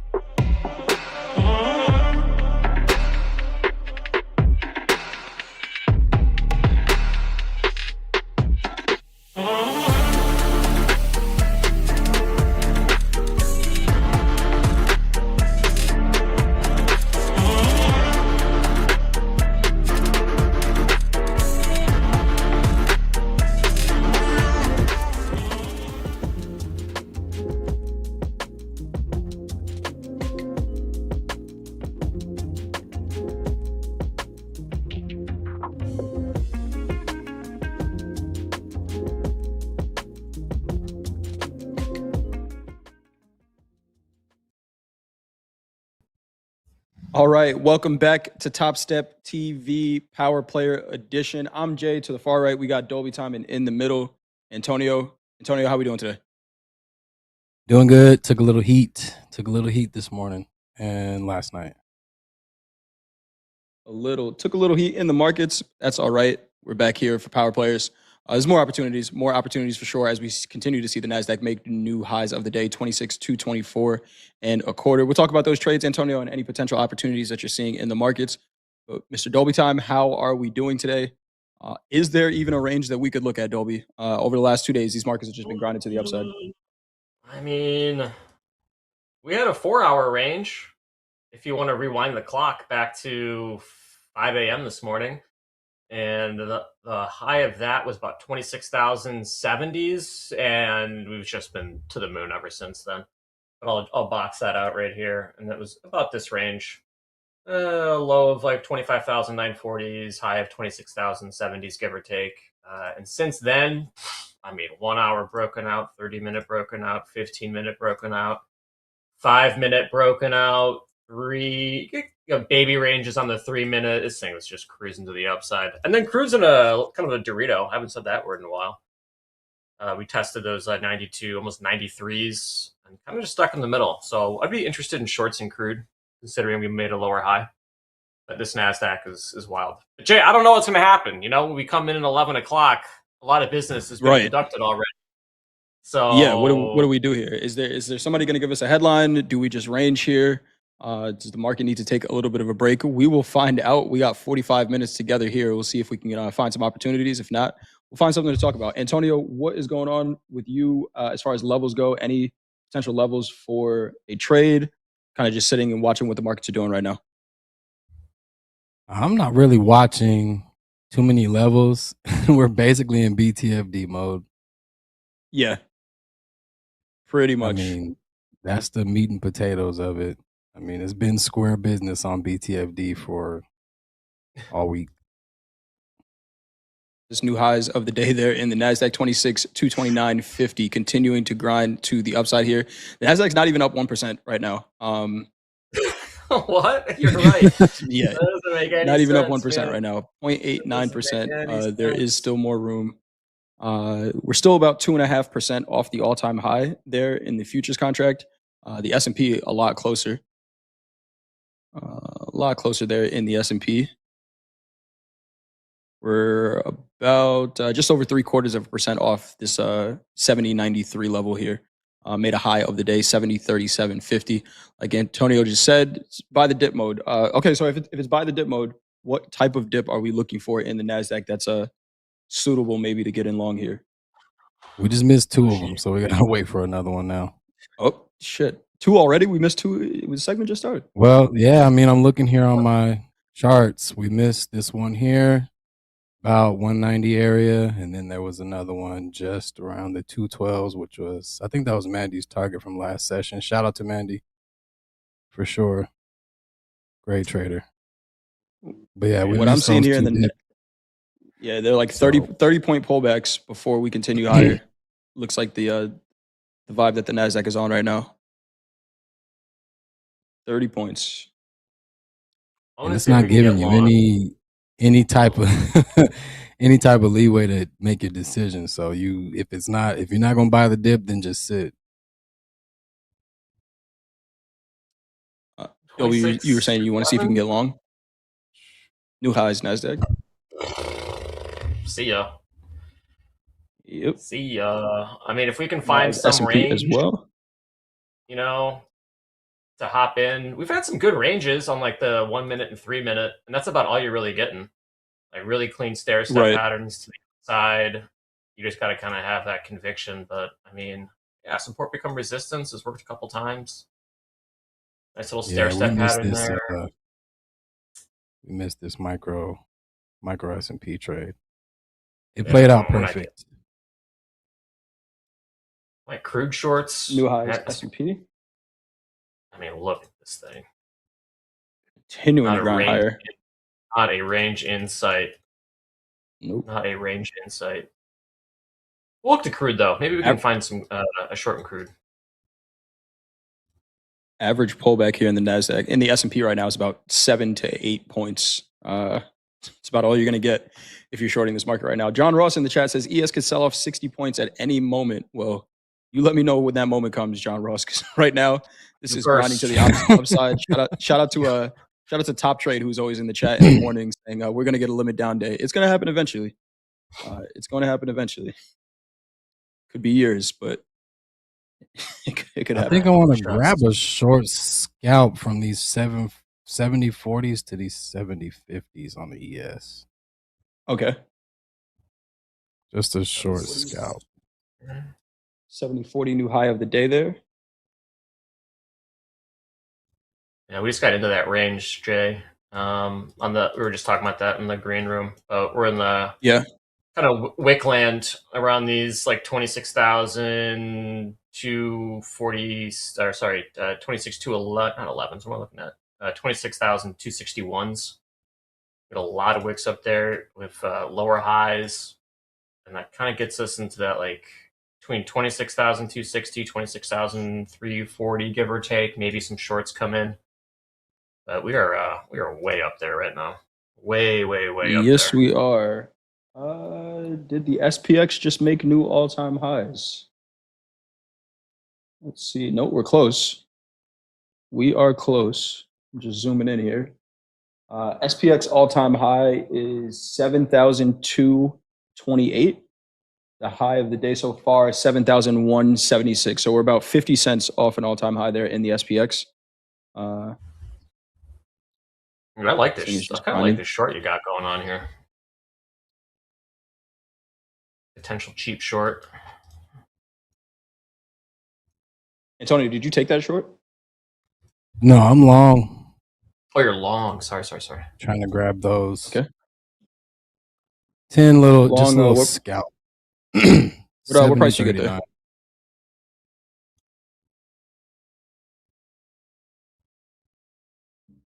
What'd you say? What price the you price get on long, that Antonio? one? 70.39. 70.39. Okay, nice. We're going to bid 26,240s, which is the bottom of the 1 minute range. We're also going to see if we can get short crude at 92.50. Just we'll see how this pans out here. I can answer this question in the chat from. Good question. I'm going to answer. It's actually not doing anything. That's the equity market that I chose to trade today, and it is the VWAP is a flat line. It is trading right in the middle of the 3 minute opening range. Ended up just being a scratch trade. I was patient, Dolby. I sat through about an hour of drawdown in this trade. It didn't stop me out. My stop was still valid. Tried to trade above the high of the opening range. I didn't want to just take the profits right away. Said I was going to give the market the chance to develop, and it developed a range. So eventually, I lost patience. I had to take it off for scratch. Did a whole lot of nothing right now. The Dow is selling off. This is actually the first day in a little while that we've seen a divergence between some of the major equity markets. We've been talking about it during the At the Buzzer, but all four have been rallying together over the past 2 weeks. But today's the first day that we see basically like direct inverse relationship between the Dow and the NASDAQ. Dow selling off, NASDAQ's rallying. It's pretty interesting here. I mean, everything looks green. 70, yep. Antonio Long from 70.39, 70.40 last trade here, 70.40 and a quarter high of the day there in the S&P. I know you were talking about this crude short as well, Dobie. You still like that trade, or are you just gonna let this go with the NASDAQ? Leave it in. I like the level. I got both orders in. We're trying to bid these 26,240s in NASDAQ, and we just missed it. 26,240s in the NASDAQ. Yeah, pretty stingy with the crude entry. Much more aggressive with the NASDAQ one. Gotcha. Tony says this market is ridiculous. Yes, it is. All right, we are in the NASDAQ. Are we calling the top? Let's see. A lot of momentum. Let's see how this pans out. Long one NASDAQ 26,240s. Yes. How does that happen? Let's see here. A little bit of pullback, 26,233s. Bro, this 11 a.m. segment, man, I swear, it is just relentless. Reversal central. Yes, it is. Said you had a bid another one, 26,223s. Yeah. 4 backs. It's even average down in this one.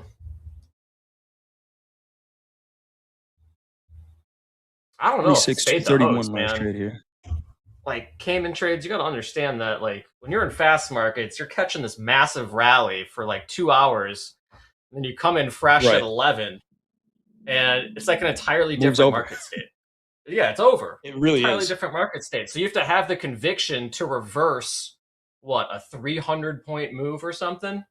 I mean, it's not easy to do at all. Crude's selling off a little bit here. Crude back below $92, 91.97's last trade over there in crude. I mean, who said it? Time is a level, right? Time of day can be a level. Time of day is a level. Yeah, she's pretty smart. That's a fact. Yeah, she knows what she's talking about. Time of day is a level, and at this time of the day, we see less volume, so less potential for follow through maybe on some of these moves. Yep. But hey, if you lose money buying this today, you weren't trying to be the hero fading this trend, right? That was a 25-point pullback. So we've said average pullbacks in the NASDAQ were about anywhere from 25 to 30 points. And then in the trend move is about 60 points before we get another pullback. So let's see, anywhere from 50 to 60 points. So we just got a 25-point pullback. 60 points would put us somewhere near 280s if this pattern continues. We're going to pull our crude offer and just work with this NASDAQ here. All right. Crude trading 91.98s. Did spike up to 92s there, 92.25s there in crude, back below $92 now. Gold had that aggressive sell-off down to 48.07s for the low of the day, trading 48.3150 right now. Mandy all out of her trade, plus 45 points. Nice trade, Mandy. Great hold time on that trade, Mandy. Yeah, good hold time. That was a different trader holding on to that trade there, Mandy, but nice trade. Good hold time. That is awesome. How have your hold times been, Antonio? Just about the same. Not much difference. I mean, it's a little bit more difficult now because we get less follow through and things come back, break even way too often, at least now. And I think the correlation's dying a little bit between crude and the equities since those oil prices are stabilizing. Yep. Yeah. Getting some more peaceful headlines across the board, about 5 points away from adding to this position. I don't want to add like 2 more if possible. Japanese yen just popped there. Japan's finance minister saying we will take bold actions on FX as needed. Shout out to all of our Japanese yen traders out there, all three of you. Oh, that's right. That was my jam That when I was is. trading Forex. The Oh, pound yeah? The yen. Japanese yen. What'd you like about it? The fact that it's not the U.S. currency, and it was a really heavy market. Like, it weighed heavy as far as how it paid you, but it was just pretty much just as tricky as learning the NASDAQ for me. Get your second there, Dolby. 223s. We did. Yep, we're going to add a third at 218s and see if the midpoint of the previous range can hold here. This looks heavy, man. But It does. I'm okay with averaging down. It's looked like this a couple times today. Let's see how big is this the big break? Is this the John Ross 60-point sell-off here in the S&P, or is this just bro? I'd As soon rather as you not come be. on, 30-point sell off. Nuts. We're about to get tagged.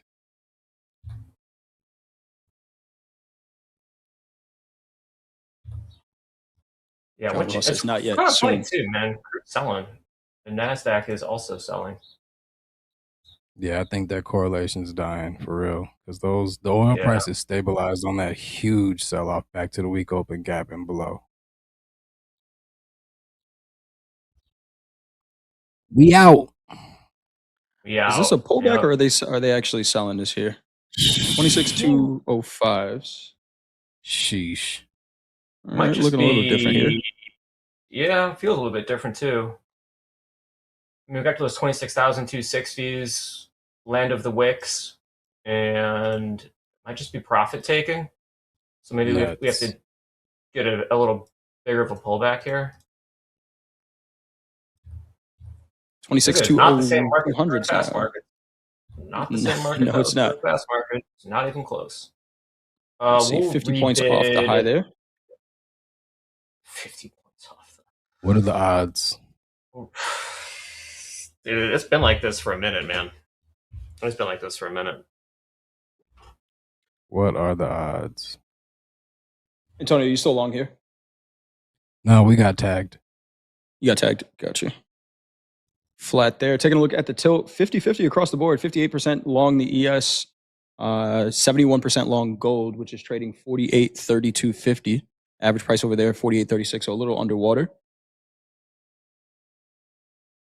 Let's see, was that all the NASDAQ needed to pull back? 50 points off the high. We stopped right around 200s. Just needed our stop. There was some negative delta coming in there, but not a whole lot.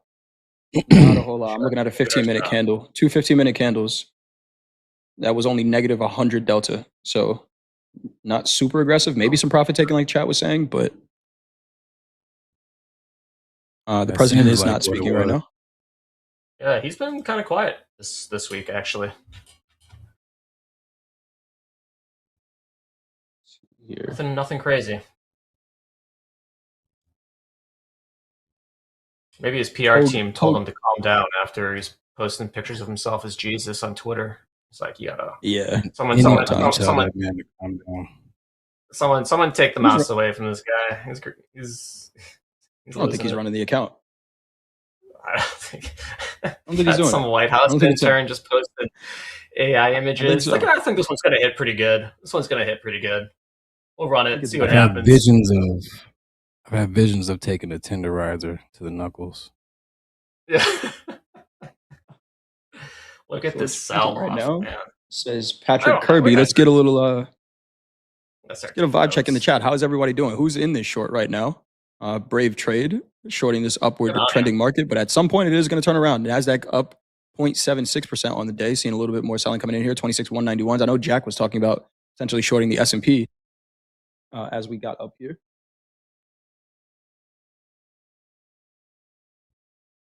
I mean, who feels comfortable taking shorts right here, right now? This is not the, I don't know. I still feel like I want to try to find a way to. A lot of people in the chat shorting. Justin says, no way we didn't hit an all-time high. Yeah, we got to, in the SPX, we got 50 cents away from an all-time high. Maybe because everybody thought it was going to happen, they prevented it from happening. Nice rug pull. Market needs to go down to go up sometimes. We're going to bid Yeah, it does. 190s, 26 190s. Crude still selling. Right. Crude obeying the Dorito formation here. 91.56 last trade there in crude. Yep. I'm actually glad those prices started to stabilize so this market can get to doing what it's supposed to and what it actually wants to instead of being controlled by crude. Going to the moon. Yeah. I mean, it wouldn't even fulfill technical market structure plays just because it was hanging on the crude so hard.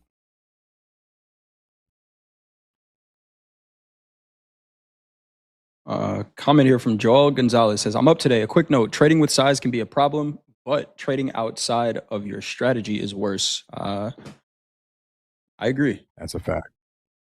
That's a fact. Because you can get random positive results trading outside of your strategy, and then you don't know how to replicate those, right? It's a scary place to be.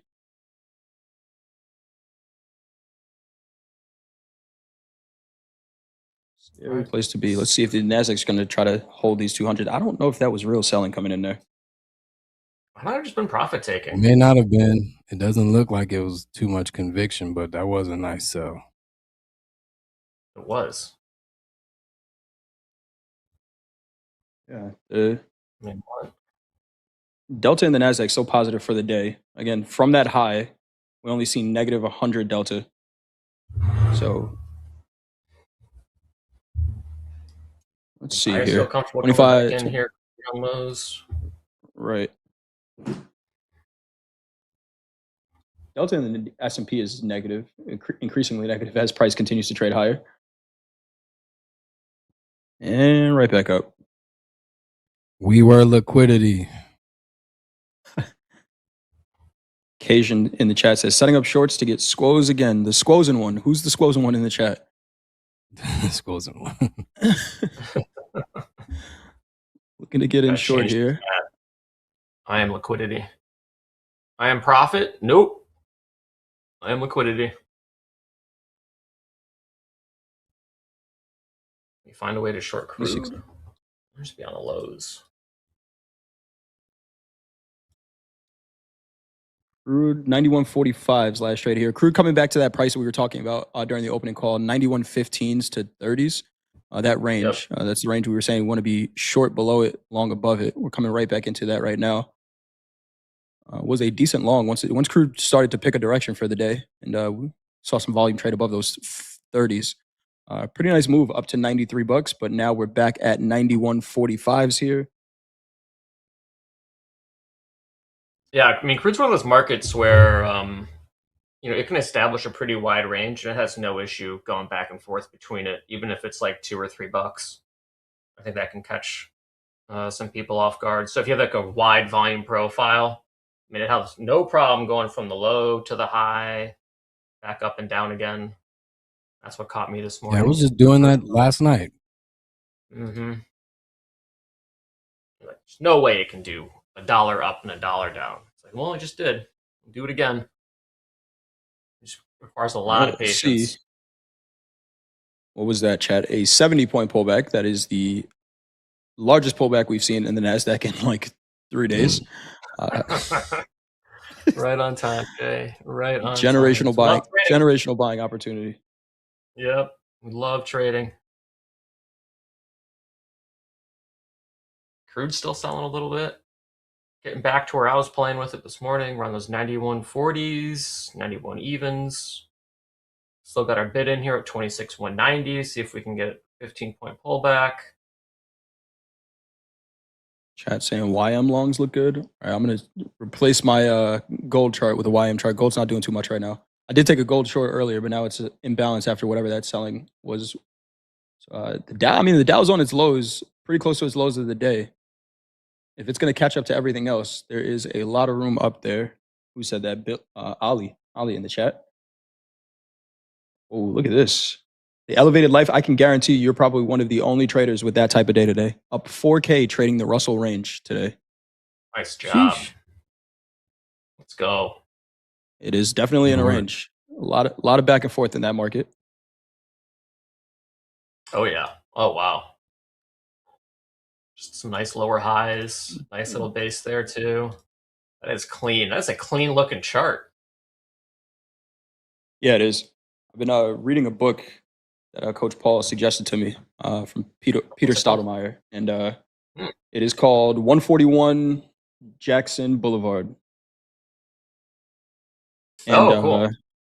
it's talking about efficiency, right? That if you look at that Russell chart, that is what he calls it, efficiency. It is the markets have found a balance, and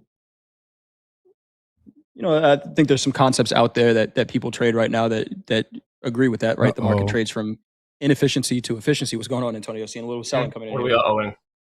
Pulling up on you. Come on down. They're pulling up 190s? on Come you. on down. I want 190s. Why does that Come look so on heavy? down.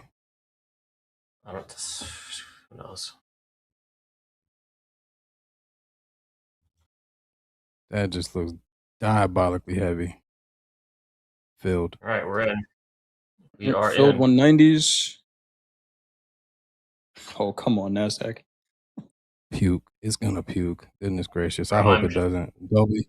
I'm just hitting alt-I from now on at the 11 a.m. segment. Every single time. Just flip the chart. Just flip it, dude. This is nasty. What? Ranges are breaking right now. Yo. There it goes. All right, top trade is in. I'm short, big now, limit down. Top trade's ready for this limit down here. We're seeing NASDAQ continue to pull back. 26, 177. If we go limit down after a day like today, that would be absolutely insane. Peace be with Absolutely insane. 26, 175s here. Okay. Go ahead, Dolby. We were even talking about jokingly calling the top in this segment. It's not a joke. It's not a joke anymore. This trade's gonna Not be a toast. joke. Oh, The somebody's trade I've been chasing waiting on the for offer now. 2 days. Some No love. chasing with a All right, 100 we're on the out. offer now in the NASDAQ. Just disgusting, dude. Wow. Nothing as far as news goes yet. Crude did just catch a little bit of a bid though.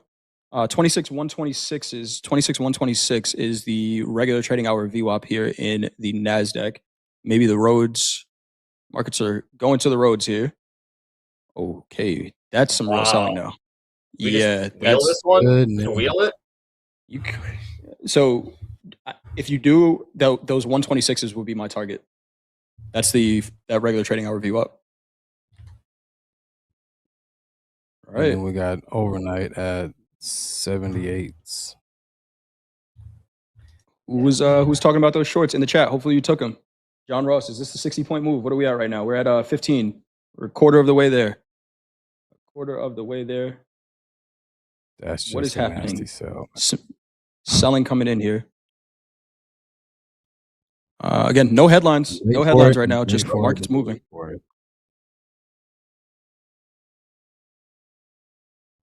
I mean, if we can get back up to 188, maybe that could be a good short. I don't trust wanna see anything at this moment. Y'all want to see a magic trick? I don't trust What's the shit. trick, Dolby? Have this house account hop into a short and watch this bid 100 points. Oh no.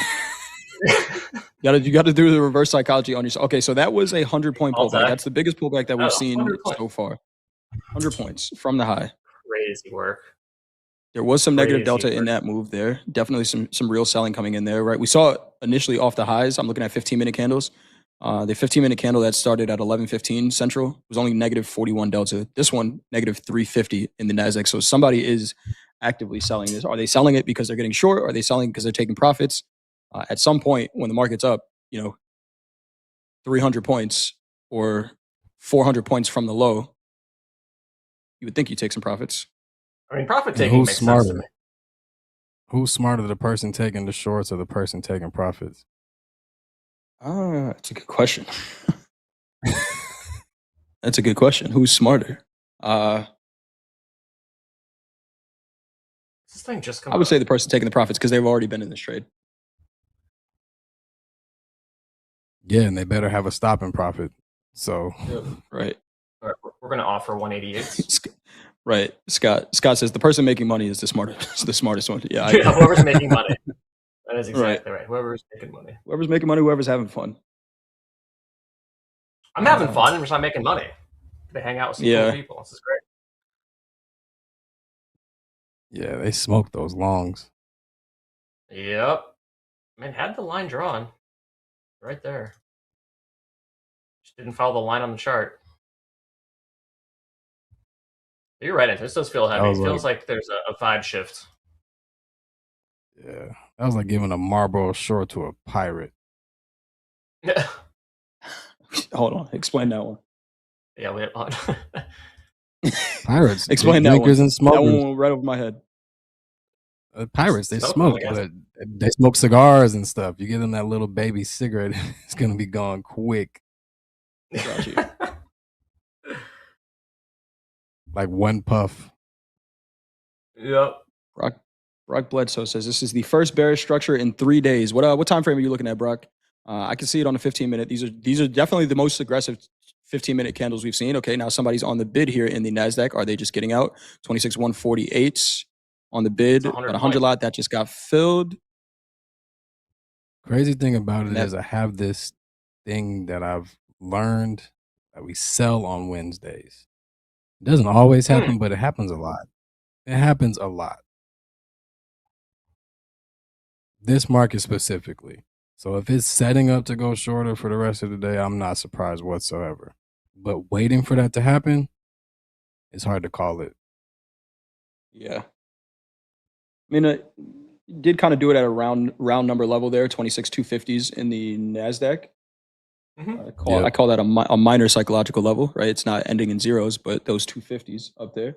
The Kremlin, Washington rejected our initiative to transfer Iranian enriched uranium to Russia. It just came out a couple minutes ago. Okay. Saw some selling there. Crude back up at 91.75s. We're going to offer 166s. On the NQ? Yep. Nice little range under range thing going on. Don't know if we're going to get filled. That one looks like it might get filled. I'd say you'd get filled on that one. Well, let's see.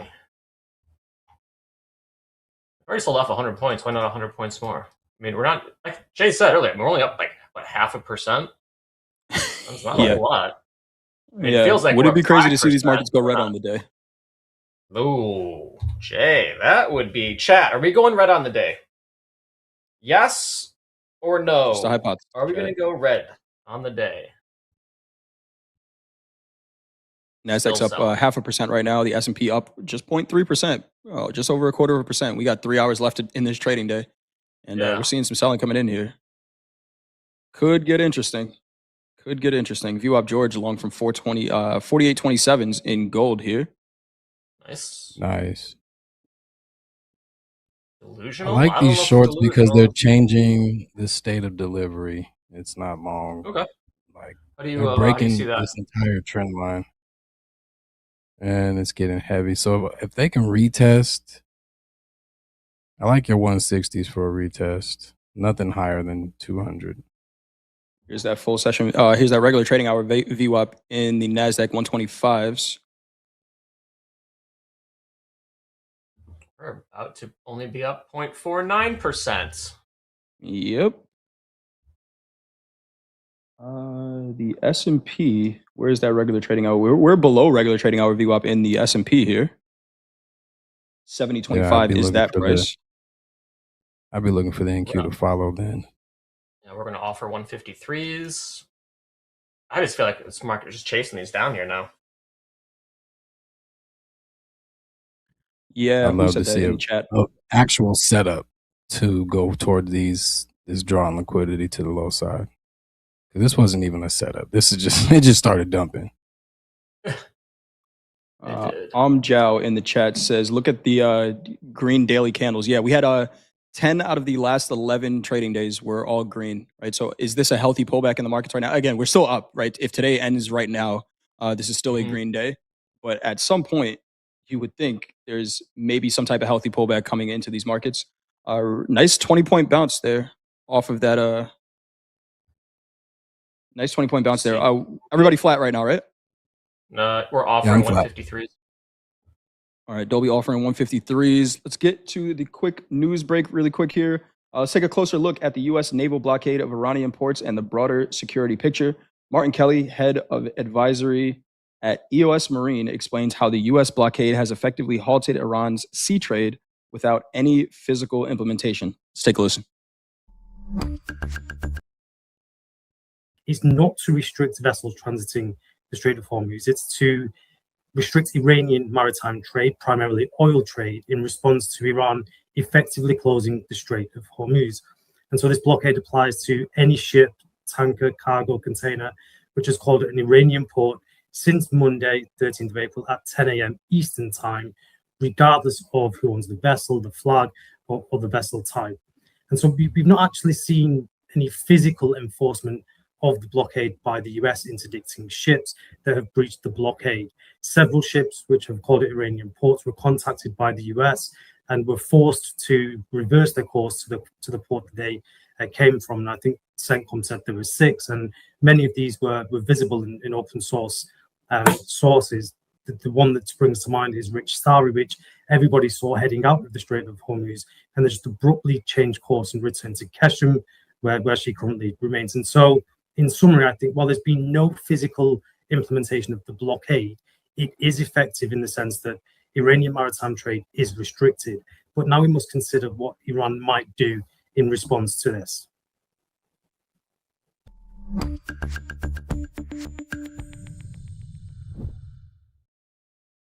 There you have it. A little update on the Strait of Hormuz there. Shout out to Aaron in the chat.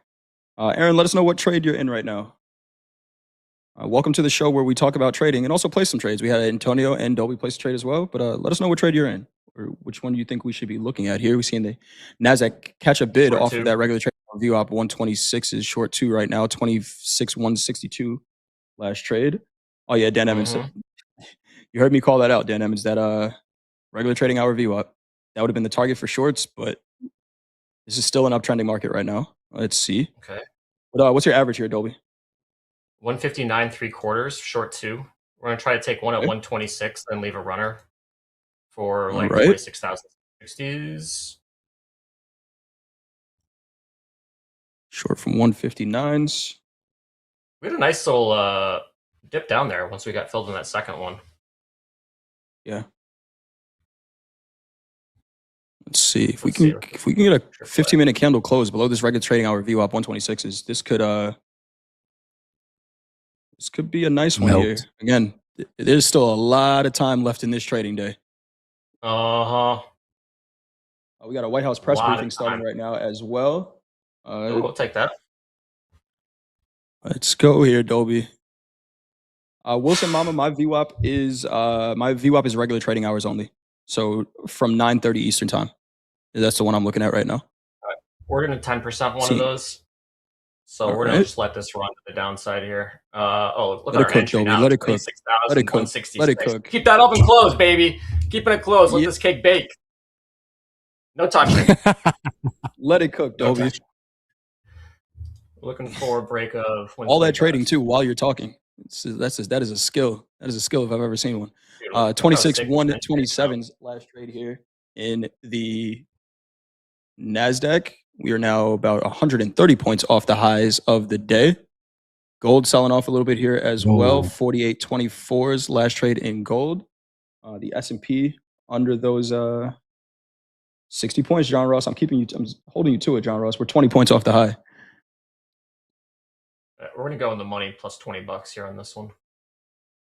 Make Smart sure we move. start chipping away at this a little bit. We're looking for 26,060s here. We just got a little break of structure on the kind of this little 5-minute range.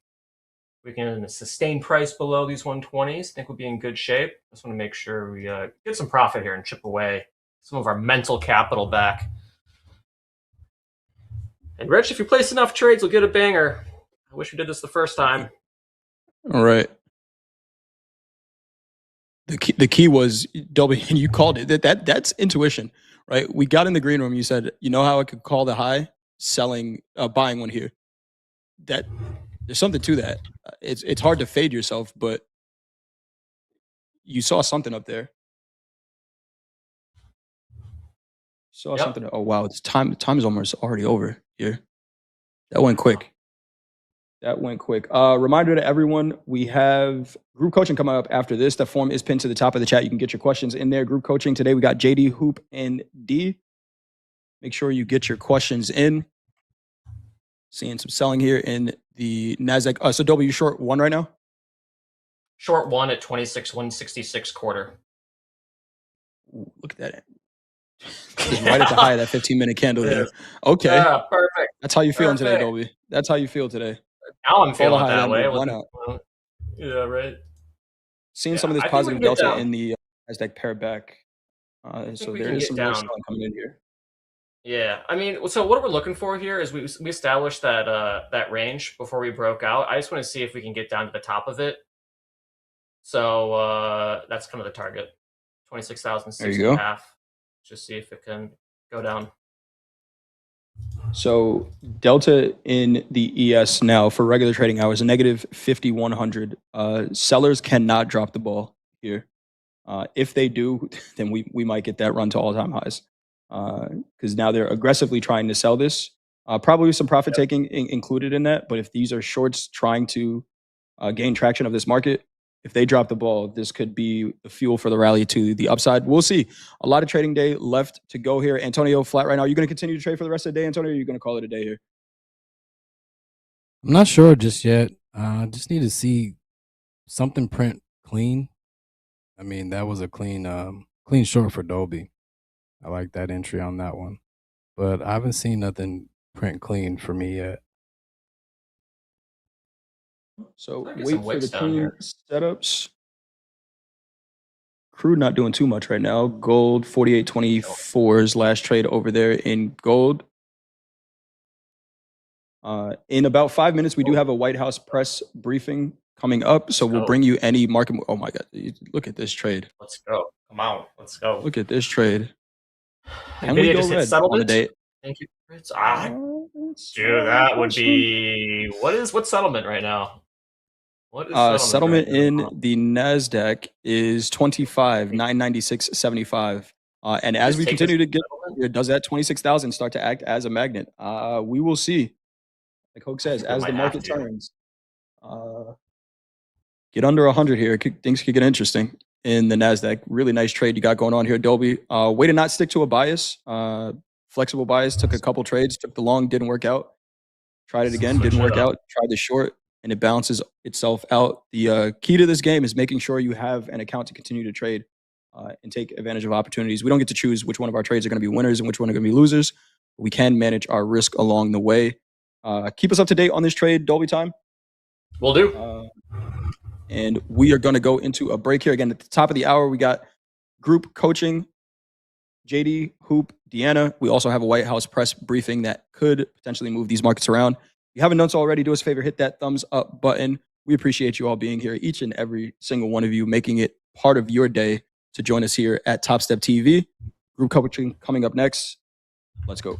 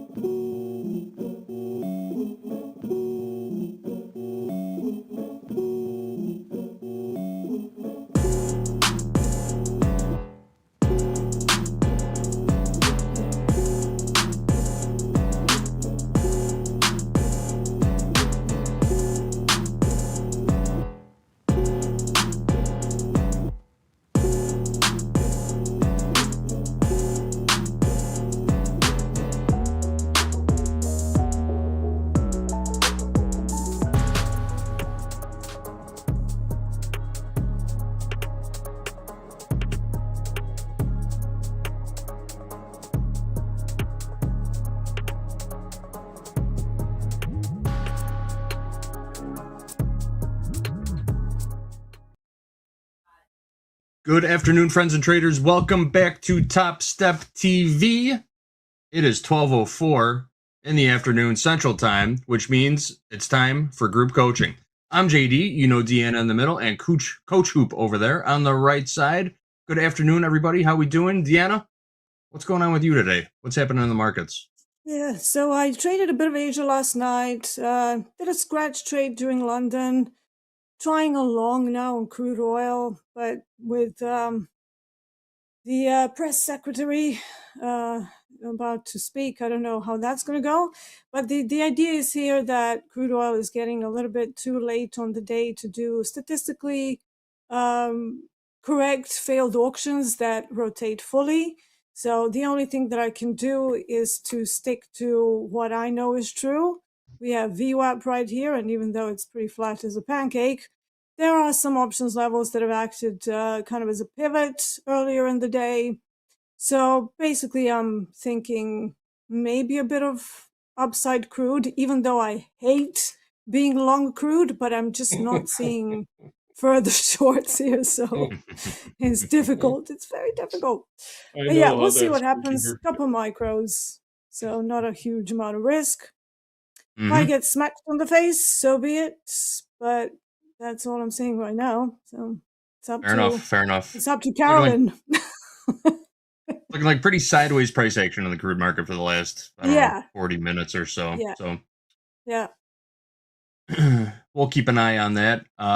Yes, as Deanna just said, we will be piping in that White House press briefing as soon as it starts. We've got the clip all ready to go. We're just waiting for it to start. We'll see if there's any market moving events coming from that White House press briefing in just a few minutes.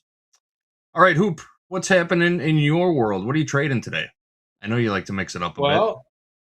Kind of did the same thing as D last night. I was trading gold in the overnight. Market cannot hold a rally to save its life right now. So, I traded gold. I was actually stayed up late again, was watching Aaron trade a little bit last night. Kind of have bounced around a little bit. Traded gold in the overnight. Got short cattle this morning. Took a little scalp off it. It didn't take out yesterday's contract high. And then this morning watching fast markets, the biggest thing was probably that, did I fade NQ a little bit on the open? Yes. And then, as ES was kind of lagging NQ there for a while, and I said, you know what? Eventually, ES was going to follow. So I cavemanned it as it got around 70.25 and just said, you know what, we're going to start eating these shorts up. And we did. Once in scalp mode, cut it probably a little bit early than I should have. And now, look at, by the way, shout out to Dolby, the range trade, great out in the NASDAQ. And that was an 80-point bounce in the last, 8 minutes. They're ripping now. S&P looks like it wants to run for new highs at the moment. NASDAQ is on the run also, or on the move, I should say. Dow's kind of lagging at the moment. But actually, I'm looking at different time frames. Could get squeezy too late, JD. We got negative delta now, negative 55,000. So negative 55,000. That's a pretty steep number. 5,500. 55,000. I'd be a little concerned. That's that's that's a lot. That's a lot, to say the least. All right, let's check in on the tilts real quick before we get into some questions. We're going around the horn real quick. We got 61% long in the S&P, 59% long in NASDAQ, 53% short in crude, and 55% long in gold. Nothing really heavy on the tilt side right now. I'm looking at the ladder in the S&P, and we will keep an eye on this press briefing and bring it in as soon as it starts.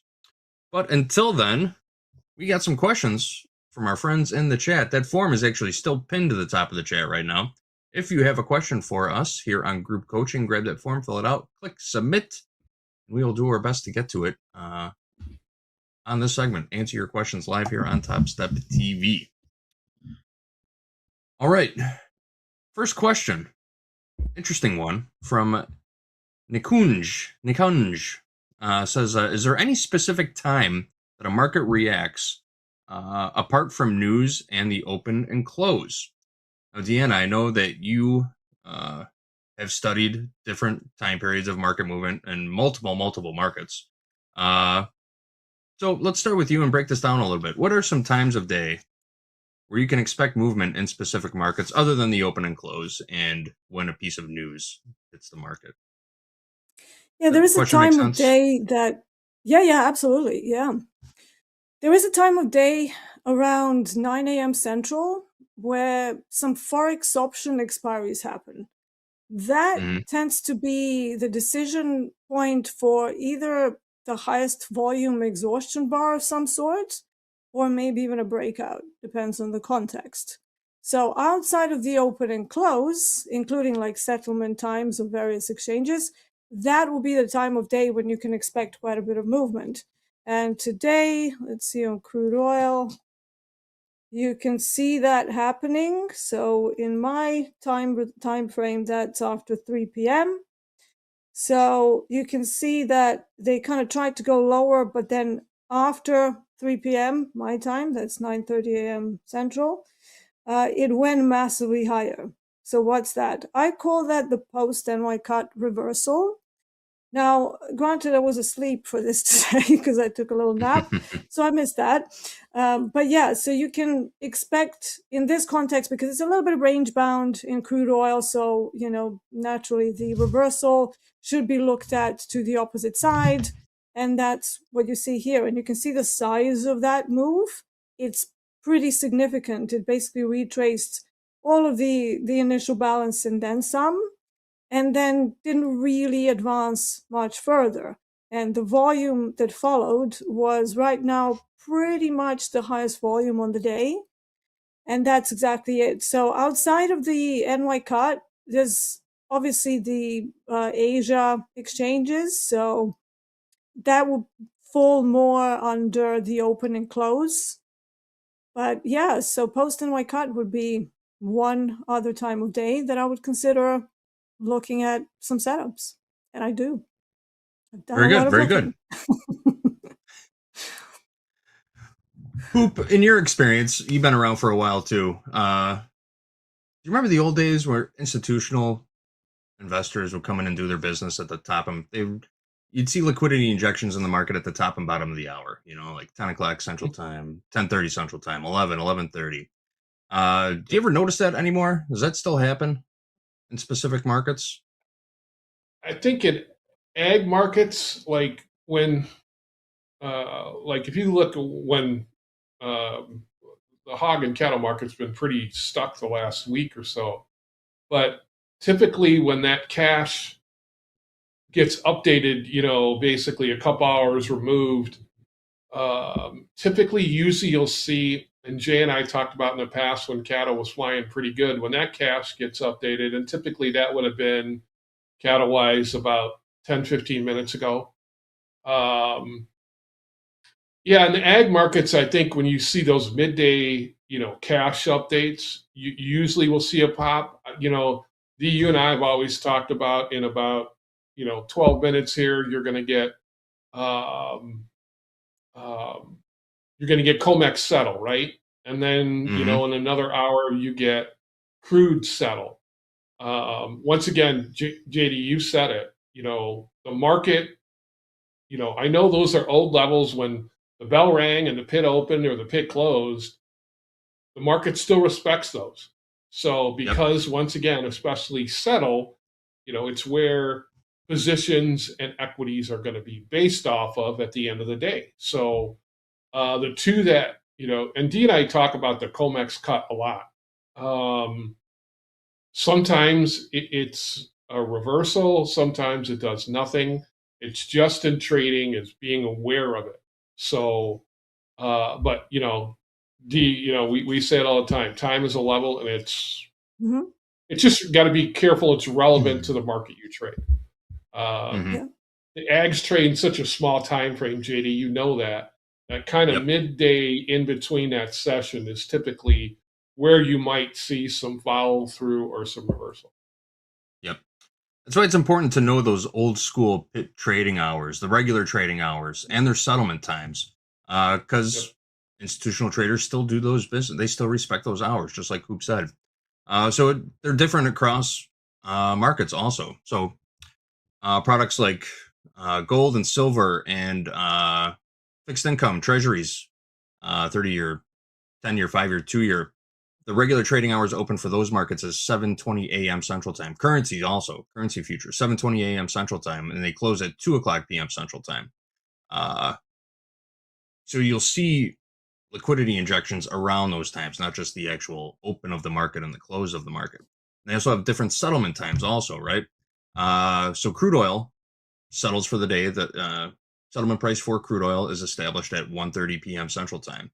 It's established by the exchange for gold at 12:30 p.m. Central Time. So in about 15 minutes, we're going to see the official settlement price for gold, right? That doesn't mean the market's closed, but it marks positions to market for the following day. It's used to calculate margins for traders, and those levels are respected because of those old pit trading hours, right? So it is important to stay on top of that and know what those hours are for different markets. Well, and the volume drops off too, right? The volume drops off Yeah, after volume specific drops off, times. Yeah. Absolutely. Yeah. Absolutely. Good point. Anything else you guys want to cover on here? I think we.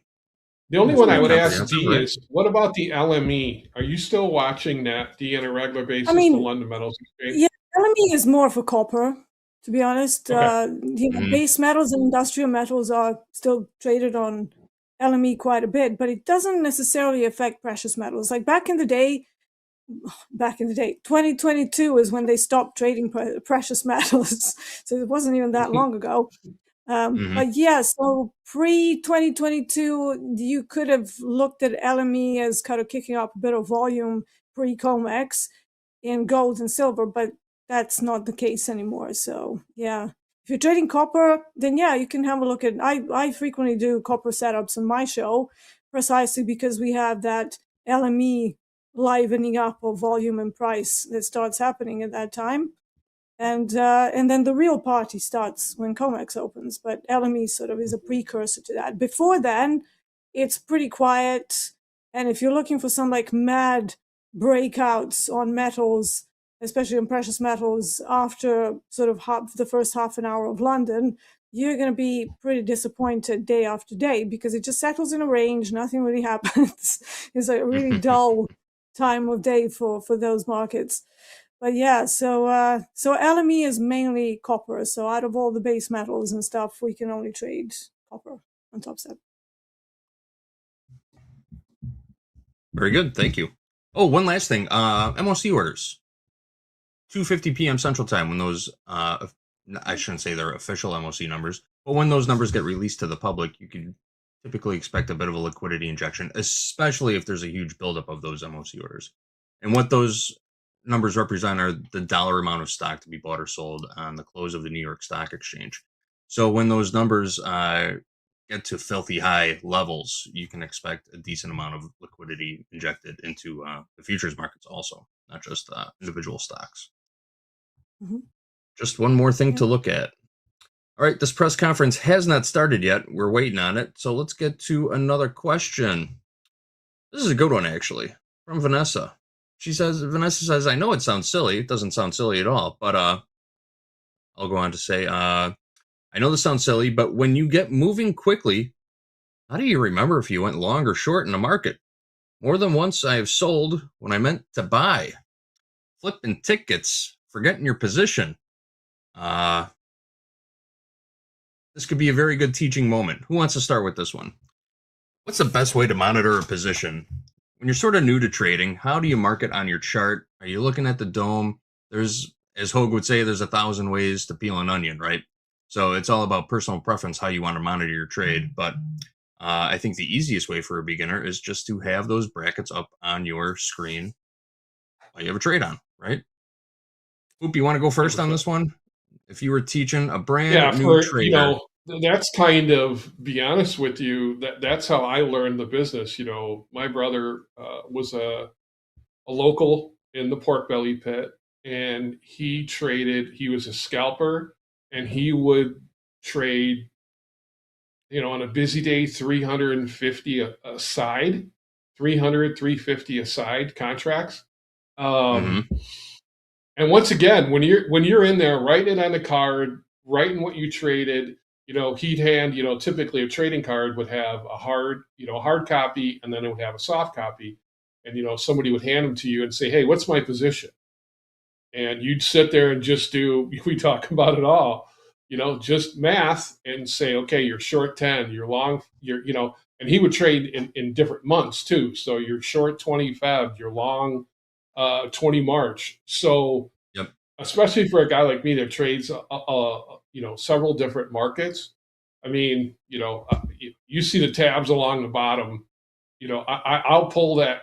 You know, when I'm trading away, I'll make sure I pull that position and just see. Once again, a lot of times, JD, we've talked about it. You forget to clear the queue, right? I mean, you've been trading. If you're a scalper and you've been trading a lot, you forget to clear the queue, and all of a sudden you might have a hanging order out there, and it affects your position. So typically for me, I keep that tab open with the positions, so I kind of know.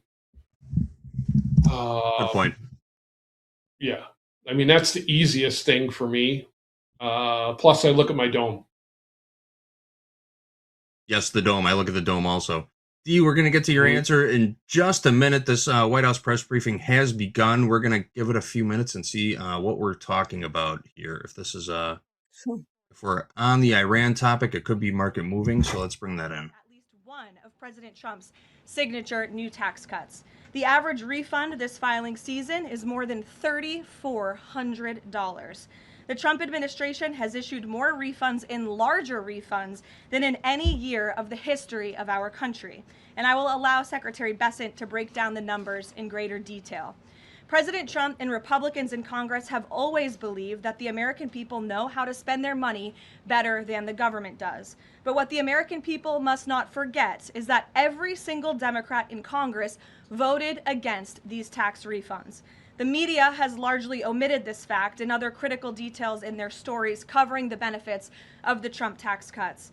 If the Democrats in Congress had gotten their way and blocked President Trump's historic legislation, Americans would have faced the largest tax hike in history, nearly $4 trillion. The average taxpayer would have seen a 22% increase in their tax rates.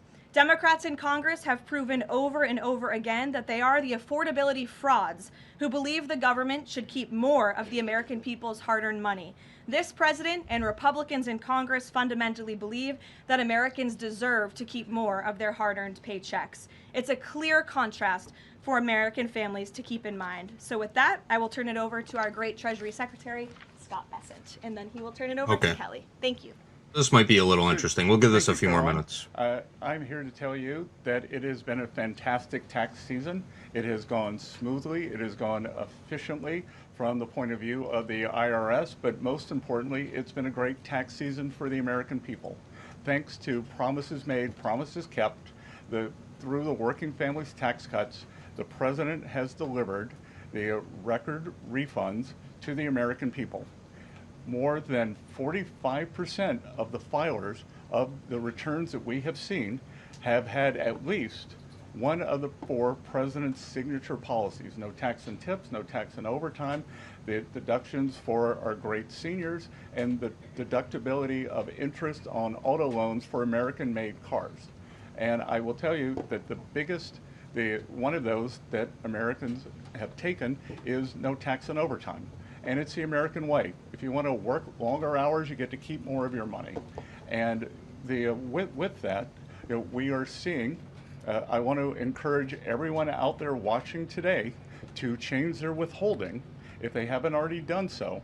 Because if you change your withholding, then you will get an automatic real wage increase on a weekly or a monthly basis, and you will be able to keep more of your money this calendar year. So with that, We have also seen with the Trump accounts, we have had 5 million families file for Trump accounts for their children. 1.2 million of those are eligible for the $1,000 seed bonus. So we look forward to that picking up more and more. For those of you who haven't done it, it's easy to remember, Form 4547. You can do it while you're filing your taxes. You can do it at any point during the year. We think this is going to be transformational in terms of financial literacy. This is Financial Literacy Month, and at Treasury and all over the administration, we are working with the American people, with American families, not only to give them more of their money, but to show them how to invest it in a safe, smart, and sound way. So with that, I will turn it over to Kelly. Thank you, Scott, and good afternoon, everyone. Excited to be here on tax day, important day for small business because small business and their employees have real relief thanks to President Trump's working family tax cuts.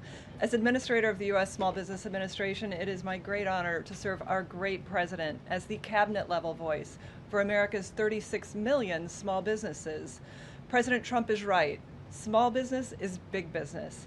Indeed, they are a massive economic engine that creates 2/3 of all new jobs. They represent 99% of all businesses, and they drive about half of our GDP. The working family tax cuts are putting money back into the pockets of the hardest working Americans. That's why small business and their employees are benefiting the most. President Trump and congressional Republicans have saved Americans from a $4 trillion tax hike, including a staggering 20% tax increase on working families. It would have destroyed millions of jobs. Now, I've traveled the country from Maine to Alaska, and not a single worker, not a single small business asked to pay $1 more in taxes, yet every single congressional Democrat voted to raise taxes, not just on small businesses, on our workers, on our seniors, on hardworking families. Thankfully, Republicans united behind common sense policy of letting Americans, not Washington bureaucrats or fraudsters, keep more of what they earn. Now, so far, as you've just heard, 12 million small businesses have an average tax saving of $7,000.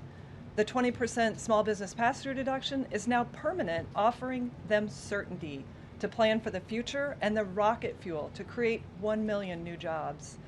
Eric Williams at Prince Manufacturing in rural Georgia. He specializes in fabrication and machining. This year, he's reinvesting his tax savings to hire 500 new employees. The provisions for 100% expensing of equipment, expansion, and RA worker is winning too.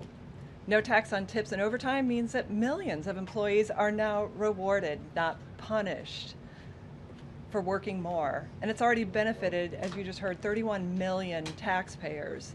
In Baltimore, John and Tony Minidakis are proud second-generation owners of Jimmy's Seafood. Now, with no tax on tips and overtime, their 200 employees know that coming into work means going home with more pay. And Wade, a CNC machinist that I met at Lehigh Valley Plastics in Pennsylvania, said he routinely takes on extra shifts. All right, let's check back in on these markets for a couple minutes. We'll come back when we get to the Q&A. I'm sure there's going to be some interesting questions coming in. Once the speakers are all done, we'll keep you posted on that also. I'm looking at headlines on my news feed also.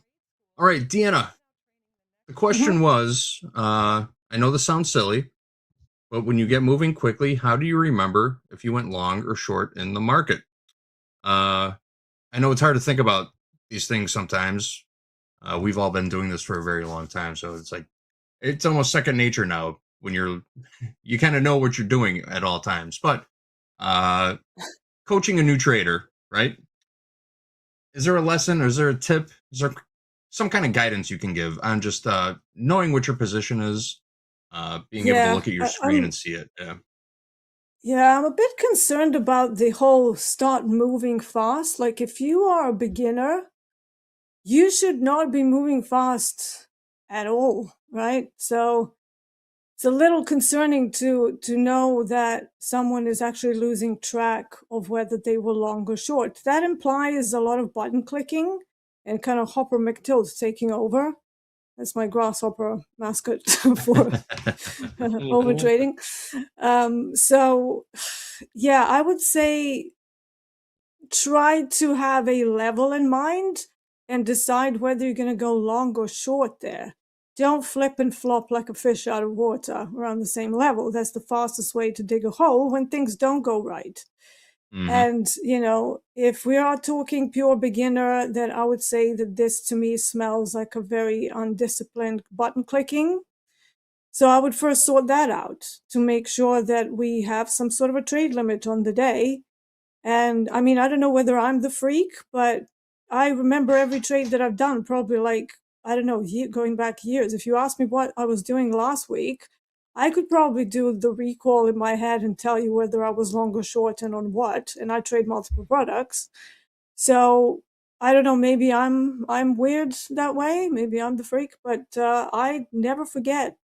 I'm like an elephant. It sounds completely reasonable to me too. Yeah. Yeah. What about you, JD? Do you remember? I mean, I'm pretty sure you remember the trades that you do. Yes, I'm not trading, Yeah. a dozen different markets at the same time either, Yeah. One, possibly two Yeah. positions on at once. And Yeah. I'm pretty confident I always know what my position is when I'm in the market. Yeah. But yeah, I would suggest to this trader, first thing that you need to do if you're having trouble remembering what your position is, just like Deanna said, just like Hoop said, start by slowing it down just a little bit. Maybe trade a little smaller too if you're flipping around big size and you're using market orders. If you're reversing position, hitting that reverse button, it's difficult to know where you're getting filled when you're getting filled. And I suppose it can make things a little confusing. But there are multiple assets available to you on your Topstep X platform to tell you exactly what your position is, what your open positions are, what your working orders are. Those tools are available to you on the Topstep X platform.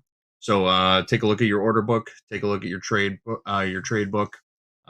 It's all right on the bottom. Here, let me Chart executions, like Hoop said as well. Keep the markers on. Yeah, you can see mine are up. Yep. Yeah. You can track by account, positions, orders, trades. You can even put up a quote board, right? So take advantage of the tools available to you on the Topstep X platform. Those videos are all available. Coach Robert has done a considerable number of Topstep X in 5 minutes or less tutorial videos. So take advantage of those, get to know your platform, learn it inside and out. It will only benefit you.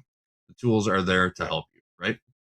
I was telling you guys in the green room, I had fun with the tones last night. So I was tinkered with them. Oh, nice. Those are a blast.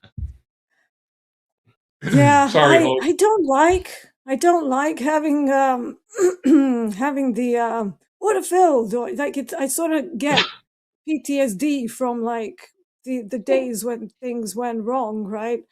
But yeah, so I'm not sure that I know that they're like, oh yeah, it'd be cool if you had your own tones, but I don't know. I think that would just immediately be super detrimental. It's like, oh, stop filled or stop hit, and I'm like, oh my god, whatever. Buy them. Shout out to my guy Eddie. I took him off of I took him off of soundboard. So yeah, it's. Let's just put it this way: if anybody knows me, it's very '80s themed. Let's just put it that way. Are there a lot of movie quotes involved? Hell yes, there is, and they're usually financially related. So yep, 100%. All right, I'm looking forward to hearing some of these. Looking forward to it. Yeah, there's some good ones. We had another question come through in the chat about platform functionality. How do I get multiple charts up on my screen? Very easy. Can you see, if you go over to my charts real quick, you see where my house is hovering sort of on the top right-hand side? I'm hovering over a button that says select layout. It looks like a little grid, right? All you gotta do is click on that, and you can set any type of layout you want for your screen. You can do one chart, two charts, all the way up to 8, I believe. You can have 8 different charts on your screen at once, and any myriad of different layouts. So get to know your platform again. All right, we have the press secretary back at the podium. Let's check back in. Oh, here comes Scott Besson again. Let's see what they're talking about real quick. I don't see any real wild headlines coming across. Too high. Be very aggressive if we're going to get to the $3 a gallon gas by the summer. So when are we? Okay, really we're talking gonna gas get prices now. $3 a gallon gas. Well, I think that's going to be the up to how the negotiations go. President Trump said this morning that he thinks we're nearing the end. The U.S. kept their side on the ceasefire. We've stopped firing. The Straits of Hormuz have not been completely reopened, so we will see. And I'm optimistic that during the summer we will see gas with a 3 in front of it sooner rather than later. It's Bank Week here in DC, so I've been meeting with a lot of my Middle Eastern counterparts, the finance ministers, and they all say that once the straits are open, they can start pumping again within 1 week. So not by summer like Memorial Day, but maybe by Labor Day? Again, I'm optimistic that sometime between June 20th and September 20th that we can have $3 gas again. And as I said this morning too, we are going to be watching the gas stations because they raise prices very quickly when the crude oil prices went up. We hope they'll bring them down just as quickly as crude oil prices have come down, which they've come down substantially just in the past 10 days. Great. Sure. Thank you so much, Caroline. Can you give us an update on the president's thinking on the next attorney general? A lot of names have been going around, like Ron DeSantis, Rudy Giuliani, Ed Martin.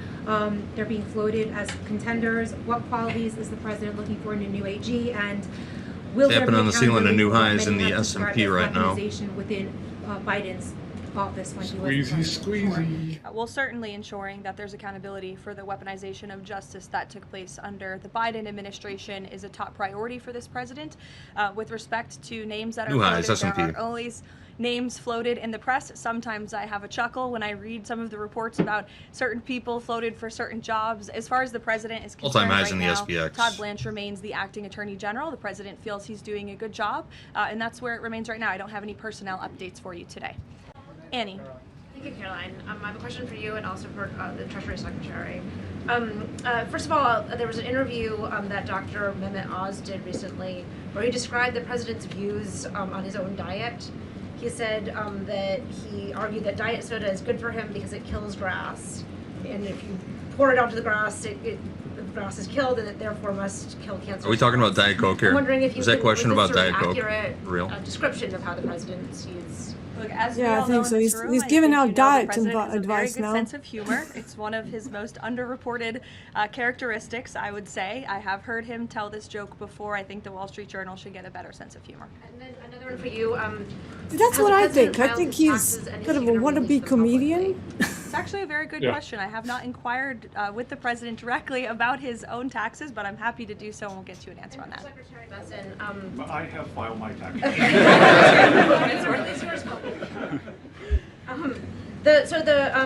The president has publicly said that you are the reason that he has not fired Chairman Jay Powell. Will you make that case again to him, as he's recently said that he still wants to fire the chairman? Look, I am confident that the process that we have laid out in terms of Kevin Warsh becoming the next Fed chair, he's going to have the hearing on the 21st of this month. He's a great candidate.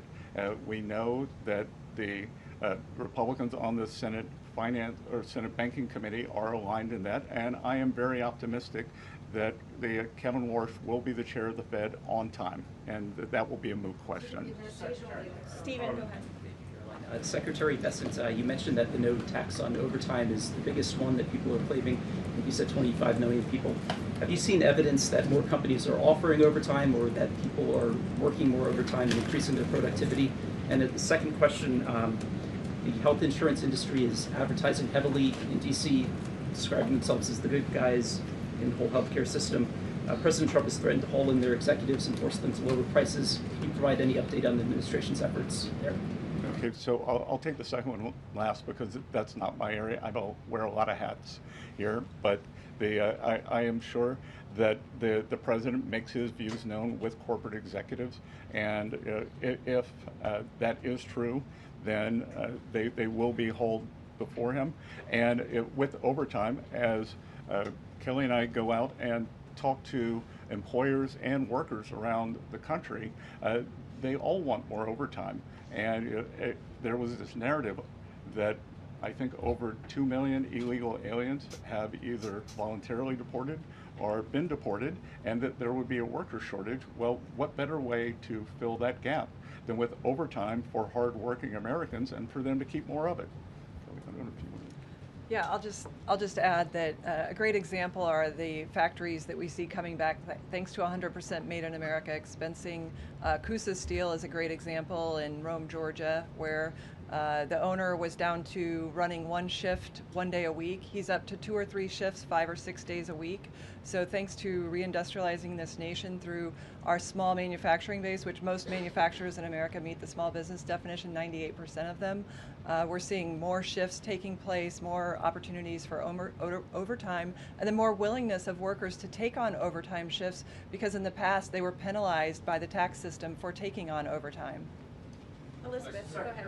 Thank you. This is for Administrator Loeffler. You talked about how the One Big Beautiful Bill benefits small businesses.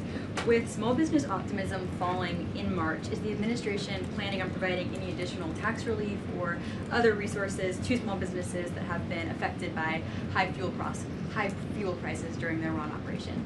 Yeah, so one data point does not a trend make, and the long-term trend under President Trump has been for small business optimism to be above its 52-year average.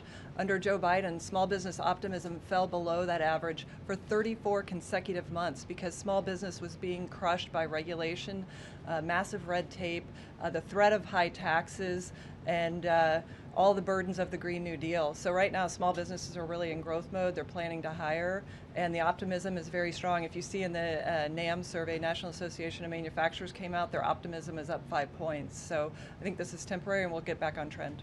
What's the status of extending the Iran ceasefire, Caroline? Seen some movement in crude oil now. So I saw some 92.13 reporting, last trade in again, crude. bad Nice reporting little this pop. morning that we had formally requested an extension of the ceasefire. That is not true at this moment. We've remained very much engaged in these negotiations, in these talks. You heard from the Vice President directly and the President this week that these conversations are productive and ongoing, and that's where we are right now. I've also seen some reporting about the potentiality for in-person Sell-off in gold happening. 48.16 last trade in discussions are gold. being had, but nothing is official until you hear it from us here at the White House. But we feel good about the Big rip in prospects of the crude. deal. The Crude's on the President move. mentioned that in his interview 82.43 yesterday. And it's last trade obviously now. in the best interest of Iran to meet the President's demands. I think he's made his red lines in these negotiations very clear to the other side, and so we are 50-cent move in just a minute in crude oil.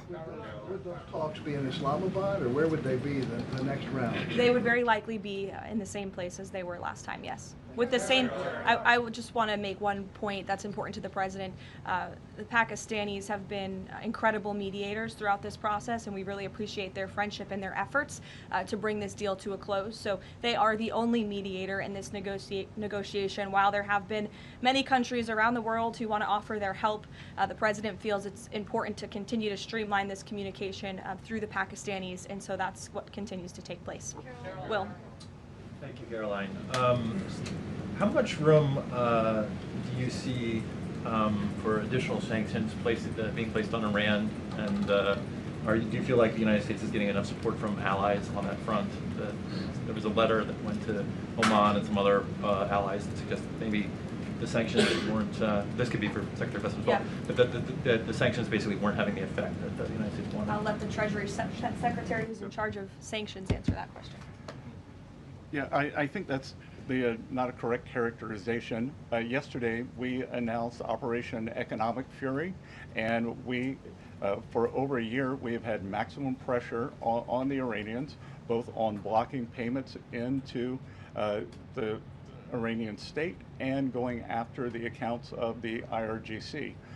One of the, what may prove to be fatal mistakes that the Iranians made was bombing their GCC neighbors, and who are now willing to be much more transparent in terms of the funds or do a deeper dive in investigating the funds that are held within their banking systems. So we have pushed out to them the request that we want to freeze more funds of the leadership of the IRGC and any members of Iranian leadership. The other thing that we have done is we have told countries that if you are buying Iranian oil, that if Iranian money is sitting in your banks, we are now willing to apply secondary sanctions, which is a very stern measure, and the Iranians should know that this is going to be the financial equivalent of what we saw in the kinetic activities. Is this an example of expanding the war economically as opposed to militarily? Is this another phase of Exactly. Secretary, what was the coordination? Any update on the insurance program, the U.S. reinsurance program for ships and tankers sailing through the Strait of Hormuz? Any update on that, sir? Well, it's now up to $40 billion. It's run through the DFC, and we are waiting for the ships to be able to get some semblance of normality, and then they can come to the DFC and our private sector partners and request the insurance. And what do you tell private shipping companies out there right now nervous about this whole thing, saying, wondering if they should even get near the strait? What's that? What do you tell to encourage shipping companies to do business through the strait? Well, I think we're going to have to wait and see when they are permanently open, because this is a mechanism. When we declare that it is safe, they also have to have insurance. Lloyd's of London had skyrocketing insurance during the time. The rates are still very high. So we want to provide, the U.S. government will make a profit on this, but we want to provide a more normalized level and an economically sound basis for ships to move in and out of the Gulf as they did before the start of the conflict. Caroline, I appreciate it. Thanks, Caroline. Yeah, thanks, Caroline. I appreciate it. So, I want to cover two topics, if I could: the tax day, but also the confirmation. So, the confirmation hearing set for next week for Kevin Warsh, but Senator Tom Tillis is still a no, and he's holding firm on that. How are you going to win over Senator Tillis to get this confirmation out of committee? Well, I'm sure Senator Tillis wants to do the best thing for the Federal Reserve, for the American people. He has publicly said that Kevin Warsh is a great candidate for the chair. So let's get to the hearings and see where we are then. I want to ask you about tax day, if I could. So the tax gains that you've talked about through the One Big Beautiful Bill, is that going to offset the consternation from Americans, for lack of a better term, over the $4 gallon of gas? Well, again, as I said, no one's ever objected to more money in their pocket. So the Americans have more money. They can decide how they want to spend it. And I did want to come back to the overtime question, because I was up in Westchester County last Friday, and I met with several of the first responders and police unions. And those, whether it's our great policemen, our firemen, our ambulance drivers, they all now want more overtime.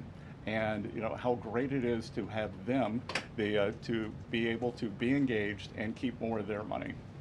Thank you, Caroline. For both of you, perhaps, are President Trump's threats of a 50% tariff against China still on the table now, or is the letter exchange that we talked about now taking that off of the table? Well, as you know, the president spoke about the letter with respect to he and the correspondence between he and President Xi. President Xi assured the president that they are not supplying Iran with weapons throughout this conflict, and that assurance was made to the president. It's obviously something the administration keeps close tabs on with respect to tariff. You have any update on that, Mr. Secretary? I don't have an update on the tariffs, but I do have an update on sanctions. Iran used to be the largest state sponsor of terrorism. China was purchasing more than 90% of their oil, which is about 8% of China's energy needs. We believe this blockade in the Straits, there will be a pause of Chinese buying, but I will tell you that 2 Chinese banks received letters from the U.S. Treasury. I'm not going to identify the banks, but we told them that if we can prove that there is Iranian money flowing through your accounts, then we are willing to put on secondary sanctions. And are you, Nick, go ahead. Thank you, Caroline. Go ahead, Nick. Just a quick follow-up. So my question is, are you considering any more sanctions relief, Mr. Secretary, for countries that are suffering right now in order to get more oil to your allies? We will not be renewing the general license on Russian oil, and we will not be renewing the general license on Iranian oil. Because again, that was oil that was on the water prior to March 11th. Right. So all that has been used. Thank you, Nick, go ahead. Treasury Secretary. As you both noted, 53 million Americans have used one of these new tax exemptions the president enacted. Can you speak to not only the relief that that's bringing specifically working class Americans like waiters, bartenders, overtime workers, but also the impact this is going to have on the economy? Well, a couple of things there is I can tell you, I think Kelly's very popular, but I think with service workers, I may be the most popular cabinet secretary in D.C. because when I show up, a doorman, the not so much bartenders, but waiters, waitresses, they all say thank you for no tax on tips. Again, I was in a diner up in Westchester County, and this is a home run. In terms of what's happening with these folks, and what we can't tell you yet, and we will be able to provide data at a later date, that 52 million is how many have used at least one of those. So we expect that there are probably multiple filers who have used. Let's check back in on these markets real quick. Things have stalled out a little bit. We saw some selling coming into gold, a little buying coming into crude, and we've kind of flattened out again. Last trade in the S&P 70.38.5. NASDAQ 26,199. Last trade in the Dow 48,588. Last in crude 92.03. Last in gold 48,1760.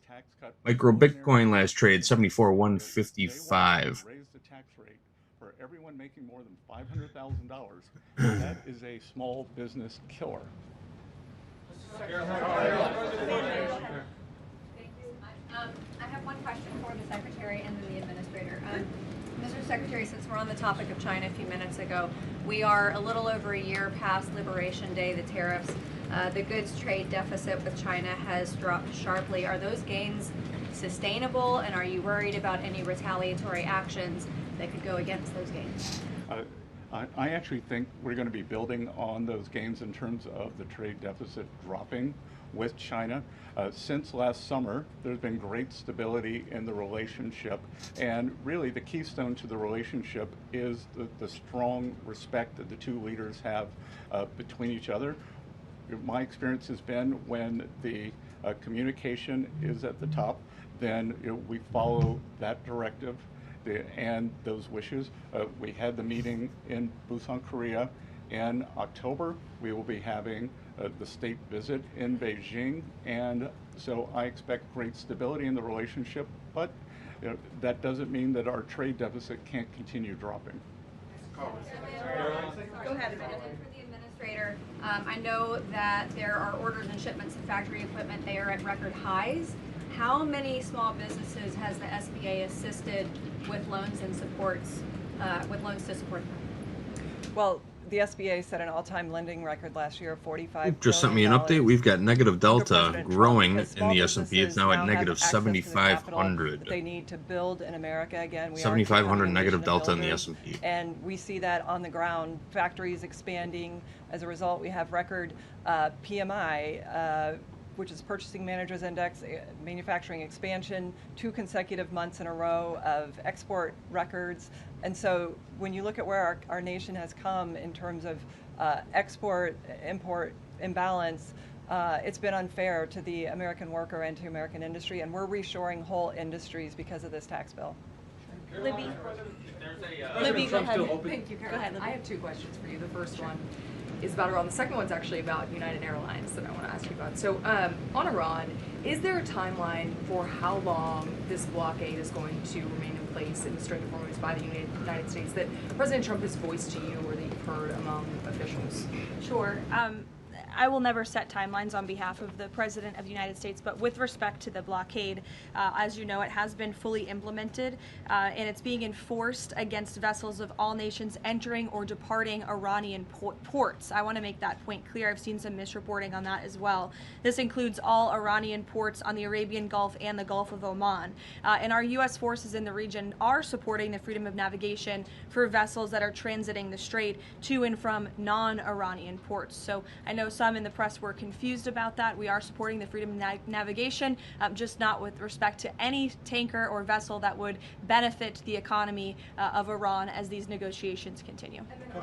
So there was reports that the CEO of United proposed a merger with American Airlines. To sort of All right, guys, I think we're going to start winding down the segment here. Before we get out, there's some questions in the chat about negative delta. I think we can answer that real quick before we hit break. Negative delta. It's so what delta is, in the context that we're talking about delta, it's market order buys versus market order sells. When we say 7,500 negative delta in the S&P, that means there is aggressive selling going on in that market. There are more market sellers than buyers currently. Does that make sense? Anybody else want to explain that? Give a quick explanation for that before we get out of here. Hitting the bid. Yep, that's it. Yep. It's pretty clear. Sound reasonable to everyone? Excellent. Yep. All right, And guys. the We are divergence going is what we look at, right? More than anything, Yes, the yes. divergence is what we look at, right?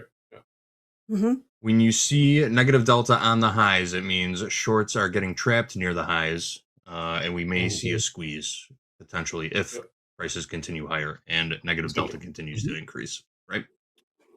All right, that's all the time we have for group coaching. We're going to keep this press conference, press briefing rolling through the break. We'll be back in a couple of minutes. Trade with Topstep is coming up next. I'm going to be joined by Jack and Coach Vince. So we're going to take a short break. We will be right back. We're going to keep this press conference rolling. Thank you, Deanna. Thank you, Hoop. We'll catch both of you later this week. And we'll be right back. Topstep TV. Let's go. Thanks to the Supreme Court, some of this money is going back to China. So is that going to affect the U.S. economy? I don't know. Danny, go ahead. Mr. Secretary, you were quoted as saying in an interview earlier this week that it was worth a bit of economic pain for international security. Is that this administration's message to American voters with high gas prices that ahead of the midterms this year that it's worth the economic pain? Well, the message is the short-term volatility for long-term gain. And Danny, if I could add to that, you know, the president's been very clear, again, as the secretary just said, this is a short-term disruption for the long-term strategic goal of the United States to ensure that the world's leading state sponsor of terror cannot obtain a nuclear weapon. That's a good thing for the American people. That's a good thing for people all over the world. And as the president and his economic and energy team have repeatedly stated, as soon as the operation and now the negotiations with Iran conclude and the strait is reopened, we do expect gas prices to decrease. And thank goodness we have a president and an administration that believes in American energy dominance in bringing down prices at the pump. Look at how gas prices decreased over the past year since this president was in office. It's a stark contrast to the previous administration and Democrats in this city who believe in hampering our domestic energy industry, who believe in importing our most precious resources, who believe in implementing policies that created the worst inflation crisis in history. So President Trump has built the greatest economy in the world before. He is doing it again. Of course, we have this short-term disruption, but again, it's for the long-term strategic goal of ensuring that these terrorists cannot possess a nuclear bomb. Jennifer. First, Secretary Bessent, on the Russian oil, I know the sanctions waivers have expired, but how much money did Russia benefit from that temporary sanctions rules? You initially said about $2 billion. Is that? It could have been $2 billion. We don't know. But again, it's. Let's think of a different world where oil spiked to 150, and they would have made a lot more by doing that, by pushing the Russian barrels that were already on the water. They were going to be sold. They were going to China no matter what. We pushed them to our allies. We helped stabilize the oil price. And as you can see, there were doomsday scenarios. Oil's going to 150. It's going to 200. It's going to $250. West Texas crude for the front month delivery is about $92 or $93 now. Thank you, everybody. I know we have two very busy cabinet secretaries with us here today. Before we do depart, just one final announcement. As you know, this year we celebrate America's 250th birthday. In honor of this historic occasion, President Trump and the Department of Interior will submit plans for the United States Triumphal Arch, which will be an architectural masterpiece to celebrate our history right here in Washington, D.C. This is a rendering of the Arch for you. Thank you, Peter. It's quite beautiful, as you can see, and this monumental arch will beam at 250 feet tall in honor of 250 years and stand on ground that is currently empty green space in Memorial Circle on Columbia Island, a man-made island in the Potomac River managed by the National Park Service. The United States Triumphal Arch will be outfitted with beautiful artwork and depictions celebrating the success of the American people over our 250-year history and the enduring triumph of the American spirit. Long after everyone in this room is gone, our children and grandchildren will remain inspired by this national monument. Beginning construction this year on the architectural arch is a fitting way to commemorate the 250th anniversary of American independence. Great nations build beautiful structures that cultivate national pride and love of country, and this triumphal arch should be a project that all Americans of all political persuasions can support because it's a monument for every American to celebrate 250 years of our nation's proud history. And again, the plans for this will be submitted tomorrow. We'll have many more announcements with respect to our 250th anniversary in the coming months as we look forward to the 4th of July. Thank you very much, everyone. Have a great day.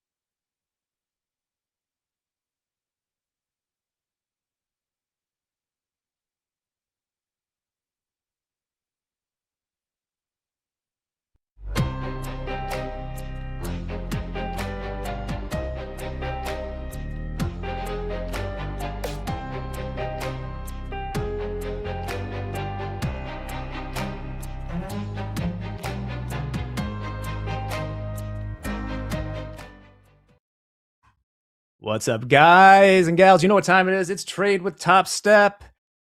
All week, you got this crew here. JD stuck around with us. Vince, what's going on right now? What are you looking at? I was short ES after we took out that high, but I did cover it when we bounced off the point of control. So right now I'm kind of flat. I'm down about 26 bucks on the day. So nothing. Ooh, we got a wiggle there. What happened? We did. We got a wiggle. Yeah, everything's wiggling right now. Gold had a little dip. So everything just came back to life. Yeah, what was that nonsense? I just took off some, like, okay. There we go. The house account was short 40 from 70-40 quarter right there in 3, and it was in our favor. And then right there, when it started wiggling, I started taking it off. So we made like $10, and now I will look for a second opportunity. JD, we got news. Wow. You're running the house account. I still like to play if we break back through the all-time highs from earlier, but we're pumping on some news right now. We are. Gold's pumping too. Yeah, gold's up. Just went about 20, not $20, $10, about 100 ticks on that. Crude oil down $1 in a minute. Just be this. Was this just a liquidity grab? Was this just a head fake? Could be. Still like the shorts. Iran could consider ships being able to sail through Oman's side of Strait without interference or attack as part of a deal with the U.S.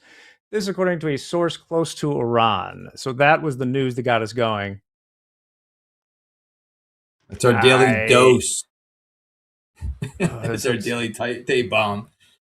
Too quiet. Jake, you were totally flat, right? Your side of the house count, you covered. Do you want to get back into it? I kind of want to get back into this trade. Get back in now. Yeah, I'm kind of liking that too, actually. All right, we got back in. We got back in at 40.75. Is that where your entry was earlier? As a 40 Are we in the same quarter. spot? Okay, okay. So basically, we're in the same spot. We're short from the same spot. We just put the trade back on. Okay. Yeah, and made, you know, $10 in the process. The reason There you go.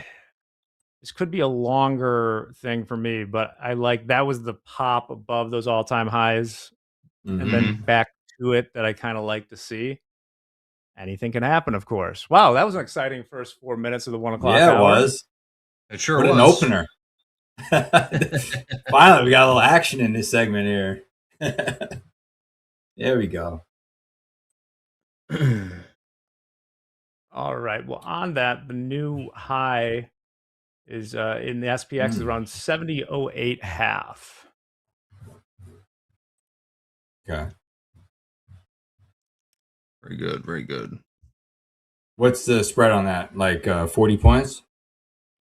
Right now, the spread between the spot is like 38 points or something like that. Okay. 38. Okay. That's cool. Yeah. All right. Sounds good. We are right on top of our entry point here. What kind of risk do we want to take on this trade? What do you guys think about that Dow today? Dow is weak compared to the other markets. If I were taking shots at it, I don't think I'd want to see it make new highs. Yeah. But I'd also be trying this a few times as it gets back to the you know, around that SPX 7000. Mm-hmm. Trying to digest this all quickly. I put in a ballistic stop way up top just to cover the A. I'm gonna move that in a minute though. JD, where are you short from? Right here, right now. 70-40 orders. 70-40.75. 3 micro S&P. All right. Nice little line in the sand where we're short from here. Anchor VWAP sitting at 70.27. That'd be a nice little move. Almost 20 points. Downside. Yeah, Jake, if we get back upper, I think I'll get out of this before we actually make a new high. That would be my thing too. And I mean, obviously, this is sort of like the risk rewards really good on this. If we get it, it looks like buyers are still going right now, but I eventually like us testing back below that all-time high. Yeah. I think more so, like I said this morning, I was not going to short at all until we got above it and came back. And so now that we're above it, I'm more open to look for some reversal patterns. Yep. Yeah, we're negative 6,200 though. Just keep that in mind. In Delta in the ES. Yep. It's peeling off a little bit. It was negative 7,500 just a few minutes ago.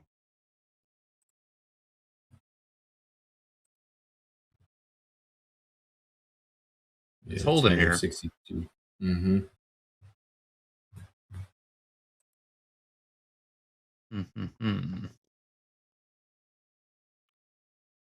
And all gas, no brakes. know, More on right? that story. Iran will maintain control of its waters in the Strait of Hormuz, and Oman will decide about its own side of the waterway, according to a source close to Iran. This arrangement makes not much sense to me, but I'm sure we'll hear more about it. Negative delta means more market sellers than more market buyers. Sellers at the market have been more aggressive than buyers. That's what negative delta is. Yeah, every order, right, has got a somebody that hits the bid or lifts the offer and somebody who was sitting in the market. Chase White, the pop, was on some news about a source in Iran saying that they were open to sort of like dividing the strait and allowing traffic through the Oman side of it. I have nearly the information to see what that means, but the market took it bullish. Things started wiggling quite a bit. Mm-hmm. Oh, yeah. Delta on Topstep X. It's on the roadmap. We do not have a date of when that will roll out, but it's on our radar.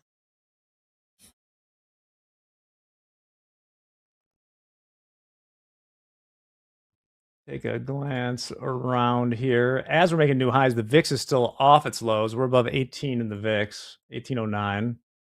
See this sometimes at new all-time highs. 10-year yields, well, 4.285. Not much going on there.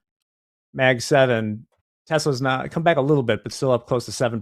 Microsoft up 4.5%. Huge rotation today in the software versus memory trade, where you got SanDisk and Micron off a little bit. You got software doing pretty, really well, actually. There'll be some squeezing there. ETFs up 4%. Goodness. Wow. Vince, you flat? Stuck. Flat right now. Flat right I'm now. on the hunt, All we though. can- I'm on the hunt. What are you hunting for? Another short? I'm You're thinking gonna a buy this short, thing. but I'm thinking a short. But I want to see. I like how we ran up there real quick. You know, we probably trapped some people up there and the laggard buyers Oh, yeah. up there, maybe. But you know, We're stuck in the mud right now. It's been up all day though. That's the only thing. You know, it's tough market. See here. We're in day 12 of the pain trade. The upside. My hair is appropriately all over the place. This is exciting. You don't often get the trade right around the new all-time highs. It's a treat. Yeah, right. We did it. We're doing it. The buyers right now are like that. You see that meme of those guys like sprinting on the treadmill and throwing medicine balls. They're just undeterred, throwing barbells around the gym. Yeah, that's right, Brad Sims. I looked at the chart for that. The new bird, formerly Allbirds, now they're in AI, is up 710%. It was up like 1,000% today. If you ever, yeah, I mean, total short squeeze nonsense, perhaps like an engineered pump, but like, dude, just never be short something with I think it had like $20 million in market cap. Oh, wow.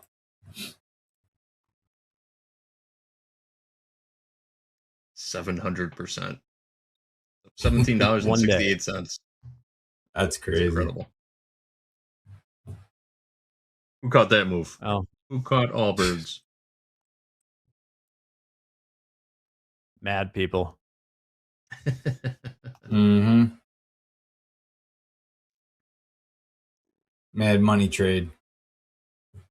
We're getting nothing on this trade so far. Yeah, it's just... We're not. Looks like they're going to test. I mean, Delta's still It's got sitting at that feeling. 6,400 to the negative side. So it's kind of... It's hanging.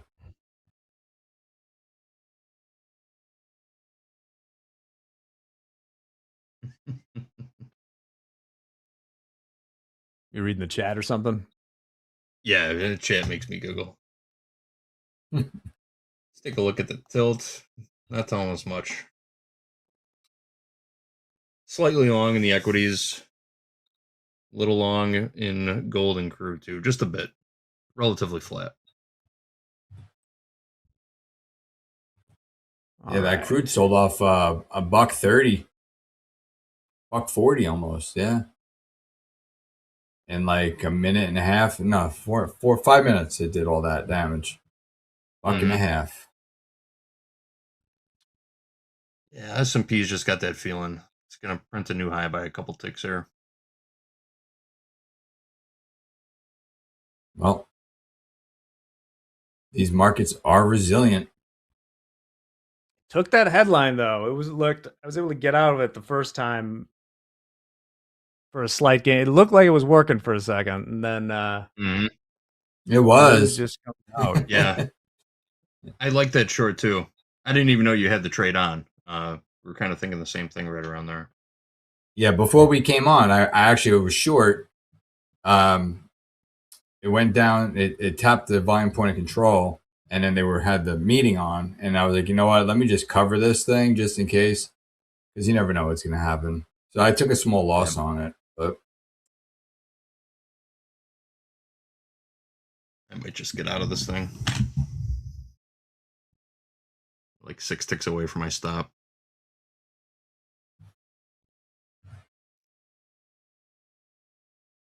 Delta's coming off a little bit, negative 5,800.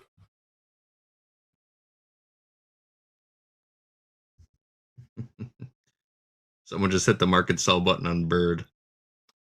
Let's all do it at the same time. So Moev is asking about knowing how Delta works. So when you're somebody is selling at the market, Moev, that would create a negative delta. If they're buying at the market, it creates a positive delta. So if you're looking for a potential squeeze, if there's more shorts selling at the highs, they could be trapped short side, right? They keep on getting shorter and shorter and shorter, but it's not always the case. Okay. Sometimes that'll happen and you'll just get massive amounts of delta and then get a huge sell off at the end of the day as well. So there's no holy grail to this, Moev, but it's good information to kind of get an idea of what's happening, right? If Elvis leaves the building and, you know, the buyers are leaving the building out the back door, you know, they're going to allow the market to sell off, right? So it all depends on if they get their business done. Yeah, it sounds like he's more So curious as hopefully that to helps. why we have negative delta and we're still going higher. How is that possible? And it's just because buyers are stepping in to absorb those market sell orders and continue to drive price higher. So even though sellers are more aggressive, we still slowly More tick buyers higher. and sellers. Iceberg orders, yes, that's definitely part of it also.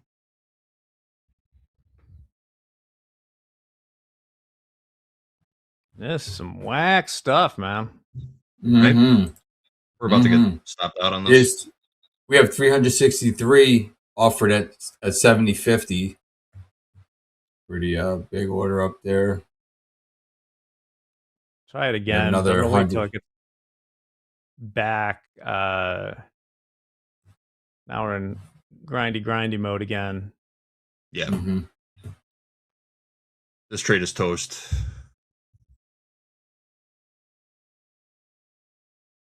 What kind of toast though? Jelly or butter? Just your plain old run of the mill Plain old toast. and we're out. It's plain toast. We just got stepped out. All right. We'll find another one. Now we got to see a new high. Well, they brought it up here, so you'd assume so. Yeah. Not happening yet.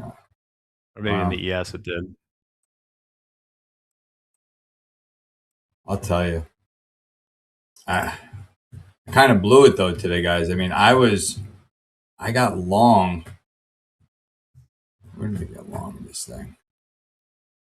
I got long the Dow. Sorry, I was actually long the Dow at 48,510 earlier, and I covered it for like 20 ticks. Here we are. You know, a couple hundred points, 150 points higher. We double tapping this thing? Didn't make a new high yet. 48.75 is the high. I think it did. I think it ticked a new high. Just by a little bit. I'm looking at the micro contract. Yeah. Micro contract did not. Oh, the micro. Okay, yeah, I'm looking at the full size. Full size took it out by 1 tick on the ES. Okay, that's good. Good info. Yeah, high in the ES is 48 3/4.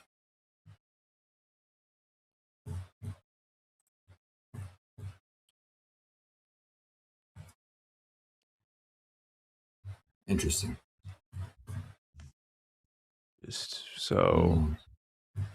Just for. Where's your CYA, Jack? Me? I'm not in a trade right now. Oh, okay.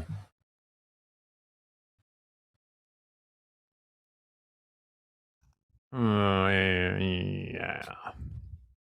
I can't believe it didn't print a new high. I want to sell it even more now. Yeah, I know, right? Especially when I look at. So here we go. If we go to my chart, Could find one buyer.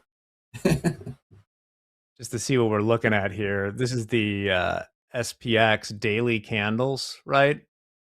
It took us this range we were in for months. It took 1, 2, 3, 4, 5 days to clear it. So yeah, these 12 days have been quite something, guys. From March 30th, trading 363.16 was the low, back up to all-time highs in just 1, 2, 3, 4, 5, 6, 7, 8, 9, 10, 11 or 12 trading sessions. Impressive. It's the 12 days of Christmas. Yeah, not for shorts. No. Picking Toms has been a dangerous job the last couple of weeks.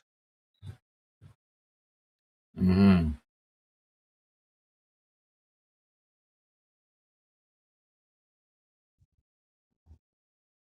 What else is moving right now? I'm gonna hold off on this S&P trade for a bit. Yeah, I mean, crude oil is just kind of, it bounced about 45 cents off the low there, and that moved down to 91.60. I don't know. Gold is kind of just in this little range down here, 24 to 12. It's in like a $12 range. Mm-hmm.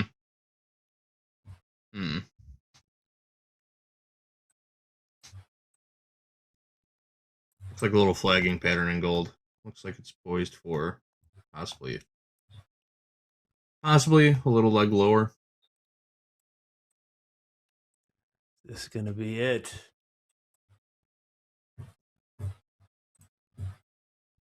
Wow.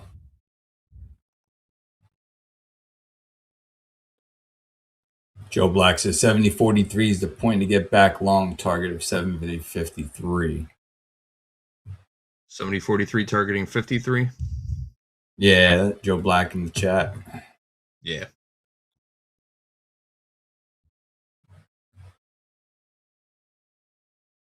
I'm curious, what makes you think that, Joe Black? Throw that in the chat. Yes. Does anybody track Joe Black's trades in the chat? I should start writing them down. He's in there all day long. Yeah, I mean, like, all the dips have been bought up. Just a big, I mean, thing is, if we're wider too, I mean, obviously this has been a strong resistance level up around here in the SPX. It would be one of the craziest things I've seen if we, go bottom to the top through the all-time highs and there's not some type of significant pullback.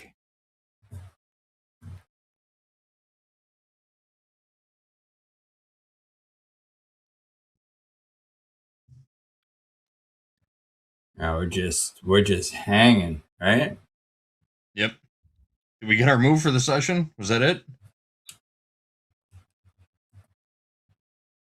We got our segment, I should say, not the session. 1 minute segment, wiggle off that change of the hour there.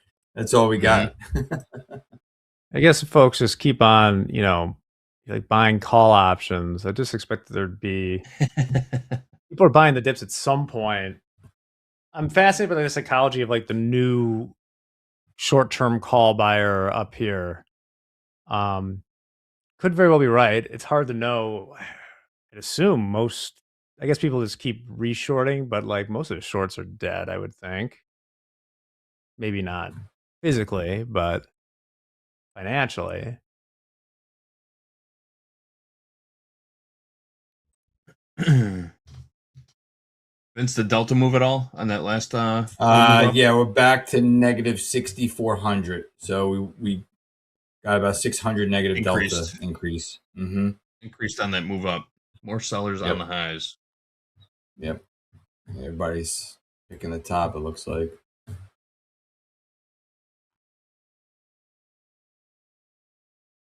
Well, the support the break if we do start going down is that positive again with that 7,000 SPX. So that's 6. Where do I have that line? Right here. Might actually be a little bit below that. 70.38. We may never get a 10-point pullback again. Get your they have SPX 10,000 calls? How far out?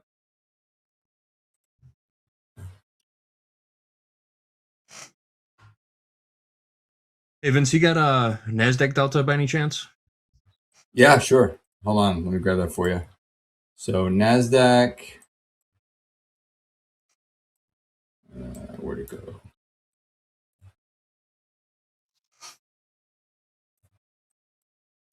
Oh, I have a problem with my chart here. Trying to make it bigger and it won't work. There we go. NASDAQ, if this is correct, 19,000 to the positive side. Oh, wow. Yeah. Oop, can you let me just corroborate make that? sure that's correct here. Yeah, let me just make sure that one's correct there. So heavy positive delta on the NASDAQ, heavy negative delta in the S&P. Yeah, I have positive 19.6. Hogue, if you're in there, let us know if that matches what you have. I'm negative 64.80 in the ES. And Dow is That's positive 560. Buying the NASDAQ, selling the S&P. Who's doing that? Let's take a look. On the day, ES is up about 0.6%, NQ's up nearly 1%. Russell's lagging a little bit, just up 0.1%. Once again, the VIX stays above 18. It bottomed out this morning at like 1742.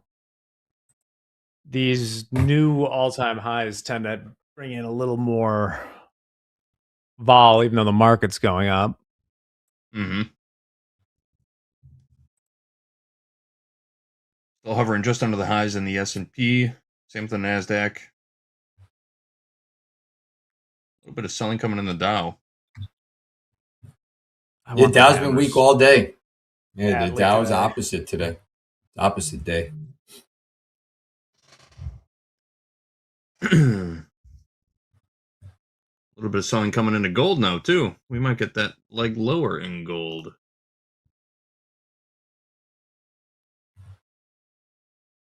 Oop just hit me on the sidebar. Says he's showing 4,800 positive delta for regular trading hours in the NASDAQ. Session delta or the day, the whole session? Regular trading hours. Regular trading hours. So just the day session. It's minus 6,900 now in the ES.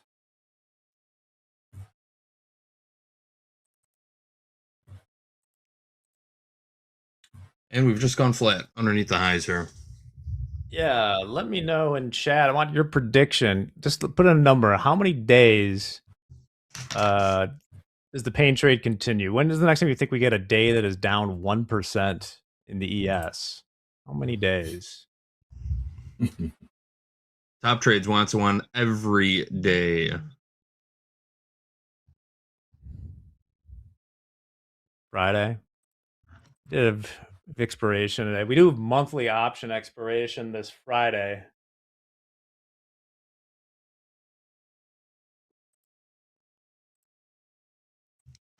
Hmm.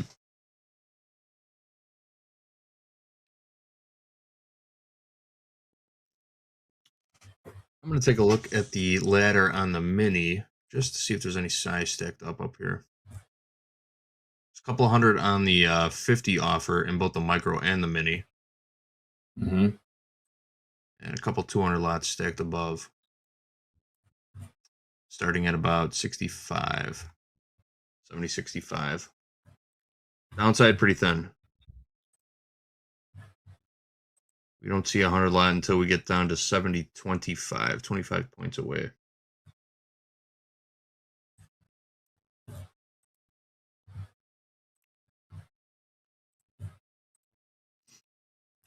This chart is acting up. So longs on the high look like the more difficult play right now.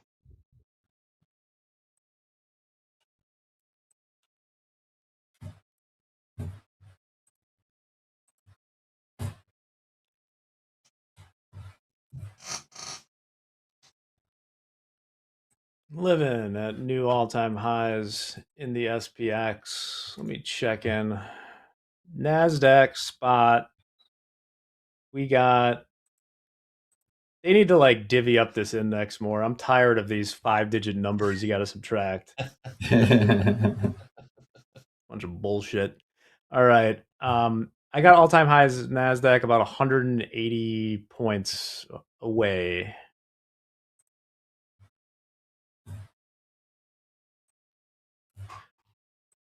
Looking at our Mag 7 off the top of my head, you know, Google's trading 332. It's high. It says it got up to 350.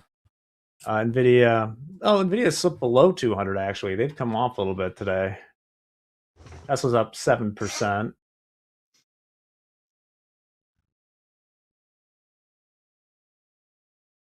Tell you, some of these call options, they're up pretty good today.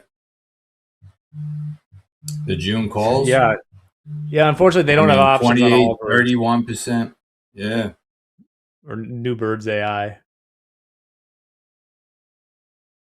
can't believe it. 7,300 calls are up 31%.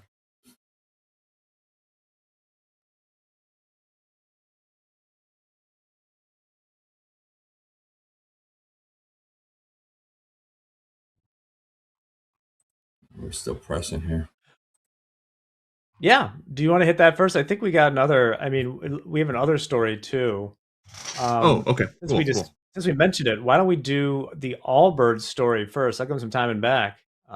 As we mentioned, the shoe company Allbirds is switching to an AI business. What could that possibly look like? Let's find out.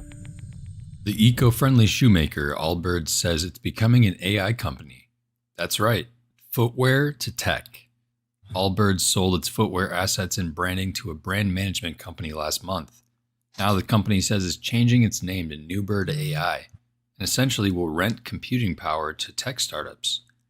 An SEC filing shows it also won't focus as much on the environment. Investors seem to love the idea, with the stock soaring well over 600% on Wednesday.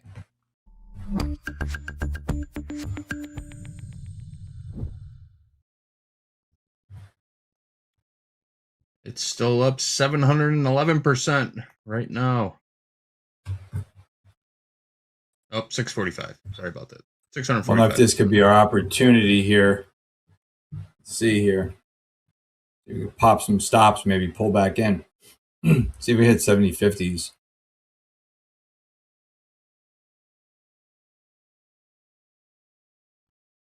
You say Jack is on mute?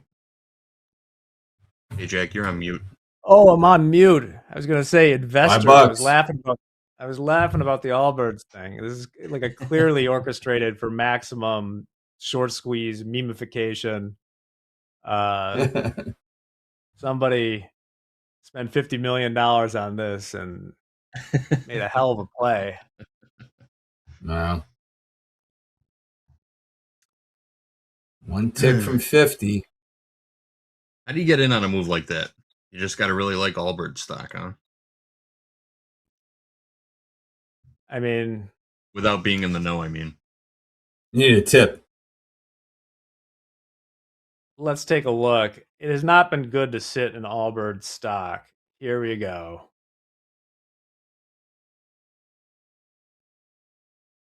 Go to my screen real quick. This was sort of like the ultimate November 21 IPO. So closed the IPO day at 520 adjusted, right? Because there were like reverse splits. If we drop down to the daily, you know, this is what the chart looks like. Trading at, you know, $2.50, spiked up to 24. I don't know. People just doing momentum trade. There's no options on it, so I guess this is straight in the casino. It's probably fueled by shorts. So people are like, oh my goodness, Allbirds spiked to $7. Sell. Uh-oh. Yeah. It's like, here, hold my beer. Yeah. Oh my God. A lot of IPOs, you know, end up tanking a little bit. So yeah, Bilbo like in the chat. Sawbuster, I short things, but I would never short a stock that has that low of a market cap. It's too much opportunity to be destroyed. New highs, yes. New highs, yes. Yep, there it is.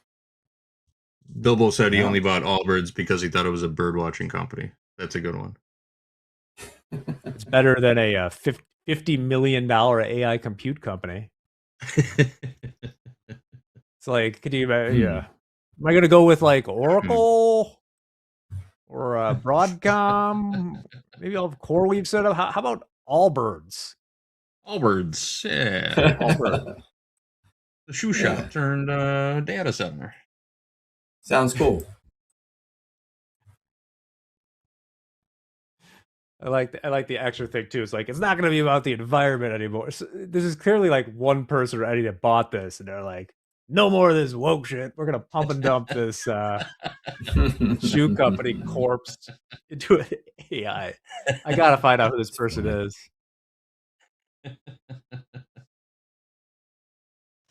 We're still ripping. More new highs. Is on. Yeah, I may look to get short gold here. I'm kind of got my eye on this gold. I mean, I usually don't trade it this late in the day, but do have my eye on gold, I will say. Gold, I'm looking at crude. Someone did ask for a little gold analysis in the chat. Let's take a look. What are you seeing in gold right now? Yeah, let's pull it up. What just happened? There we go. So a little 5-minute head and shoulders.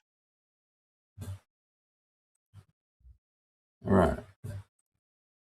So gold. So I have all these lines up here. I'm watching. So we were in this channel. We broke this channel. The trend line up there. Let's look at the profile though on this gold. So here's today. You know, this trend line I had on here, this is a technical level from a longer time frame, chart level.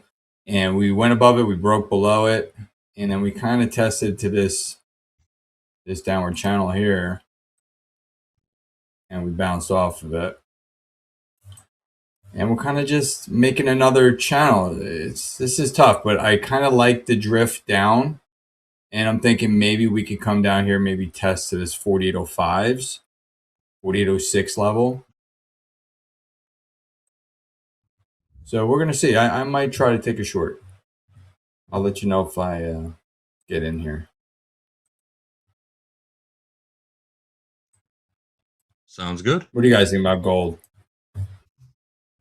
I don't really trade gold. JD, you get into that at all? A little bit. We look at those opening range breakout trades every morning. Regular trading hours for gold. The opening bell is 7:20 a.m. Central Time. So we'll look at it for about a half hour or so. Going into the equity open. I don't track it so much during the day unless it's really moving. We're in a nice sideways pattern right now. We're in a double bottom overnight. Yeah.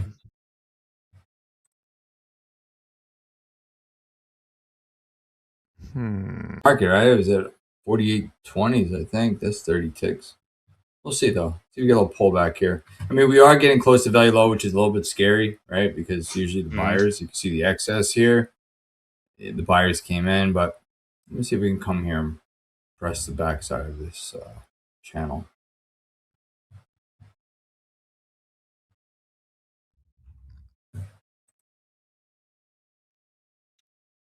Maybe put in the weekly high here, says Paulie.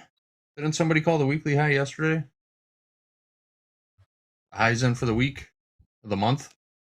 I think it was during this segment too, wasn't it, Jack? Yeah. The highs in. High is in.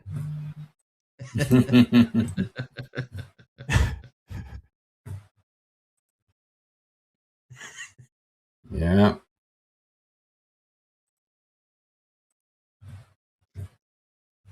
Top trade. Top trade might have been the person that called the high yesterday, but he also says Every time I see a tiny red 1 minute candle, I wonder, is this the limit down move? That's how it always starts, very small, right? I agree wholeheartedly.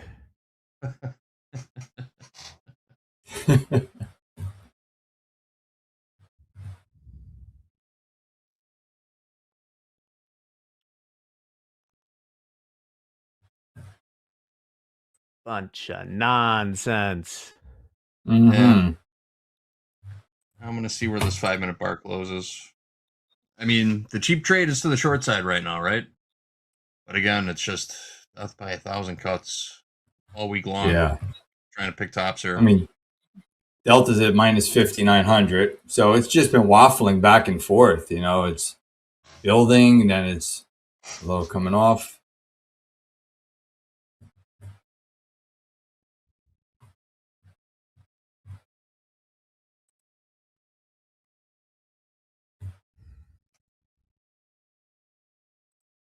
All right, I'm short. There we go. Short gold. What are these orders that happen here, though? What's your entry price there, Vince? We are short just one MGC 48.1830s, and we're not going to risk a lot on this trade at all. Like I said, I really don't like trading gold around this time, but let's see. Gold has officially established settlement price. That happened over an hour ago, 12:30 p.m. Central Time. Settlement price for gold is established by the exchange. All right. So we're risking $25 on this trade. Not bad. $25. We're gonna try to take it off. Like I said, around that 4806-ish level. 4806. Let's just go right here.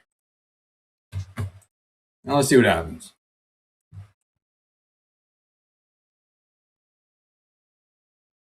Do you want to try and hit that other story, JD? What you got? Yeah, we can do it. In this last hour. Let me find it. Make sure it's still there. Yes. Gas is down by a penny for the second day in a row, folks. Wow. AAA says regular. AAA says regular now averages $4.11 a gallon. The improvement came as talks of ending the war with Iran appear to be relieving oil markets. We're seeing sort of a reverse effect of that. We were earlier. But the U.S. benchmark is below $100 a barrel. That's despite a slight uptick in the price of WTI and Brent crude early Wednesday morning. The president tells the New York Post that negotiations with Iran could resume soon. Experts warn stopping the conflict won't stop the world's fuel crisis immediately. The International Monetary Fund now predicts a global oil shortfall this year. The International Energy Agency isn't going that far, but it is sharply downgrading its supply forecasts. Look at that selling in the Dow coming in. Hate to see it.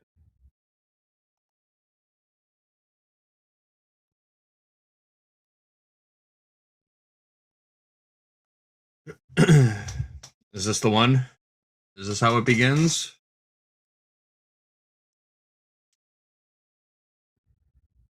The break of the decade? Out.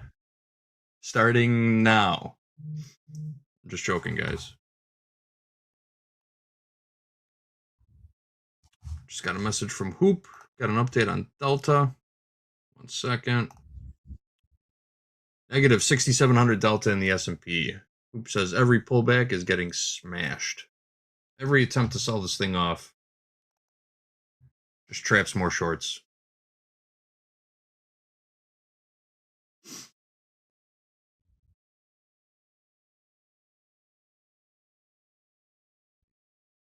Wild stuff.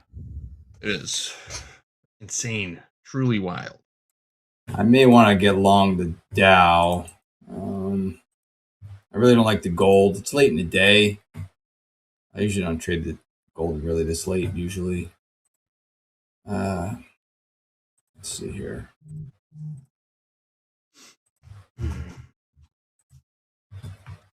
Kenny Harris, I know you can rewind the stream a little. We've explained negative delta on the highs a couple of times already this segment. Shouldn't spend too much time on it.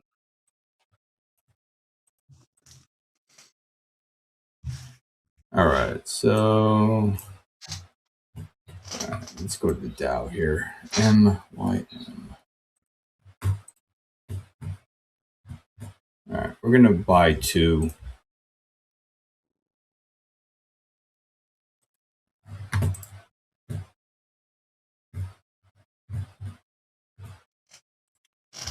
Yep, they just took the S&P down to 48 and gobbled back up all those sell orders. Oh boy. All right, we're long 2 Dow, 48,615, 2 micro Dow. Let me put my charts up here so we can see what's going on. We got a little 5-minute treasure map in the Dow. All right. That is a textbook treasure map. That's what MP refers to a V bottom, that V shape formation. MP once referred to it as a treasure map, and now I can't stop calling it a treasure map. I got out of the gold trade, just so you know. I flattened that one out, and we're gonna focus here on this Dow trade because I actually like the Dow trade much better. So sounds good. All right. You want to hear an amazing stat here, JD? Yeah, let's hear it. The volume yesterday in Allbirds stock was 63,270 shares. 63,000. And today? Today, 252 million. Wow. And this thing only has a share float of 5.5 million. 20. So they've traded 24 times their share float today. Wow. Wow. How do you get a heads up on those kind of moves? We just got to pool $50 million and buy like Juicero or something and say we're turning it into a space agency or something. I mean, this isn't unheard of. One of those quantum stocks, I forget which one, used to be a beverage company that made the switch to quantum, as one does.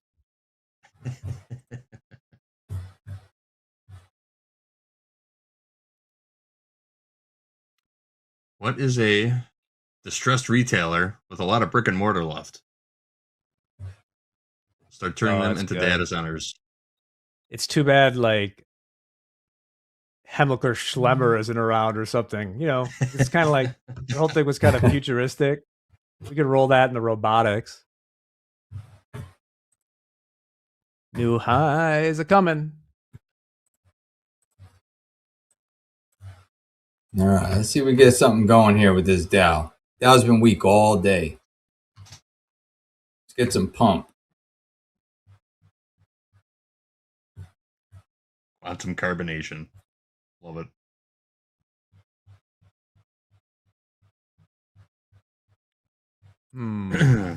What was your entry price on the Dow trade again, Vince? 48,615. 48,615.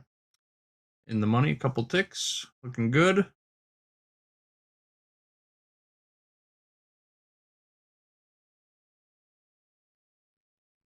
I want to see if we could try to get up into this excess tail.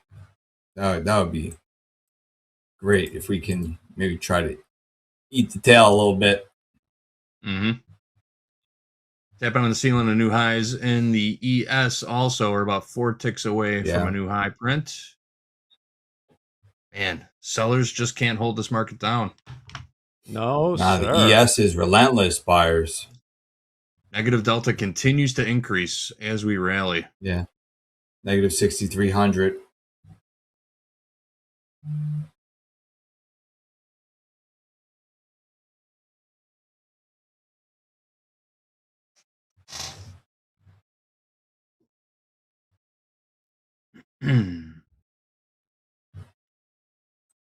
No new high yet.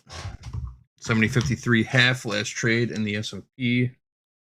Another check on the tilt. We traded 670.54s. There we go. Again, trade it.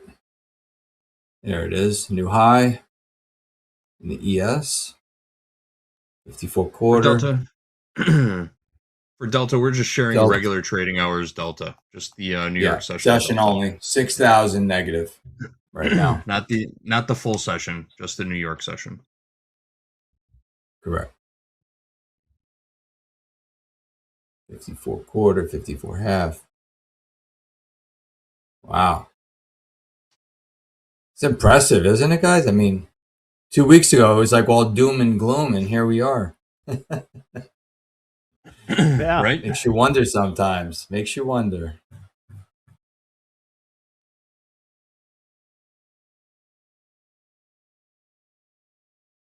Markets are liking war. Vince Howard limit orders placed and executed in the pit. They were done on pen and paper. They were handed to a broker. Yeah. Yeah. Vince, you used to call down to the floor and place orders all the time, right? Yeah. I used to work on the floor so too. my client orders would come in, via phone, and then I would, pull up their account, write it on my ticket. I have some tickets here. I'll show you actually. So here's a ticket. Here's a gold ticket.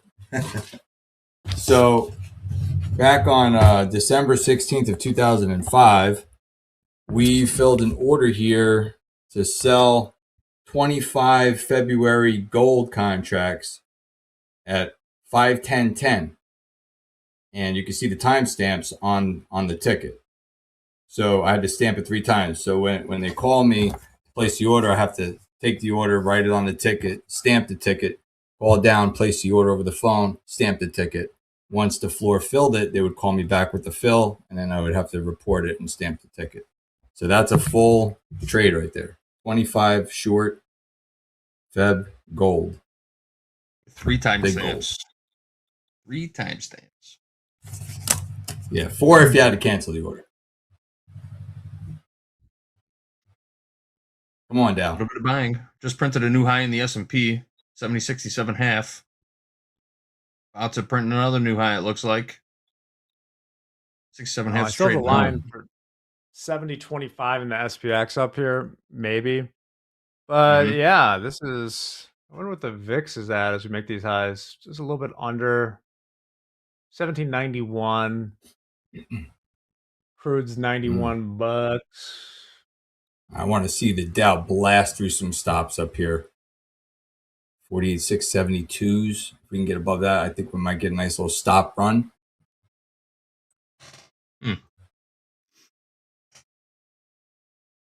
Oh, I'm going to take the risk off this trade too. You said this, Jake. You said the spread between cash and futures is about 38 points. Does that sound right? Yeah.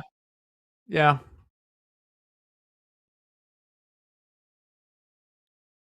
That'll bring us up to roughly 63 in the S&P. That's a target. 1 second here. So many screens open. I lost you guys here. Here you are. 70, No, yeah, a lot of screens. 70, 62, 70, 63. We see some semblance of maybe some resistance from options. I mean, I'm kind of impressed. How far do they want to send it right now? To the moon. All the way. I mean, we kind of already have. It's pretty crazy for an index of this size to be up, what, like 11%, 12% in 12 days? ACH.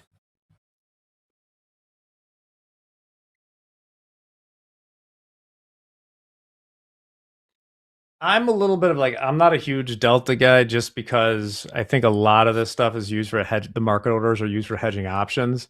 And it can just mean like if people are launching long calls, then the market makers are short calls and they respond by, say, right away buying. Or it could be the opposite way around, I guess it's hard to know. Yeah, they're it's not really definitely. Like some days it's a good read, and some days it's completely wrong. I mean, I remember one day, Jack, the Delta was negative like 25,000 on the high of the day, and I'm sitting here thinking, hey, we're going to get a short squeeze and we're going to get a late spike into the end of the day, into the close. And the buyers just left the building, and that thing literally, it rotated from the high. I think it went down almost to the low of the session, like in that last MOC hour. It was insane. Yeah. So sometimes it's a bad read, but a lot of times it's pretty decent. We're reaching. I got mesmerized by the charts. We're almost at the end of time. I saw Moev say NQ's only up 1% or whatever after this. True. It's more the cumulative effect of like it being up 1 to 2% every day for the past 10 days. It's a little unusual. Well, we're at the all-time highs here. Almost time for us to get out. Vince, thank you for joining us. Thank you guys. It's always fun, especially seeing all new time highs, war times with all-time highs. I mean, this is history, man. Save this clip for the future.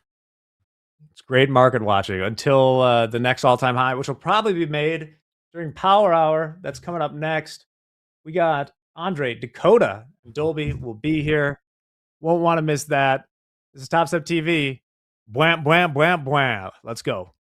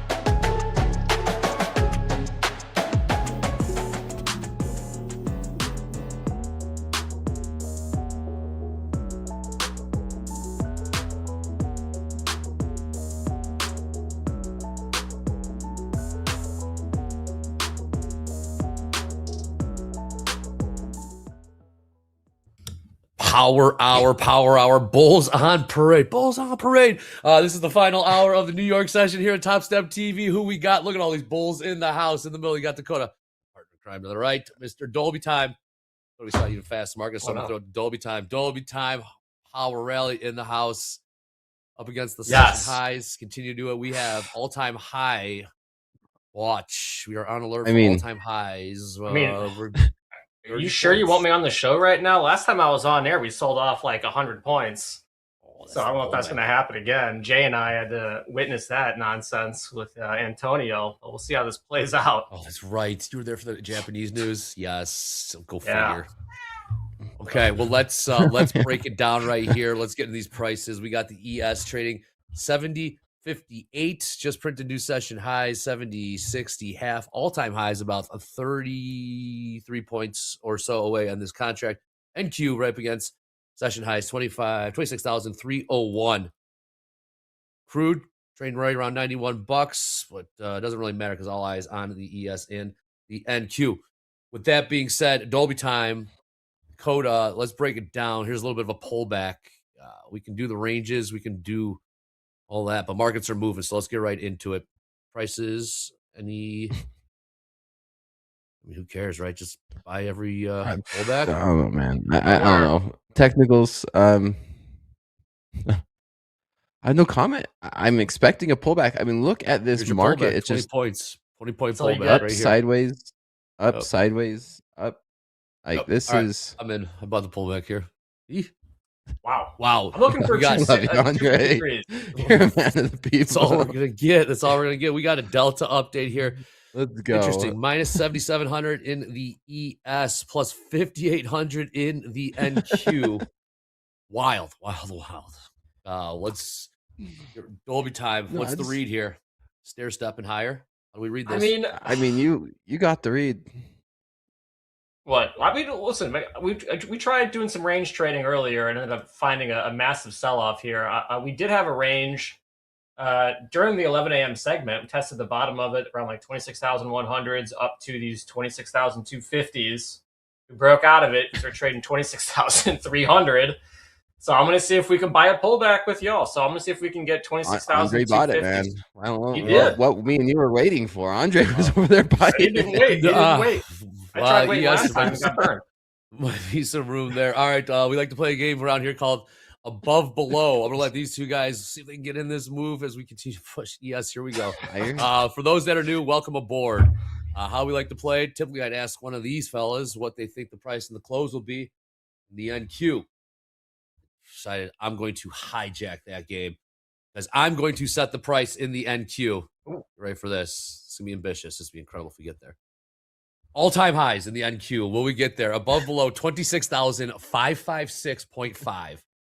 26,556.5. That's 250 points away. What? No wonder you're long. Yep. We're going to do it. Short squeeze on the books. ES 20. Above, below. Will we close above or below 6,556 NQ? Those are all-time highs in this contract. Doubt that it would be above. Why not? Why not? Get your votes in. Just shy. Even if it's probably headed market towards low markets. Let's be honest. Even if it's 50-50. Heads up, Crude might be taking another leg lower. That's right, Jay. That's where 100%. Above, below 26,000. This delta is getting wild. Negative delta increasing in the ES, now minus 8,100. Positive delta increasing in the NQ, yet both are rallying. Is ES getting squeezing? Stay tuned to find out, because you'll find out here. You see the lower right-hand corner, the countdown clock. 55 minutes till the closing bell is when we'll find out. We close above or below. We knew all-time highs. ES, 33.5 points away from all-time highs in this futures contract. So you got the countdown clock lower right-hand corner. 54 minutes till the closing bell, which means 44 minutes till MOC. You're the man. Market order McHugh. Just in there. Bought the dip.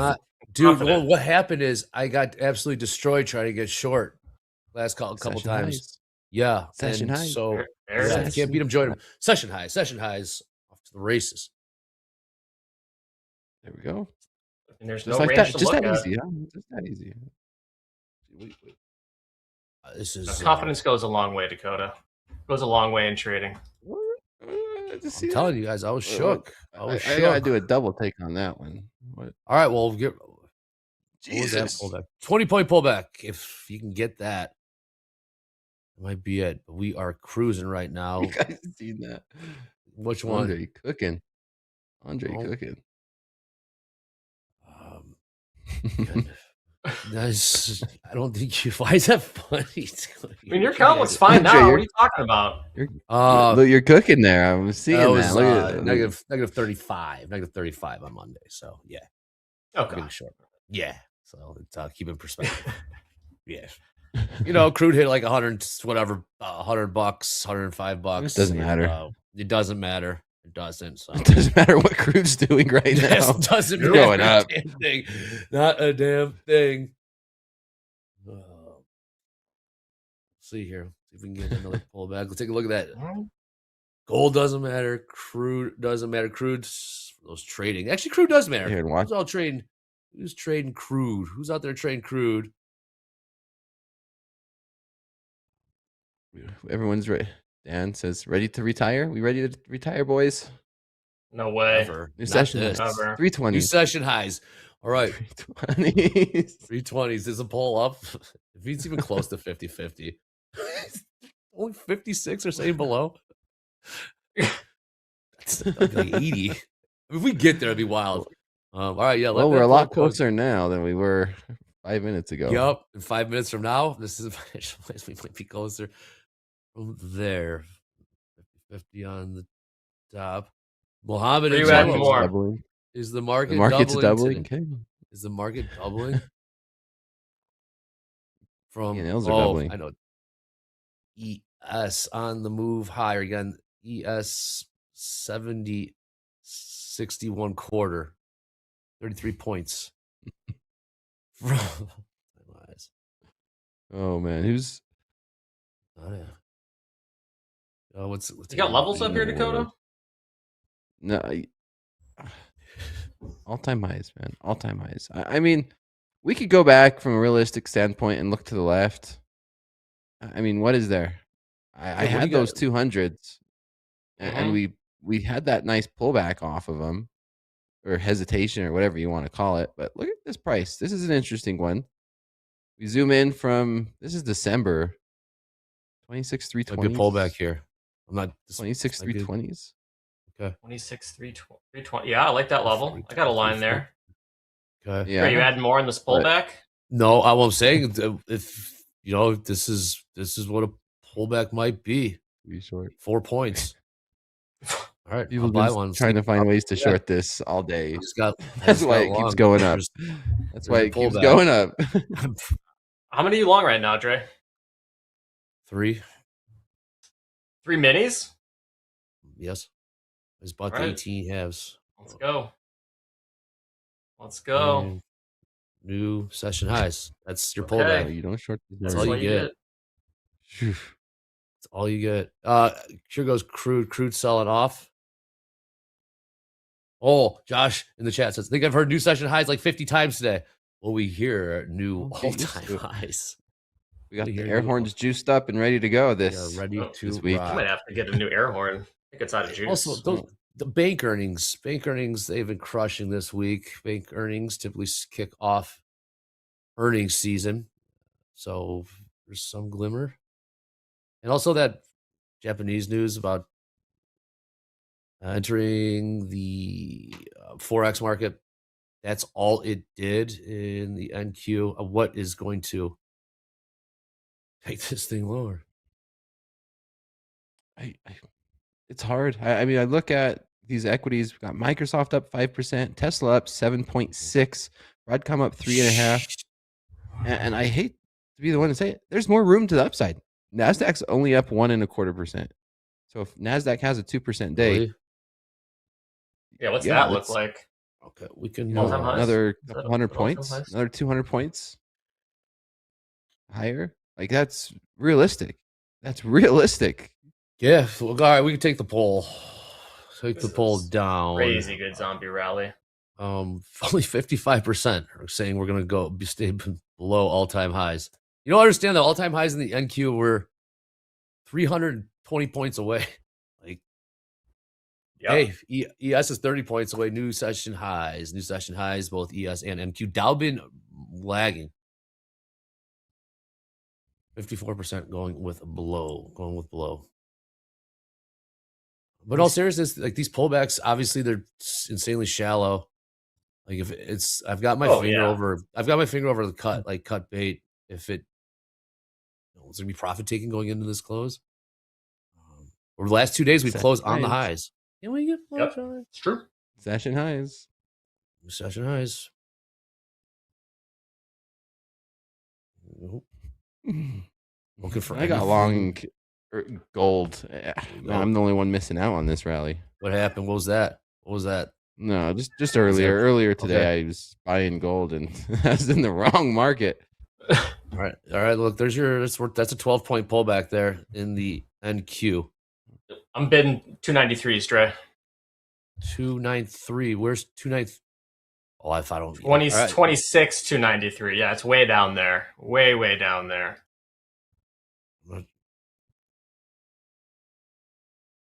Will you get? That's from long for yeah. My average price. The scary thing is if there's some profit taking. You for sure. If there's might profit come taking, fast.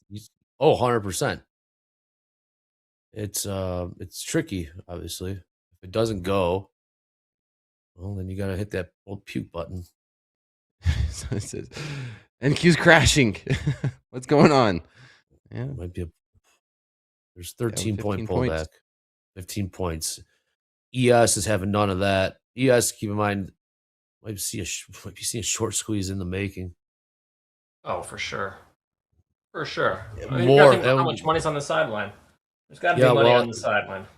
100%. This 86, negative 8,600 in the ES. Positive 60. What? So. Right back up. Is it? Yep. I'm looking at these 26 333s as a potential area of turbulence. We had some action there early December, as well as November and October. 26 333. Okay. Last year. Yeah, I'm sure Dakota probably sees it too. Had like a quadruple top around there. Okay. Yep. Might get some turbulence. Might be a good opportunity for a pullback though. Okay. Yep. 5 minutes worth of pullback, Dobie. This 5-minute candle staying red longer than most. Headline here: U.S. Iran talks likely to return to Pakistan next week. It's being floated out there that an extension, another 2-week extension of the ceasefire negotiations, may be on the table. Dakota, what'd you get in? You got into nothing yet. Nothing yet. I mean, it's looking at gold. I was looking at longs on gold. Looking at. I'm too tempted to short the NASDAQ when I look at it. Right. I'm just gonna wait. Okay. There's some follow through. To the downside. We got that. How deep? Yep. Is that just because you see all the you look to the left there, Dakota? Yeah, we were looking at the same thing, Dobie. Same. Yep. All right, we're trying to bid 293s. I'd like to see like a 293. If we get a 3-bar reversal confirmation, I'll try it. That is a 20-point pullback. That is a 20-point pullback in the NQ. Can you handle that, Trey? Can you handle 20-point pullback? Yeah. Perhaps just buy some more. Add more. There we go. See if they want to test 300s. 26,304. If they dip beneath 300s, if we get to 299, or this 5 minutes going to open up green, we'll never get a chance. And yeah, I'll just try a bid one. Try bid on 306s. No chance. Just runs away. We'll do 293s and 276s. 3-bar reversal confirmed. Oh. Where? Ooh. the 5-minute in the NASDAQ. Jeez, no chance on those 306s. I'm kind of curious to see if we stay underneath 313. So we formed a nice little 1-minute consolidation, and now potentially supports becoming resistance if we can get a couple more bars underneath. And now maybe end up getting a head and shoulders pattern. VIX is at the 17s, and there you go. 30. One thing I'm going to be.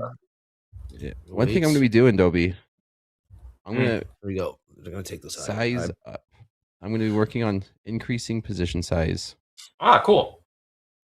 So because of lower volatility, you're seeing more opportunity to size up, basically. Correct. Yep. And so that's why I have an opportunity to practice that here in the next couple of days, and maybe be able to demonstrate it on slow markets and in the mornings. Sizing up. What's sizing up look like for you? Is that going in with more contracts, or is that getting more aggressive and adding into positions, or both? A little bit of both. But the dollar amount, the risk is going to be the same. Risk is the same.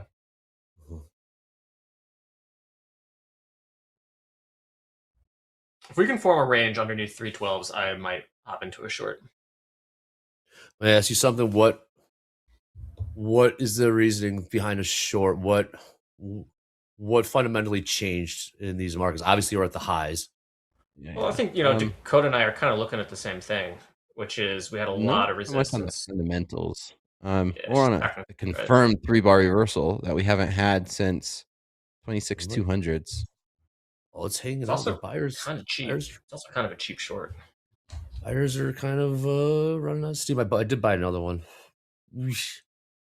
I love it. There's a pullback. I'm saying, if you were flat if you were flat right now and you walked up, you look at that NQ chart in the 5-minute, and you see what the trend's doing. If you're flat right now, what?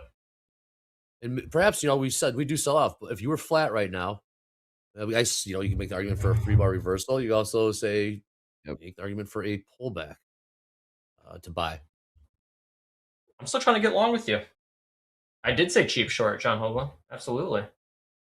Big fan of the cheap short. I've got my issues with what's cheap short. What's the difference between cheap short and calling the top? I'm trying to call the top. All day.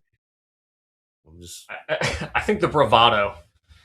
Fair enough. One of them is like Babe Ruth pointing at the stands for a home run. The other one is just trying to get a deal. Okay, fair enough. The only thing difference right now, it's stalling reversal confirmed, stalling, and we're coming to the end of day. That's the only difference. 100%, definitely in the back of my mind. But we could still just squeeze higher at the end of the day, like it squeeze through these 350s. My goodness, this is wild. Negative delta continue to grow in the ES, now minus 10,000. When we started Power Hour, it was minus 7,700 ES. Negative delta, sellers coming in, hitting the bid, selling, going to market, essentially hitting that. See that sell market button you got there on Topstep X? Essentially that. We're stalling out on the longs here. I'm going to try to get out of 2. Wouldn't let me get out. Here come some sellers. Yeah, something changed. Hey, shorts are looking interesting. We could still squeeze higher. No, but it is the scariest trade. What is the scariest trade? What has been the scariest trade all day? Or what's been the...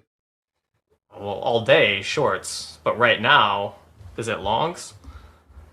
Could be. If we go lower. But if we go higher, it'll be short. I don't know. I don't want to get in the way of the zombies. You know what I mean? We can get with them. All right, I could get with them. All right, shave 2. I tried getting with them. I'm just being stingy. Well, we're 14 points. All right, shave 2. We could squeeze higher. Here's the 5 minutes. We'll see what this next 5-minute does. If this goes red, like it is right now. Nope. Back to green. Oh, they're trying to sell this ES down. They continue to hit into this. Seller's going to try to fight the good fight. And they get the follow through. How tempted are you right now to short this? Me? No. Zero. It's just no. I'm more tempted to Zombies? buy gold than I am to short Okay, got it. the NASDAQ or get into this NASDAQ trade. So I'm feeling like if they can take the ES to new session highs, we're 4 points away. I mean, when's this negative delta just going to completely? We could just squeeze. Just like that. Just like that. So easy. We've seen NASDAQ do zombie rallies before. It's not fun getting in the way of it. We stall out. It's just the consolidate and then move. What's going on in the other markets? We got crude continue to push lower. Crude trading $90.83, 8 minutes till the bottom of the hour. Again, more bank earnings tomorrow. We had all these desks are just absolutely cleaning up. We got inflation, right? We got inflation data. Tons of Fed speakers. Yeah. Do we have inflation tomorrow? That's a good question. We've got initial jobless claims Lots tomorrow. Of Fed speakers. Lots of Fed speakers. Yeah. When are we going to hear from old Powell? See, we stall out here. Okay, so if you were short, if the shorts got in here and we're just sitting,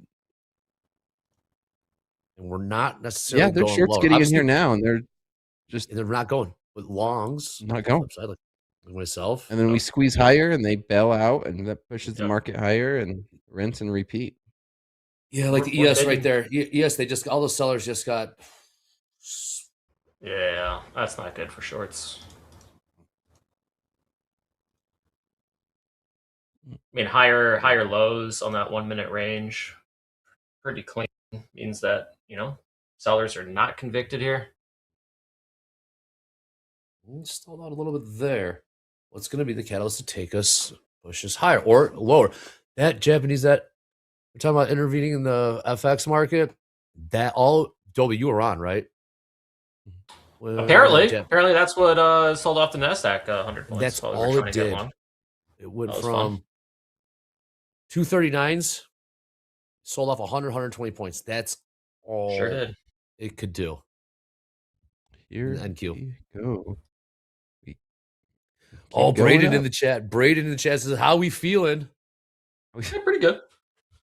Well, Mark's feeling pretty good. Pretty good. Keeps going up. You on the Trying to cruise find ship? a way to get long. Is he on Which the one? ship? Oh, maybe. Braden. Yeah, probably.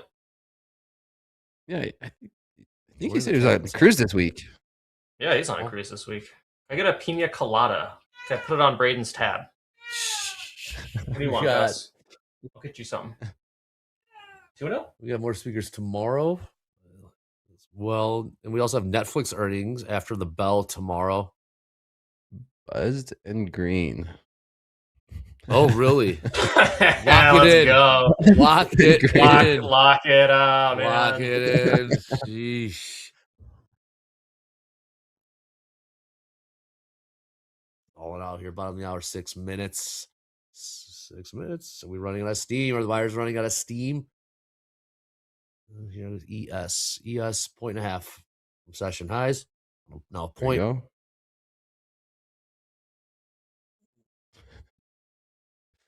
Let's go, man.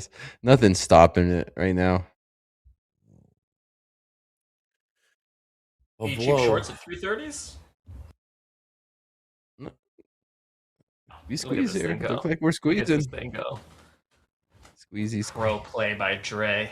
No, Such it's conviction. not. No, not pro play at all. No, it's market. It's caveman. It's not caveman. It's Market just go up. Market go higher.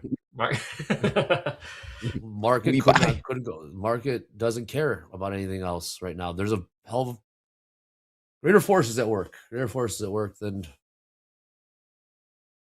I think. Like I told you, learn the hard way. Let's see what happens during this 5 minute. This new one. 5 minutes to the bottom of the hour. Watch the ES first. ES first. Gold's not really going anywhere. Crude's pulled back a little bit. Still hanging around 90.88. Equities continue to just hold strong. Oh man, I think I just saw Walmart flash green. Watch out. Oh, really? What's the best tech stock there Watch is? out. Heads up. Walmart's starting to catch a They're bid. about to Here we pop go. this. Yeah, they're about to pop this higher. Yeah, Walmart's going to take this thing to all-time highs. Is that what it's doing? ES to tick away. New session highs ES 70.61. We are now 30 points, 32 points from all-time highs in the ES. There we go. The pace of this rally is significantly slowing down, but it just doesn't stop. Yeah, it's the zombie rally, though. You know what I mean? So, okay, to that point, it is zombie rally. Like, you haven't seen any violent sell-offs. Obviously, I jinx it, but so if you get in that long and you just you have a little time to think. Yeah, if you get blindsided, you get blindsided. Right. Well, no kid. Well, that's why I think that's midday. That's the hard thing with the zombie rally is that if you're short, it gives you too much time to think. You're not like ripping off the Band-Aid. I know. Yeah, That's how I got it destroyed. baits It's you getting in. short. I don't. That's how I knew the trade's over. It's looking at the P&L said that shit ain't working no more. 3.5 minutes, spot on the hour. Okay. Just the Qs are just a few cents away from all-time high, yearly highs. Okay. Incredible. Didn't we just see the 23,000 handle in NQ? Yeah. We were at like last week? 980s last week. Last week. 22,000 980s. Yes, sir. Like, look at this market. Just look at that on the daily. Just well, we might see. Is this here comes the sellers? Oh, Are they going to try? I'll get out. I'm gonna get out. I got one left. What happened there? Bottom of the hour. March 31st. 22,970s. 70s. And now it's just been. You're the one talking lows. Is that is this the bid? Yeah, I was talking yearly lows. Oh my. But I can imagine who thought we'd be up here this fast. So fast. Shorts, man. Shorts getting crushed. There you go. They're absolutely new session highs. NQ. All right. Even the Dow started getting bought up here. What was MOC going to be? It was massive yesterday. Oh yeah. If bottom of the hour in 2 minutes. Yeah, if the bottom of the hour this thing opens green in the equities, we could really be off to the races. The more quiet, the quieter it is, the less friction there is to the upside. News-wise. Where are we? New highs. As again. 70.61.75 ES session highs. Squeezing. It has been a methodical. Not in, you watch. ES has rallied, for just perspective, ES has rallied about a little less than 40 points over the course of 2.5 hours. Okay. 40 points in the ES over 2.5 hours. Let's take a look at the NQ. In that same time period, NQ has rallied 200 points in the course of 2.5 hours. So and going. And still going, yeah. We'll see what happens here at the bottom of the hour. I mean, if they slam on the sell button, then there better be more where that came from, I guess. If a lot more. Yeah, they need to. If they want to sell on this, there needs to be follow through, like 1, 2, 3, like. Otherwise, these buyers are just going to be drooling, saying, "Oh, these are cheaper prices." I mean, the 560s look doable. We can trade up within that range that we had in October. What was that level? You said 333 Dolby. I mean, we just yeah. said, So here we go. Bottom of the hour. If this thing goes green, they could really. And nope. A daily range in October, late October, and that the base of that was 26,333. Still going. Still trying to hold. There's your. Is that all? Is that all?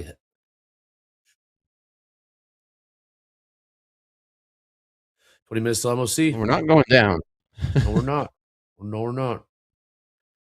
So what's going on in the other markets? Crude pretty much flattened out right around $91. We got gold trading 48.24, 50-50 on the tilt. Just quiet grind.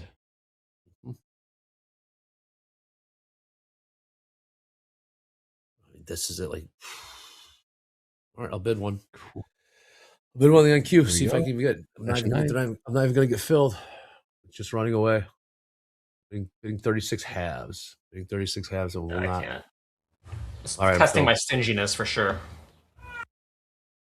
What is bought? 36 halves. Average price 323. Gonna put Gus on the new Topstep sound. Bro, no. Absolutely not. I've heard this cat so much. I'm just sitting on mute, basically. I'm on like push to talk base. It's ridiculous.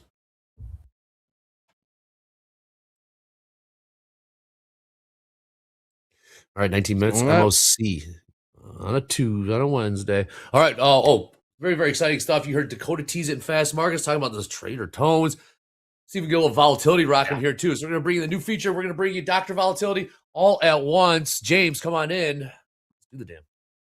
Yeah, let's do it indeed. Hello, everybody. I'm here today to talk to you about trading tones, or Trader Tones, the newest feature to Topstep X.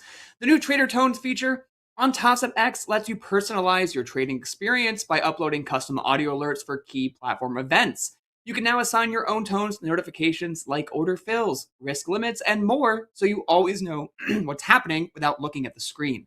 Now, where you can find those trader tones is if you navigate to your Topstep X platform, go to the gear on the left-hand side of the screen, click on that, and then at the top bar, you want to go to miscellaneous.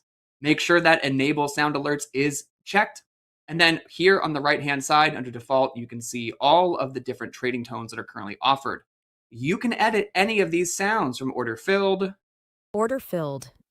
to positive P&L. Yeah. There it is. Nice. You can truly make it anything you want. When you stop loss, you can feel humiliated and good about yourself. But what about when your lockout's ended? Well, if you want to feel good and your lockout just ended, go ahead, click on the edit button to upload your sound effect. Choose your file. Click upload. And once it's done,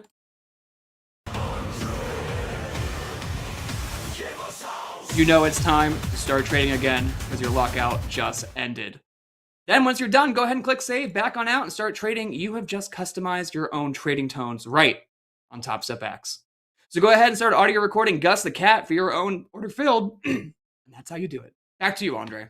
Oh, he almost something got his throat there. Frog got right at the very end. Oh, fantastic. Dakota will be unveiling his trader tones in slow markets. Nice. Sick. That's awesome. Here we go. Hold and bid. Hold and bid. Got my finger on the cut.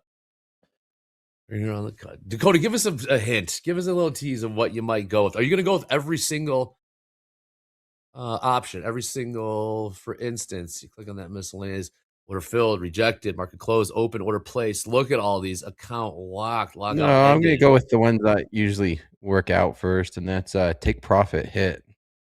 Ooh, cha-ching will be a cash register. Yeah, that's the one that usually gets played the most during slow markets. Oh, really? Off to the races. Swag. NQ new session highs. NQ. We are now. Infinite bids. Underline on the offer, 26,350 in the NQ. Using that level 2 data and filled and cooked right through it. 250s. The squeeze keeps squeezing. Coach Jay, yeah, we gotta double check. You're not gonna pass any copyright strikes on those tones on air. What does he got? What's he got cooking? What do you got in mind? I don't know. Oh, new session highs. Stay tuned to find out. What? Session highs ES. Delta NQ. There's market orders that are coming in here as well that are lifting these offers. Buy market orders. They're going to say buy market. It has grown. There's shorts getting squeezed. In the ES, they are, yes. But they continue to add. NASDAQ So too. it's, well, there's that. Well, see, that's the thing with Delta. Are you looking? You're looking at Delta. Delta, yeah, like Jacko says, there's more to it than that. Some hedging as well. Oh, they're still buying it. They're going to market and buying it. Are they just going to take the top off this thing, or is it just going to be methodical? So, NQ has rallied 220 points in the course of almost 3 hours. About 3 hours. That's the velocity this is moving at.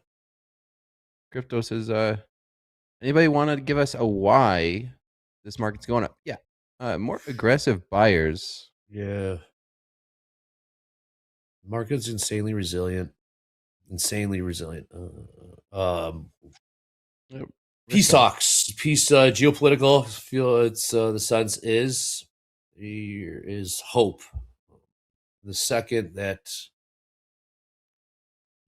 the exhaustion, there's a natural bid to equity markets, right? So Correct. Yeah, there's probably a lot of people sitting on the sidelines, risk on type of environment, more peace talks, and more buyers than sellers. why not RYM? That's a good question. That's a different component. What's Caterpillar? I think Caterpillar was weighing it down today. Yeah. Well, there was a time like last week where crude touched $117 and YM also rallied. That was not the case for the previous 6 weeks. We'll see. We got 12 minutes MOC. 12 minutes MOC. Maybe sell off into MOC so we can get long again? Maybe. Or long for the first time? You can get long right now, I don't know, Dolby. man. You Dre, can you just don't keep going up. Do a mic. Get Like long, what's wrong with the Dre. mic? What's wrong with the micro? Like a micro. Like it's Because I feel cursed, dude. I feel cursed. Every time I try to get long a top or something, it sells off 100 points. I don't want to What ruin about your getting trade. short? Well, how was that cheap Try trade it. would have worked out? How did that cheap trade would have Would've worked been- out would've at been 333? Would have been Right. terrible. All right, there's only one way to test it, Dobie. If you try a long here, All right, we're in. Watch it go lower. Okay. We're in. We're long price? 26,352. all right, Watch it go lower. we're testing the Chat. theory here. Let's get it. What do you think's going to happen? Chat, what do you think is going to happen? Are we going to sell off Stop it, 30 Drum. points? Or are we going to bid 30 Don't points? do this. Don't do this. Stop Let me know. 300. Stops at 327. 327. Lower. Don't do this. Please don't do this. No. Toby, don't. Don't. Not. Come on. What are you flying from 52? Come on. 352s. I'm just Don't. saying, what happens when a range trader Don't. tries to do this? The market knows, man. I think you're being. Don't do this. Do not do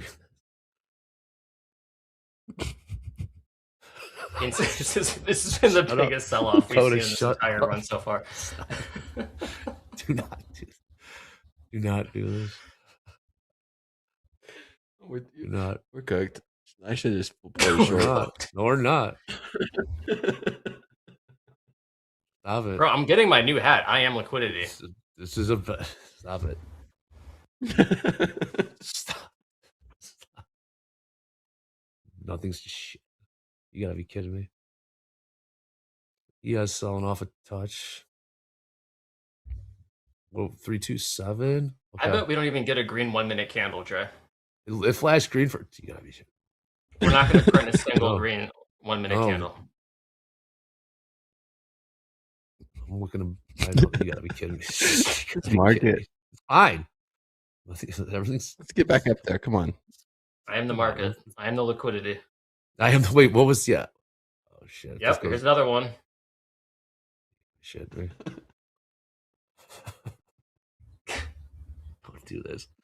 Look at this Where'd they all sell-off. go? Where'd they all go? No, no. Telling you, man. Where'd they all go? We did this for science, by the way, Dre. We did this for science. Rip. 20 Man, points no. and counting. Hold it. What's 20 changed? points What? and counting. What else you wrote?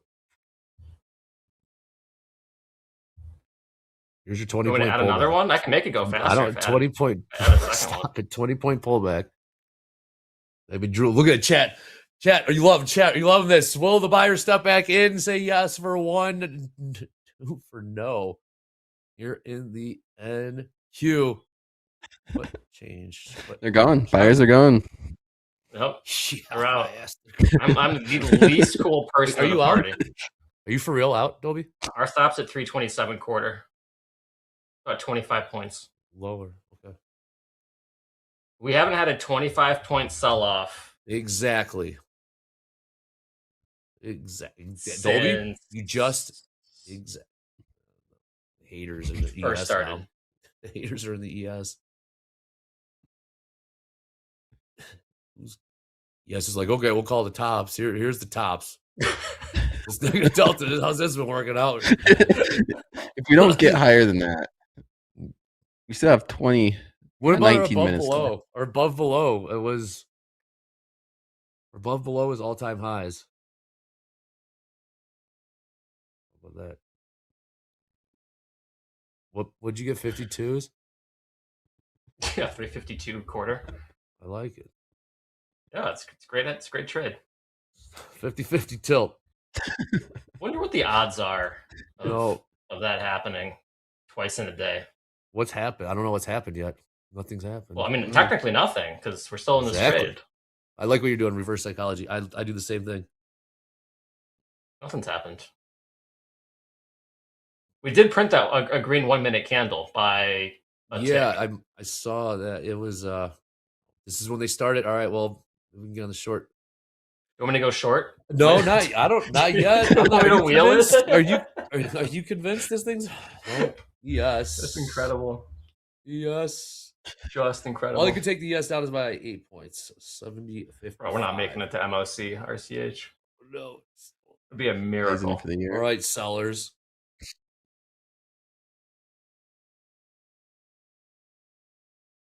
I mean, what's a safe stop here, Dre? I'm 3, 2, 3 ish is where I'm at. Okay. 3, 2, 3. I'm starting to pick up some activity here. Okay, here we go. Starting to see some activity pick up here on the ladder in the NQ. Buyers perhaps may have jumped back in. Same with the ES. Buyers may have stepped back in. See if they want to give this another go. See if they want to give this another go. Delta hasn't What do we changed too think? much. What's, All right, what's your buyers upside stepping. target? What's your upside target? MOC right before MOC. Just Okay. time. They started picking down. Started picking up the upside pressure in the Dow now as well. Come on, come on. Show me some love. Show me some love as well. What? Dakota, no solidarity. Science. No solidarity. Dakota. Okay. All right. This is for science. This is No, it's marching its way back up. profit. This is doing good. Getting with the trend.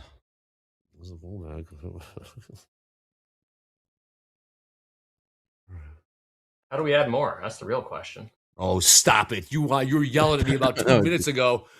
You were saying we're not out of the woods yet either, Dolby. We're not out of the woods. How do you add more? What's So what's it your gives you just a unrealized little look bit of like? hope before it just What's dumps your it on you.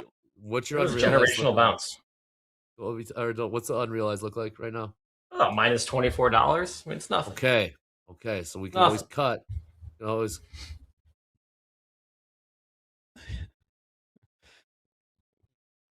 Yes. What do we got? We got 5 minutes. What is just chuckling? Sound effect. Yeah, what's next? Yeah, you're Wild. Where's the safe? This is wild. You just declared it a winner.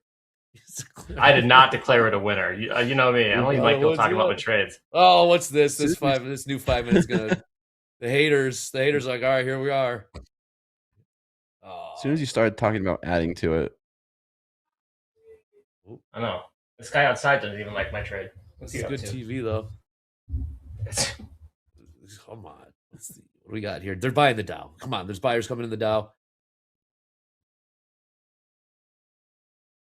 ES.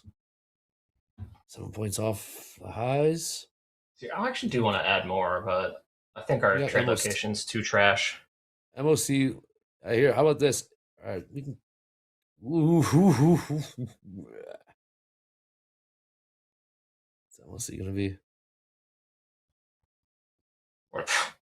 This trade's not making it to MOC. Full. You said 2.7. 2.7 quarter. I'll put it to your stop. What is it? 3.23. You were saying 2.3. Yeah, I don't know if we're gonna get back up to the 50s though. There's still a chance. No, stop. Oh, there's a chance. Yeah, there's a chance. I mean, all right, they're buying the ES. They're buying the Dow. They're buying the ES. The Dow went bid. In the chat saying it's going to rip your head off. The market hasn't ripped your head off one way or another all day, It's but a little hey, aggressive. you never know because It's a little ACH, aggressive, anything can happen. We got 3.5 minutes till MOC market on close. Simply the dollar amount of shares to be bought or sold on the close at the New York Stock Exchange. There's a chance to scratch this, and you can never get mad at me again if there's a chance to scratch this. And but hey, look at this. They're buying up the ES. This is going to be mega. This MOC. Oh, here we go. Here we go. This MOC is going to be mega. Just for solitaire, please be mega. I don't want Dolby to be pissed at me. Please be mega. Dude, I want to get green. Oh, they're buying up the ES. Wow. There we go. That's Yeah, on the buy on the ES. Here we go. Typically, you don't have to hold out that long in those type of trades, Dolby. The sellers are gonna. Haters are like, all right, got to rock. I am gonna get flat before MOC. I will say that. Dolby. Really? Yeah, really. We're at the highs. We haven't seen these prices since December. They're just gonna bid it back up again, probably. We have time though. We still have 2.5 minutes. We still have 2.5 mines, baby. We are closing back in on. I should have added at 3:30. Stop it! Just get out of here. That would technically would have been the better trade as a range trader. That would have been the better entry for sure. There is no what just happened there in the ES? They sold it off about 8 points off the session highs, and it took forever. Finally, the haters got out of the way. We're almost back to green. Back to scratch. I am. What am I? Let's go. Negative 11,000 in the delta. 5 points away from break even. From scratch, and there's nothing wrong with scratch. 3 outcomes in a trade. Winner, dude, winner, scratch. It's going to 26,600. Winner, scratch, and a No loser, way. 2 of which are acceptable. Come on, ES. Let me start picking up here. I will get out of one. We still have time. Still got time. Oh my god. Session highs. No, we're making money on this one. We're making money on this MOC. 60 seconds. That's an accomplishment. That's an accomplishment. I am working offers. I am actively working offers. Worked one, and I'm going to try to get out of the next one at 52. What's your actual fill price, Dolby? 52. 352 quarter. All right, I am working one at 52 quarter.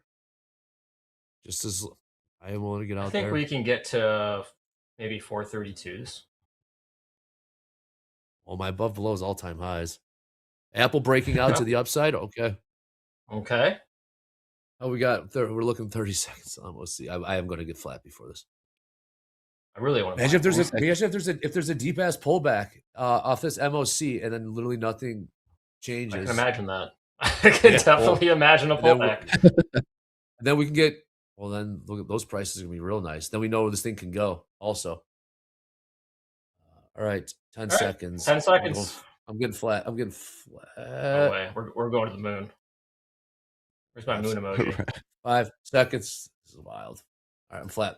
All right, MOC coming at you here. There you go, Dolby. Heavy buy side, billion buy side, both ES and NQ. Only one Dolby. Squeezing. 1.2 billion buy side, ES, 1.1 billion buy side, NQ. You cannot Let this turn into a loser. We are off to the races. New session highs all across. All across. Wow. Nice.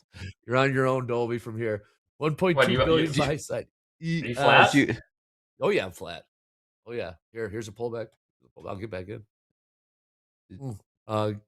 Again, those numbers can and will change. Can and will change.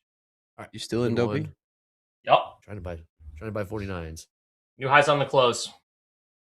New highs on the close. Still staying buy side. I got long one from 348. 348. 348. Wow. Okay. 1 billion buy side. Dow 380 million buy side. Those numbers can and will change. We'll keep an eye on those. What I do want to do is check out in the fast markets. We asked you to hit us up, Topstep TV on the X using the hashtag fast markets, hashtag power hour.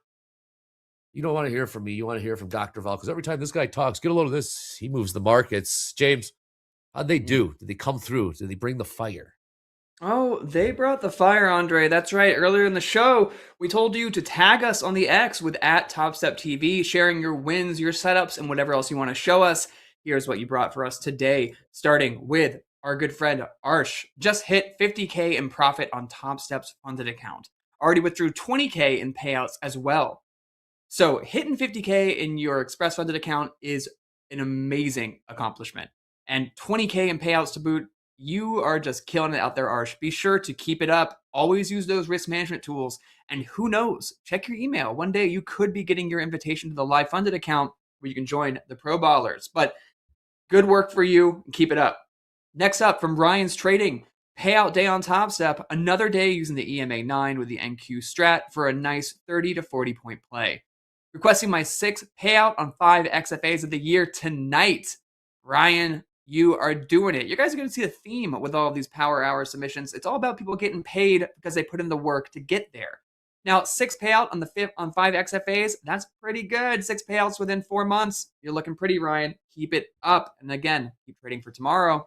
From Cody, shout out to Topstep and Coach Dakota for creating the opportunity to fund my goals. Payout requested on 2 XFAs today. Now, Cody here seems like a slow markets enjoyer, and if you are not one of them, you should be. Slow markets, 7 p.m. tonight. Check it out. But also, Cody, good on you for putting in the work. And whether you are watching fast markets or slow markets, we are so excited that you are sharing your wins here on X with us. Up next, some GT trades. Love getting emails like this. Your payout is on the way. I couldn't agree more. What's even better is the satisfaction of knowing that you put in the work and now you are taking home the bacon. Be sure to use those funds to do something nice for yourself or somebody else around you and just keep on spreading that goodwill and faith. And finally, last but not least, from Snap. Forgot to update yesterday, but got my $150 profit day and secured my 4th payout from this XFA. So yeah, that's right. You see people out here all the time putting in the work, jabbing away, making those days, those green days count, and they all build up towards the ultimate goal of paying yourself. Now, Topstep, we're here to provide a path to a better lifestyle, so keep it up. And while you're doing so, be sure to continue to tag us on X at Topstep and at Topstep TV all week long, and then tune in here to Power Hour to see if your content makes the cut. But for now, back to you guys.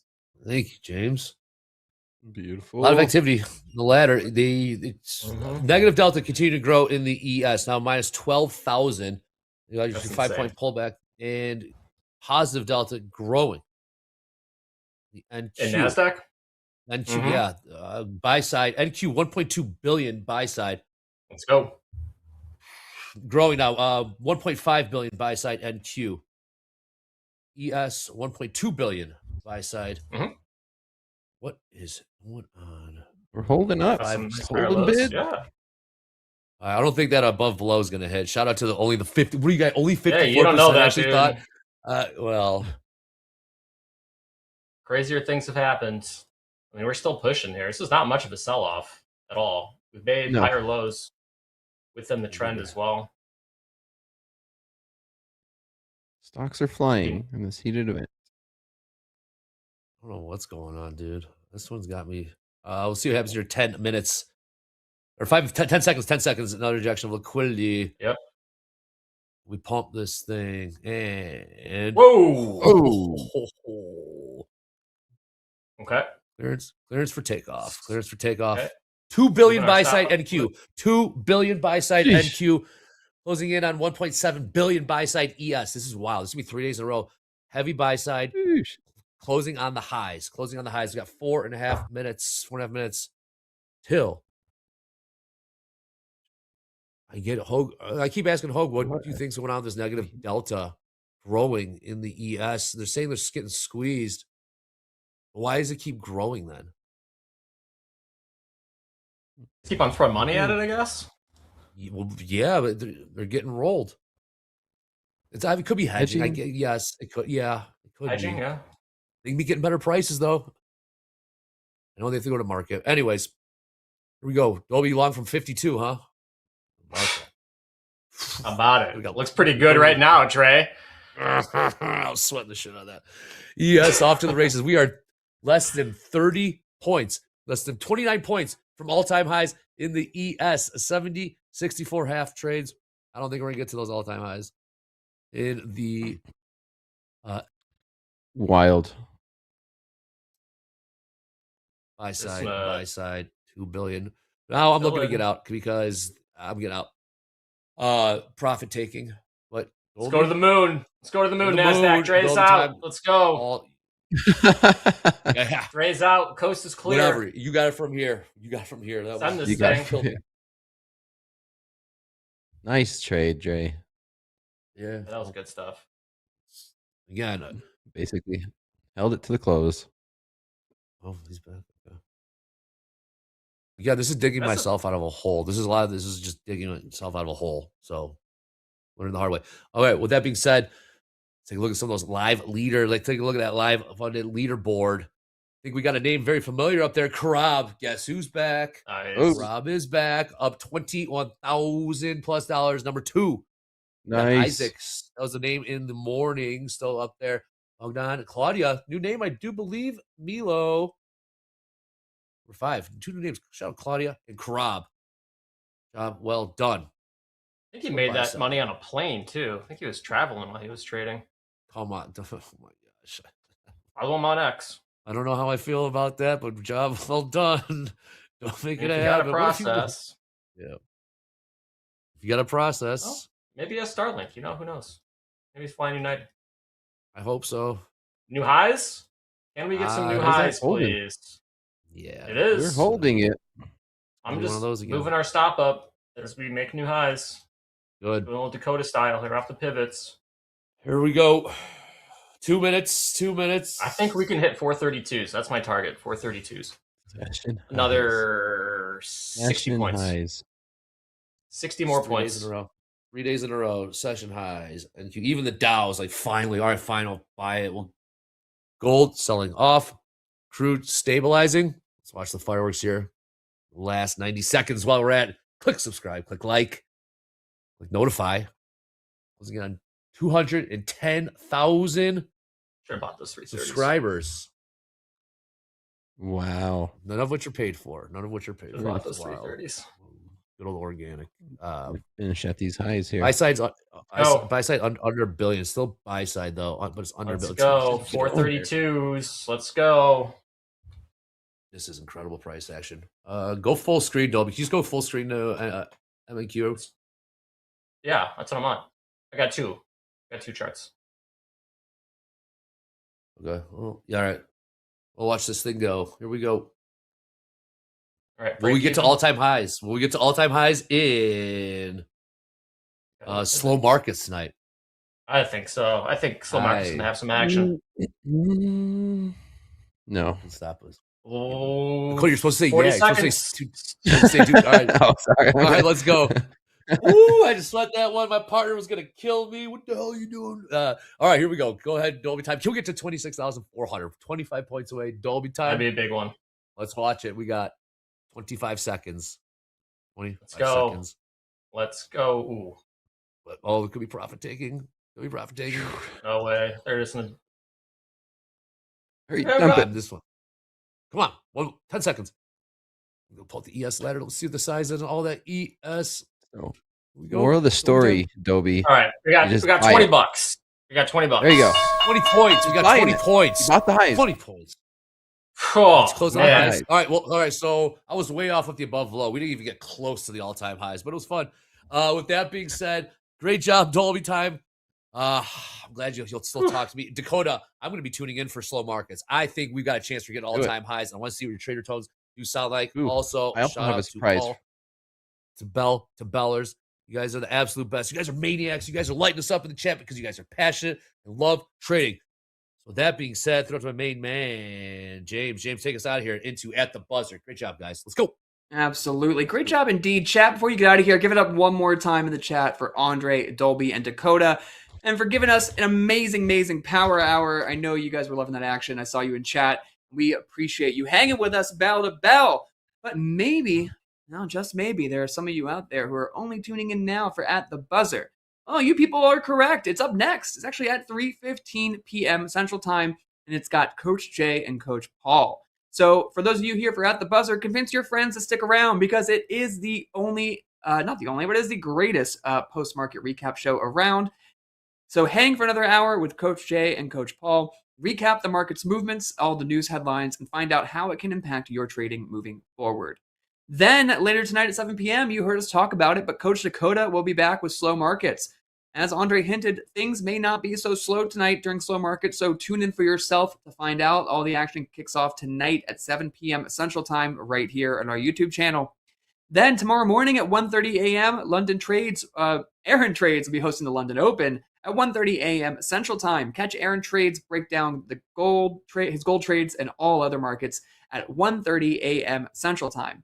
Then come back at 5:30 a.m. for Metal Markets with Deanna, as Deanna will be moving up her show to 5:30 a.m. now every single morning, except for Fridays. So you're in luck. Tomorrow is the last Metal Market stream of the week at 5:30 a.m. Central Time. And all that happens before we're back live again tomorrow morning at 7:15 a.m. with another bell-to-bell episode of Topstep TV for you. So things are only starting to heat up as we get closer to the end of the week. All right, Wednesday has come and gone. We are now looking forward ahead to Friday.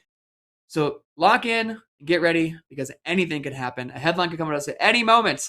The only thing you can do is stay locked in with Topstep TV right here. So I'll let you guys get on over to At the Buzzer, but for Topstep TV, I've been James Harden. You're the chat, and this is Topstep TV. Have a great rest of your day. Let's go.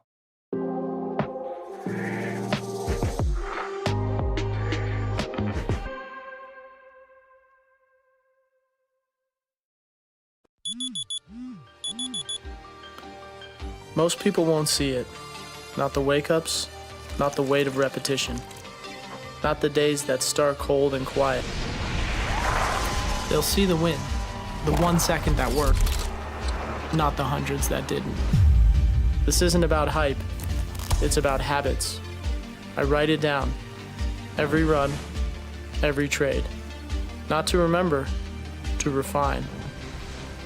I've missed, I've fallen, I've lost, but I've always come back sharper.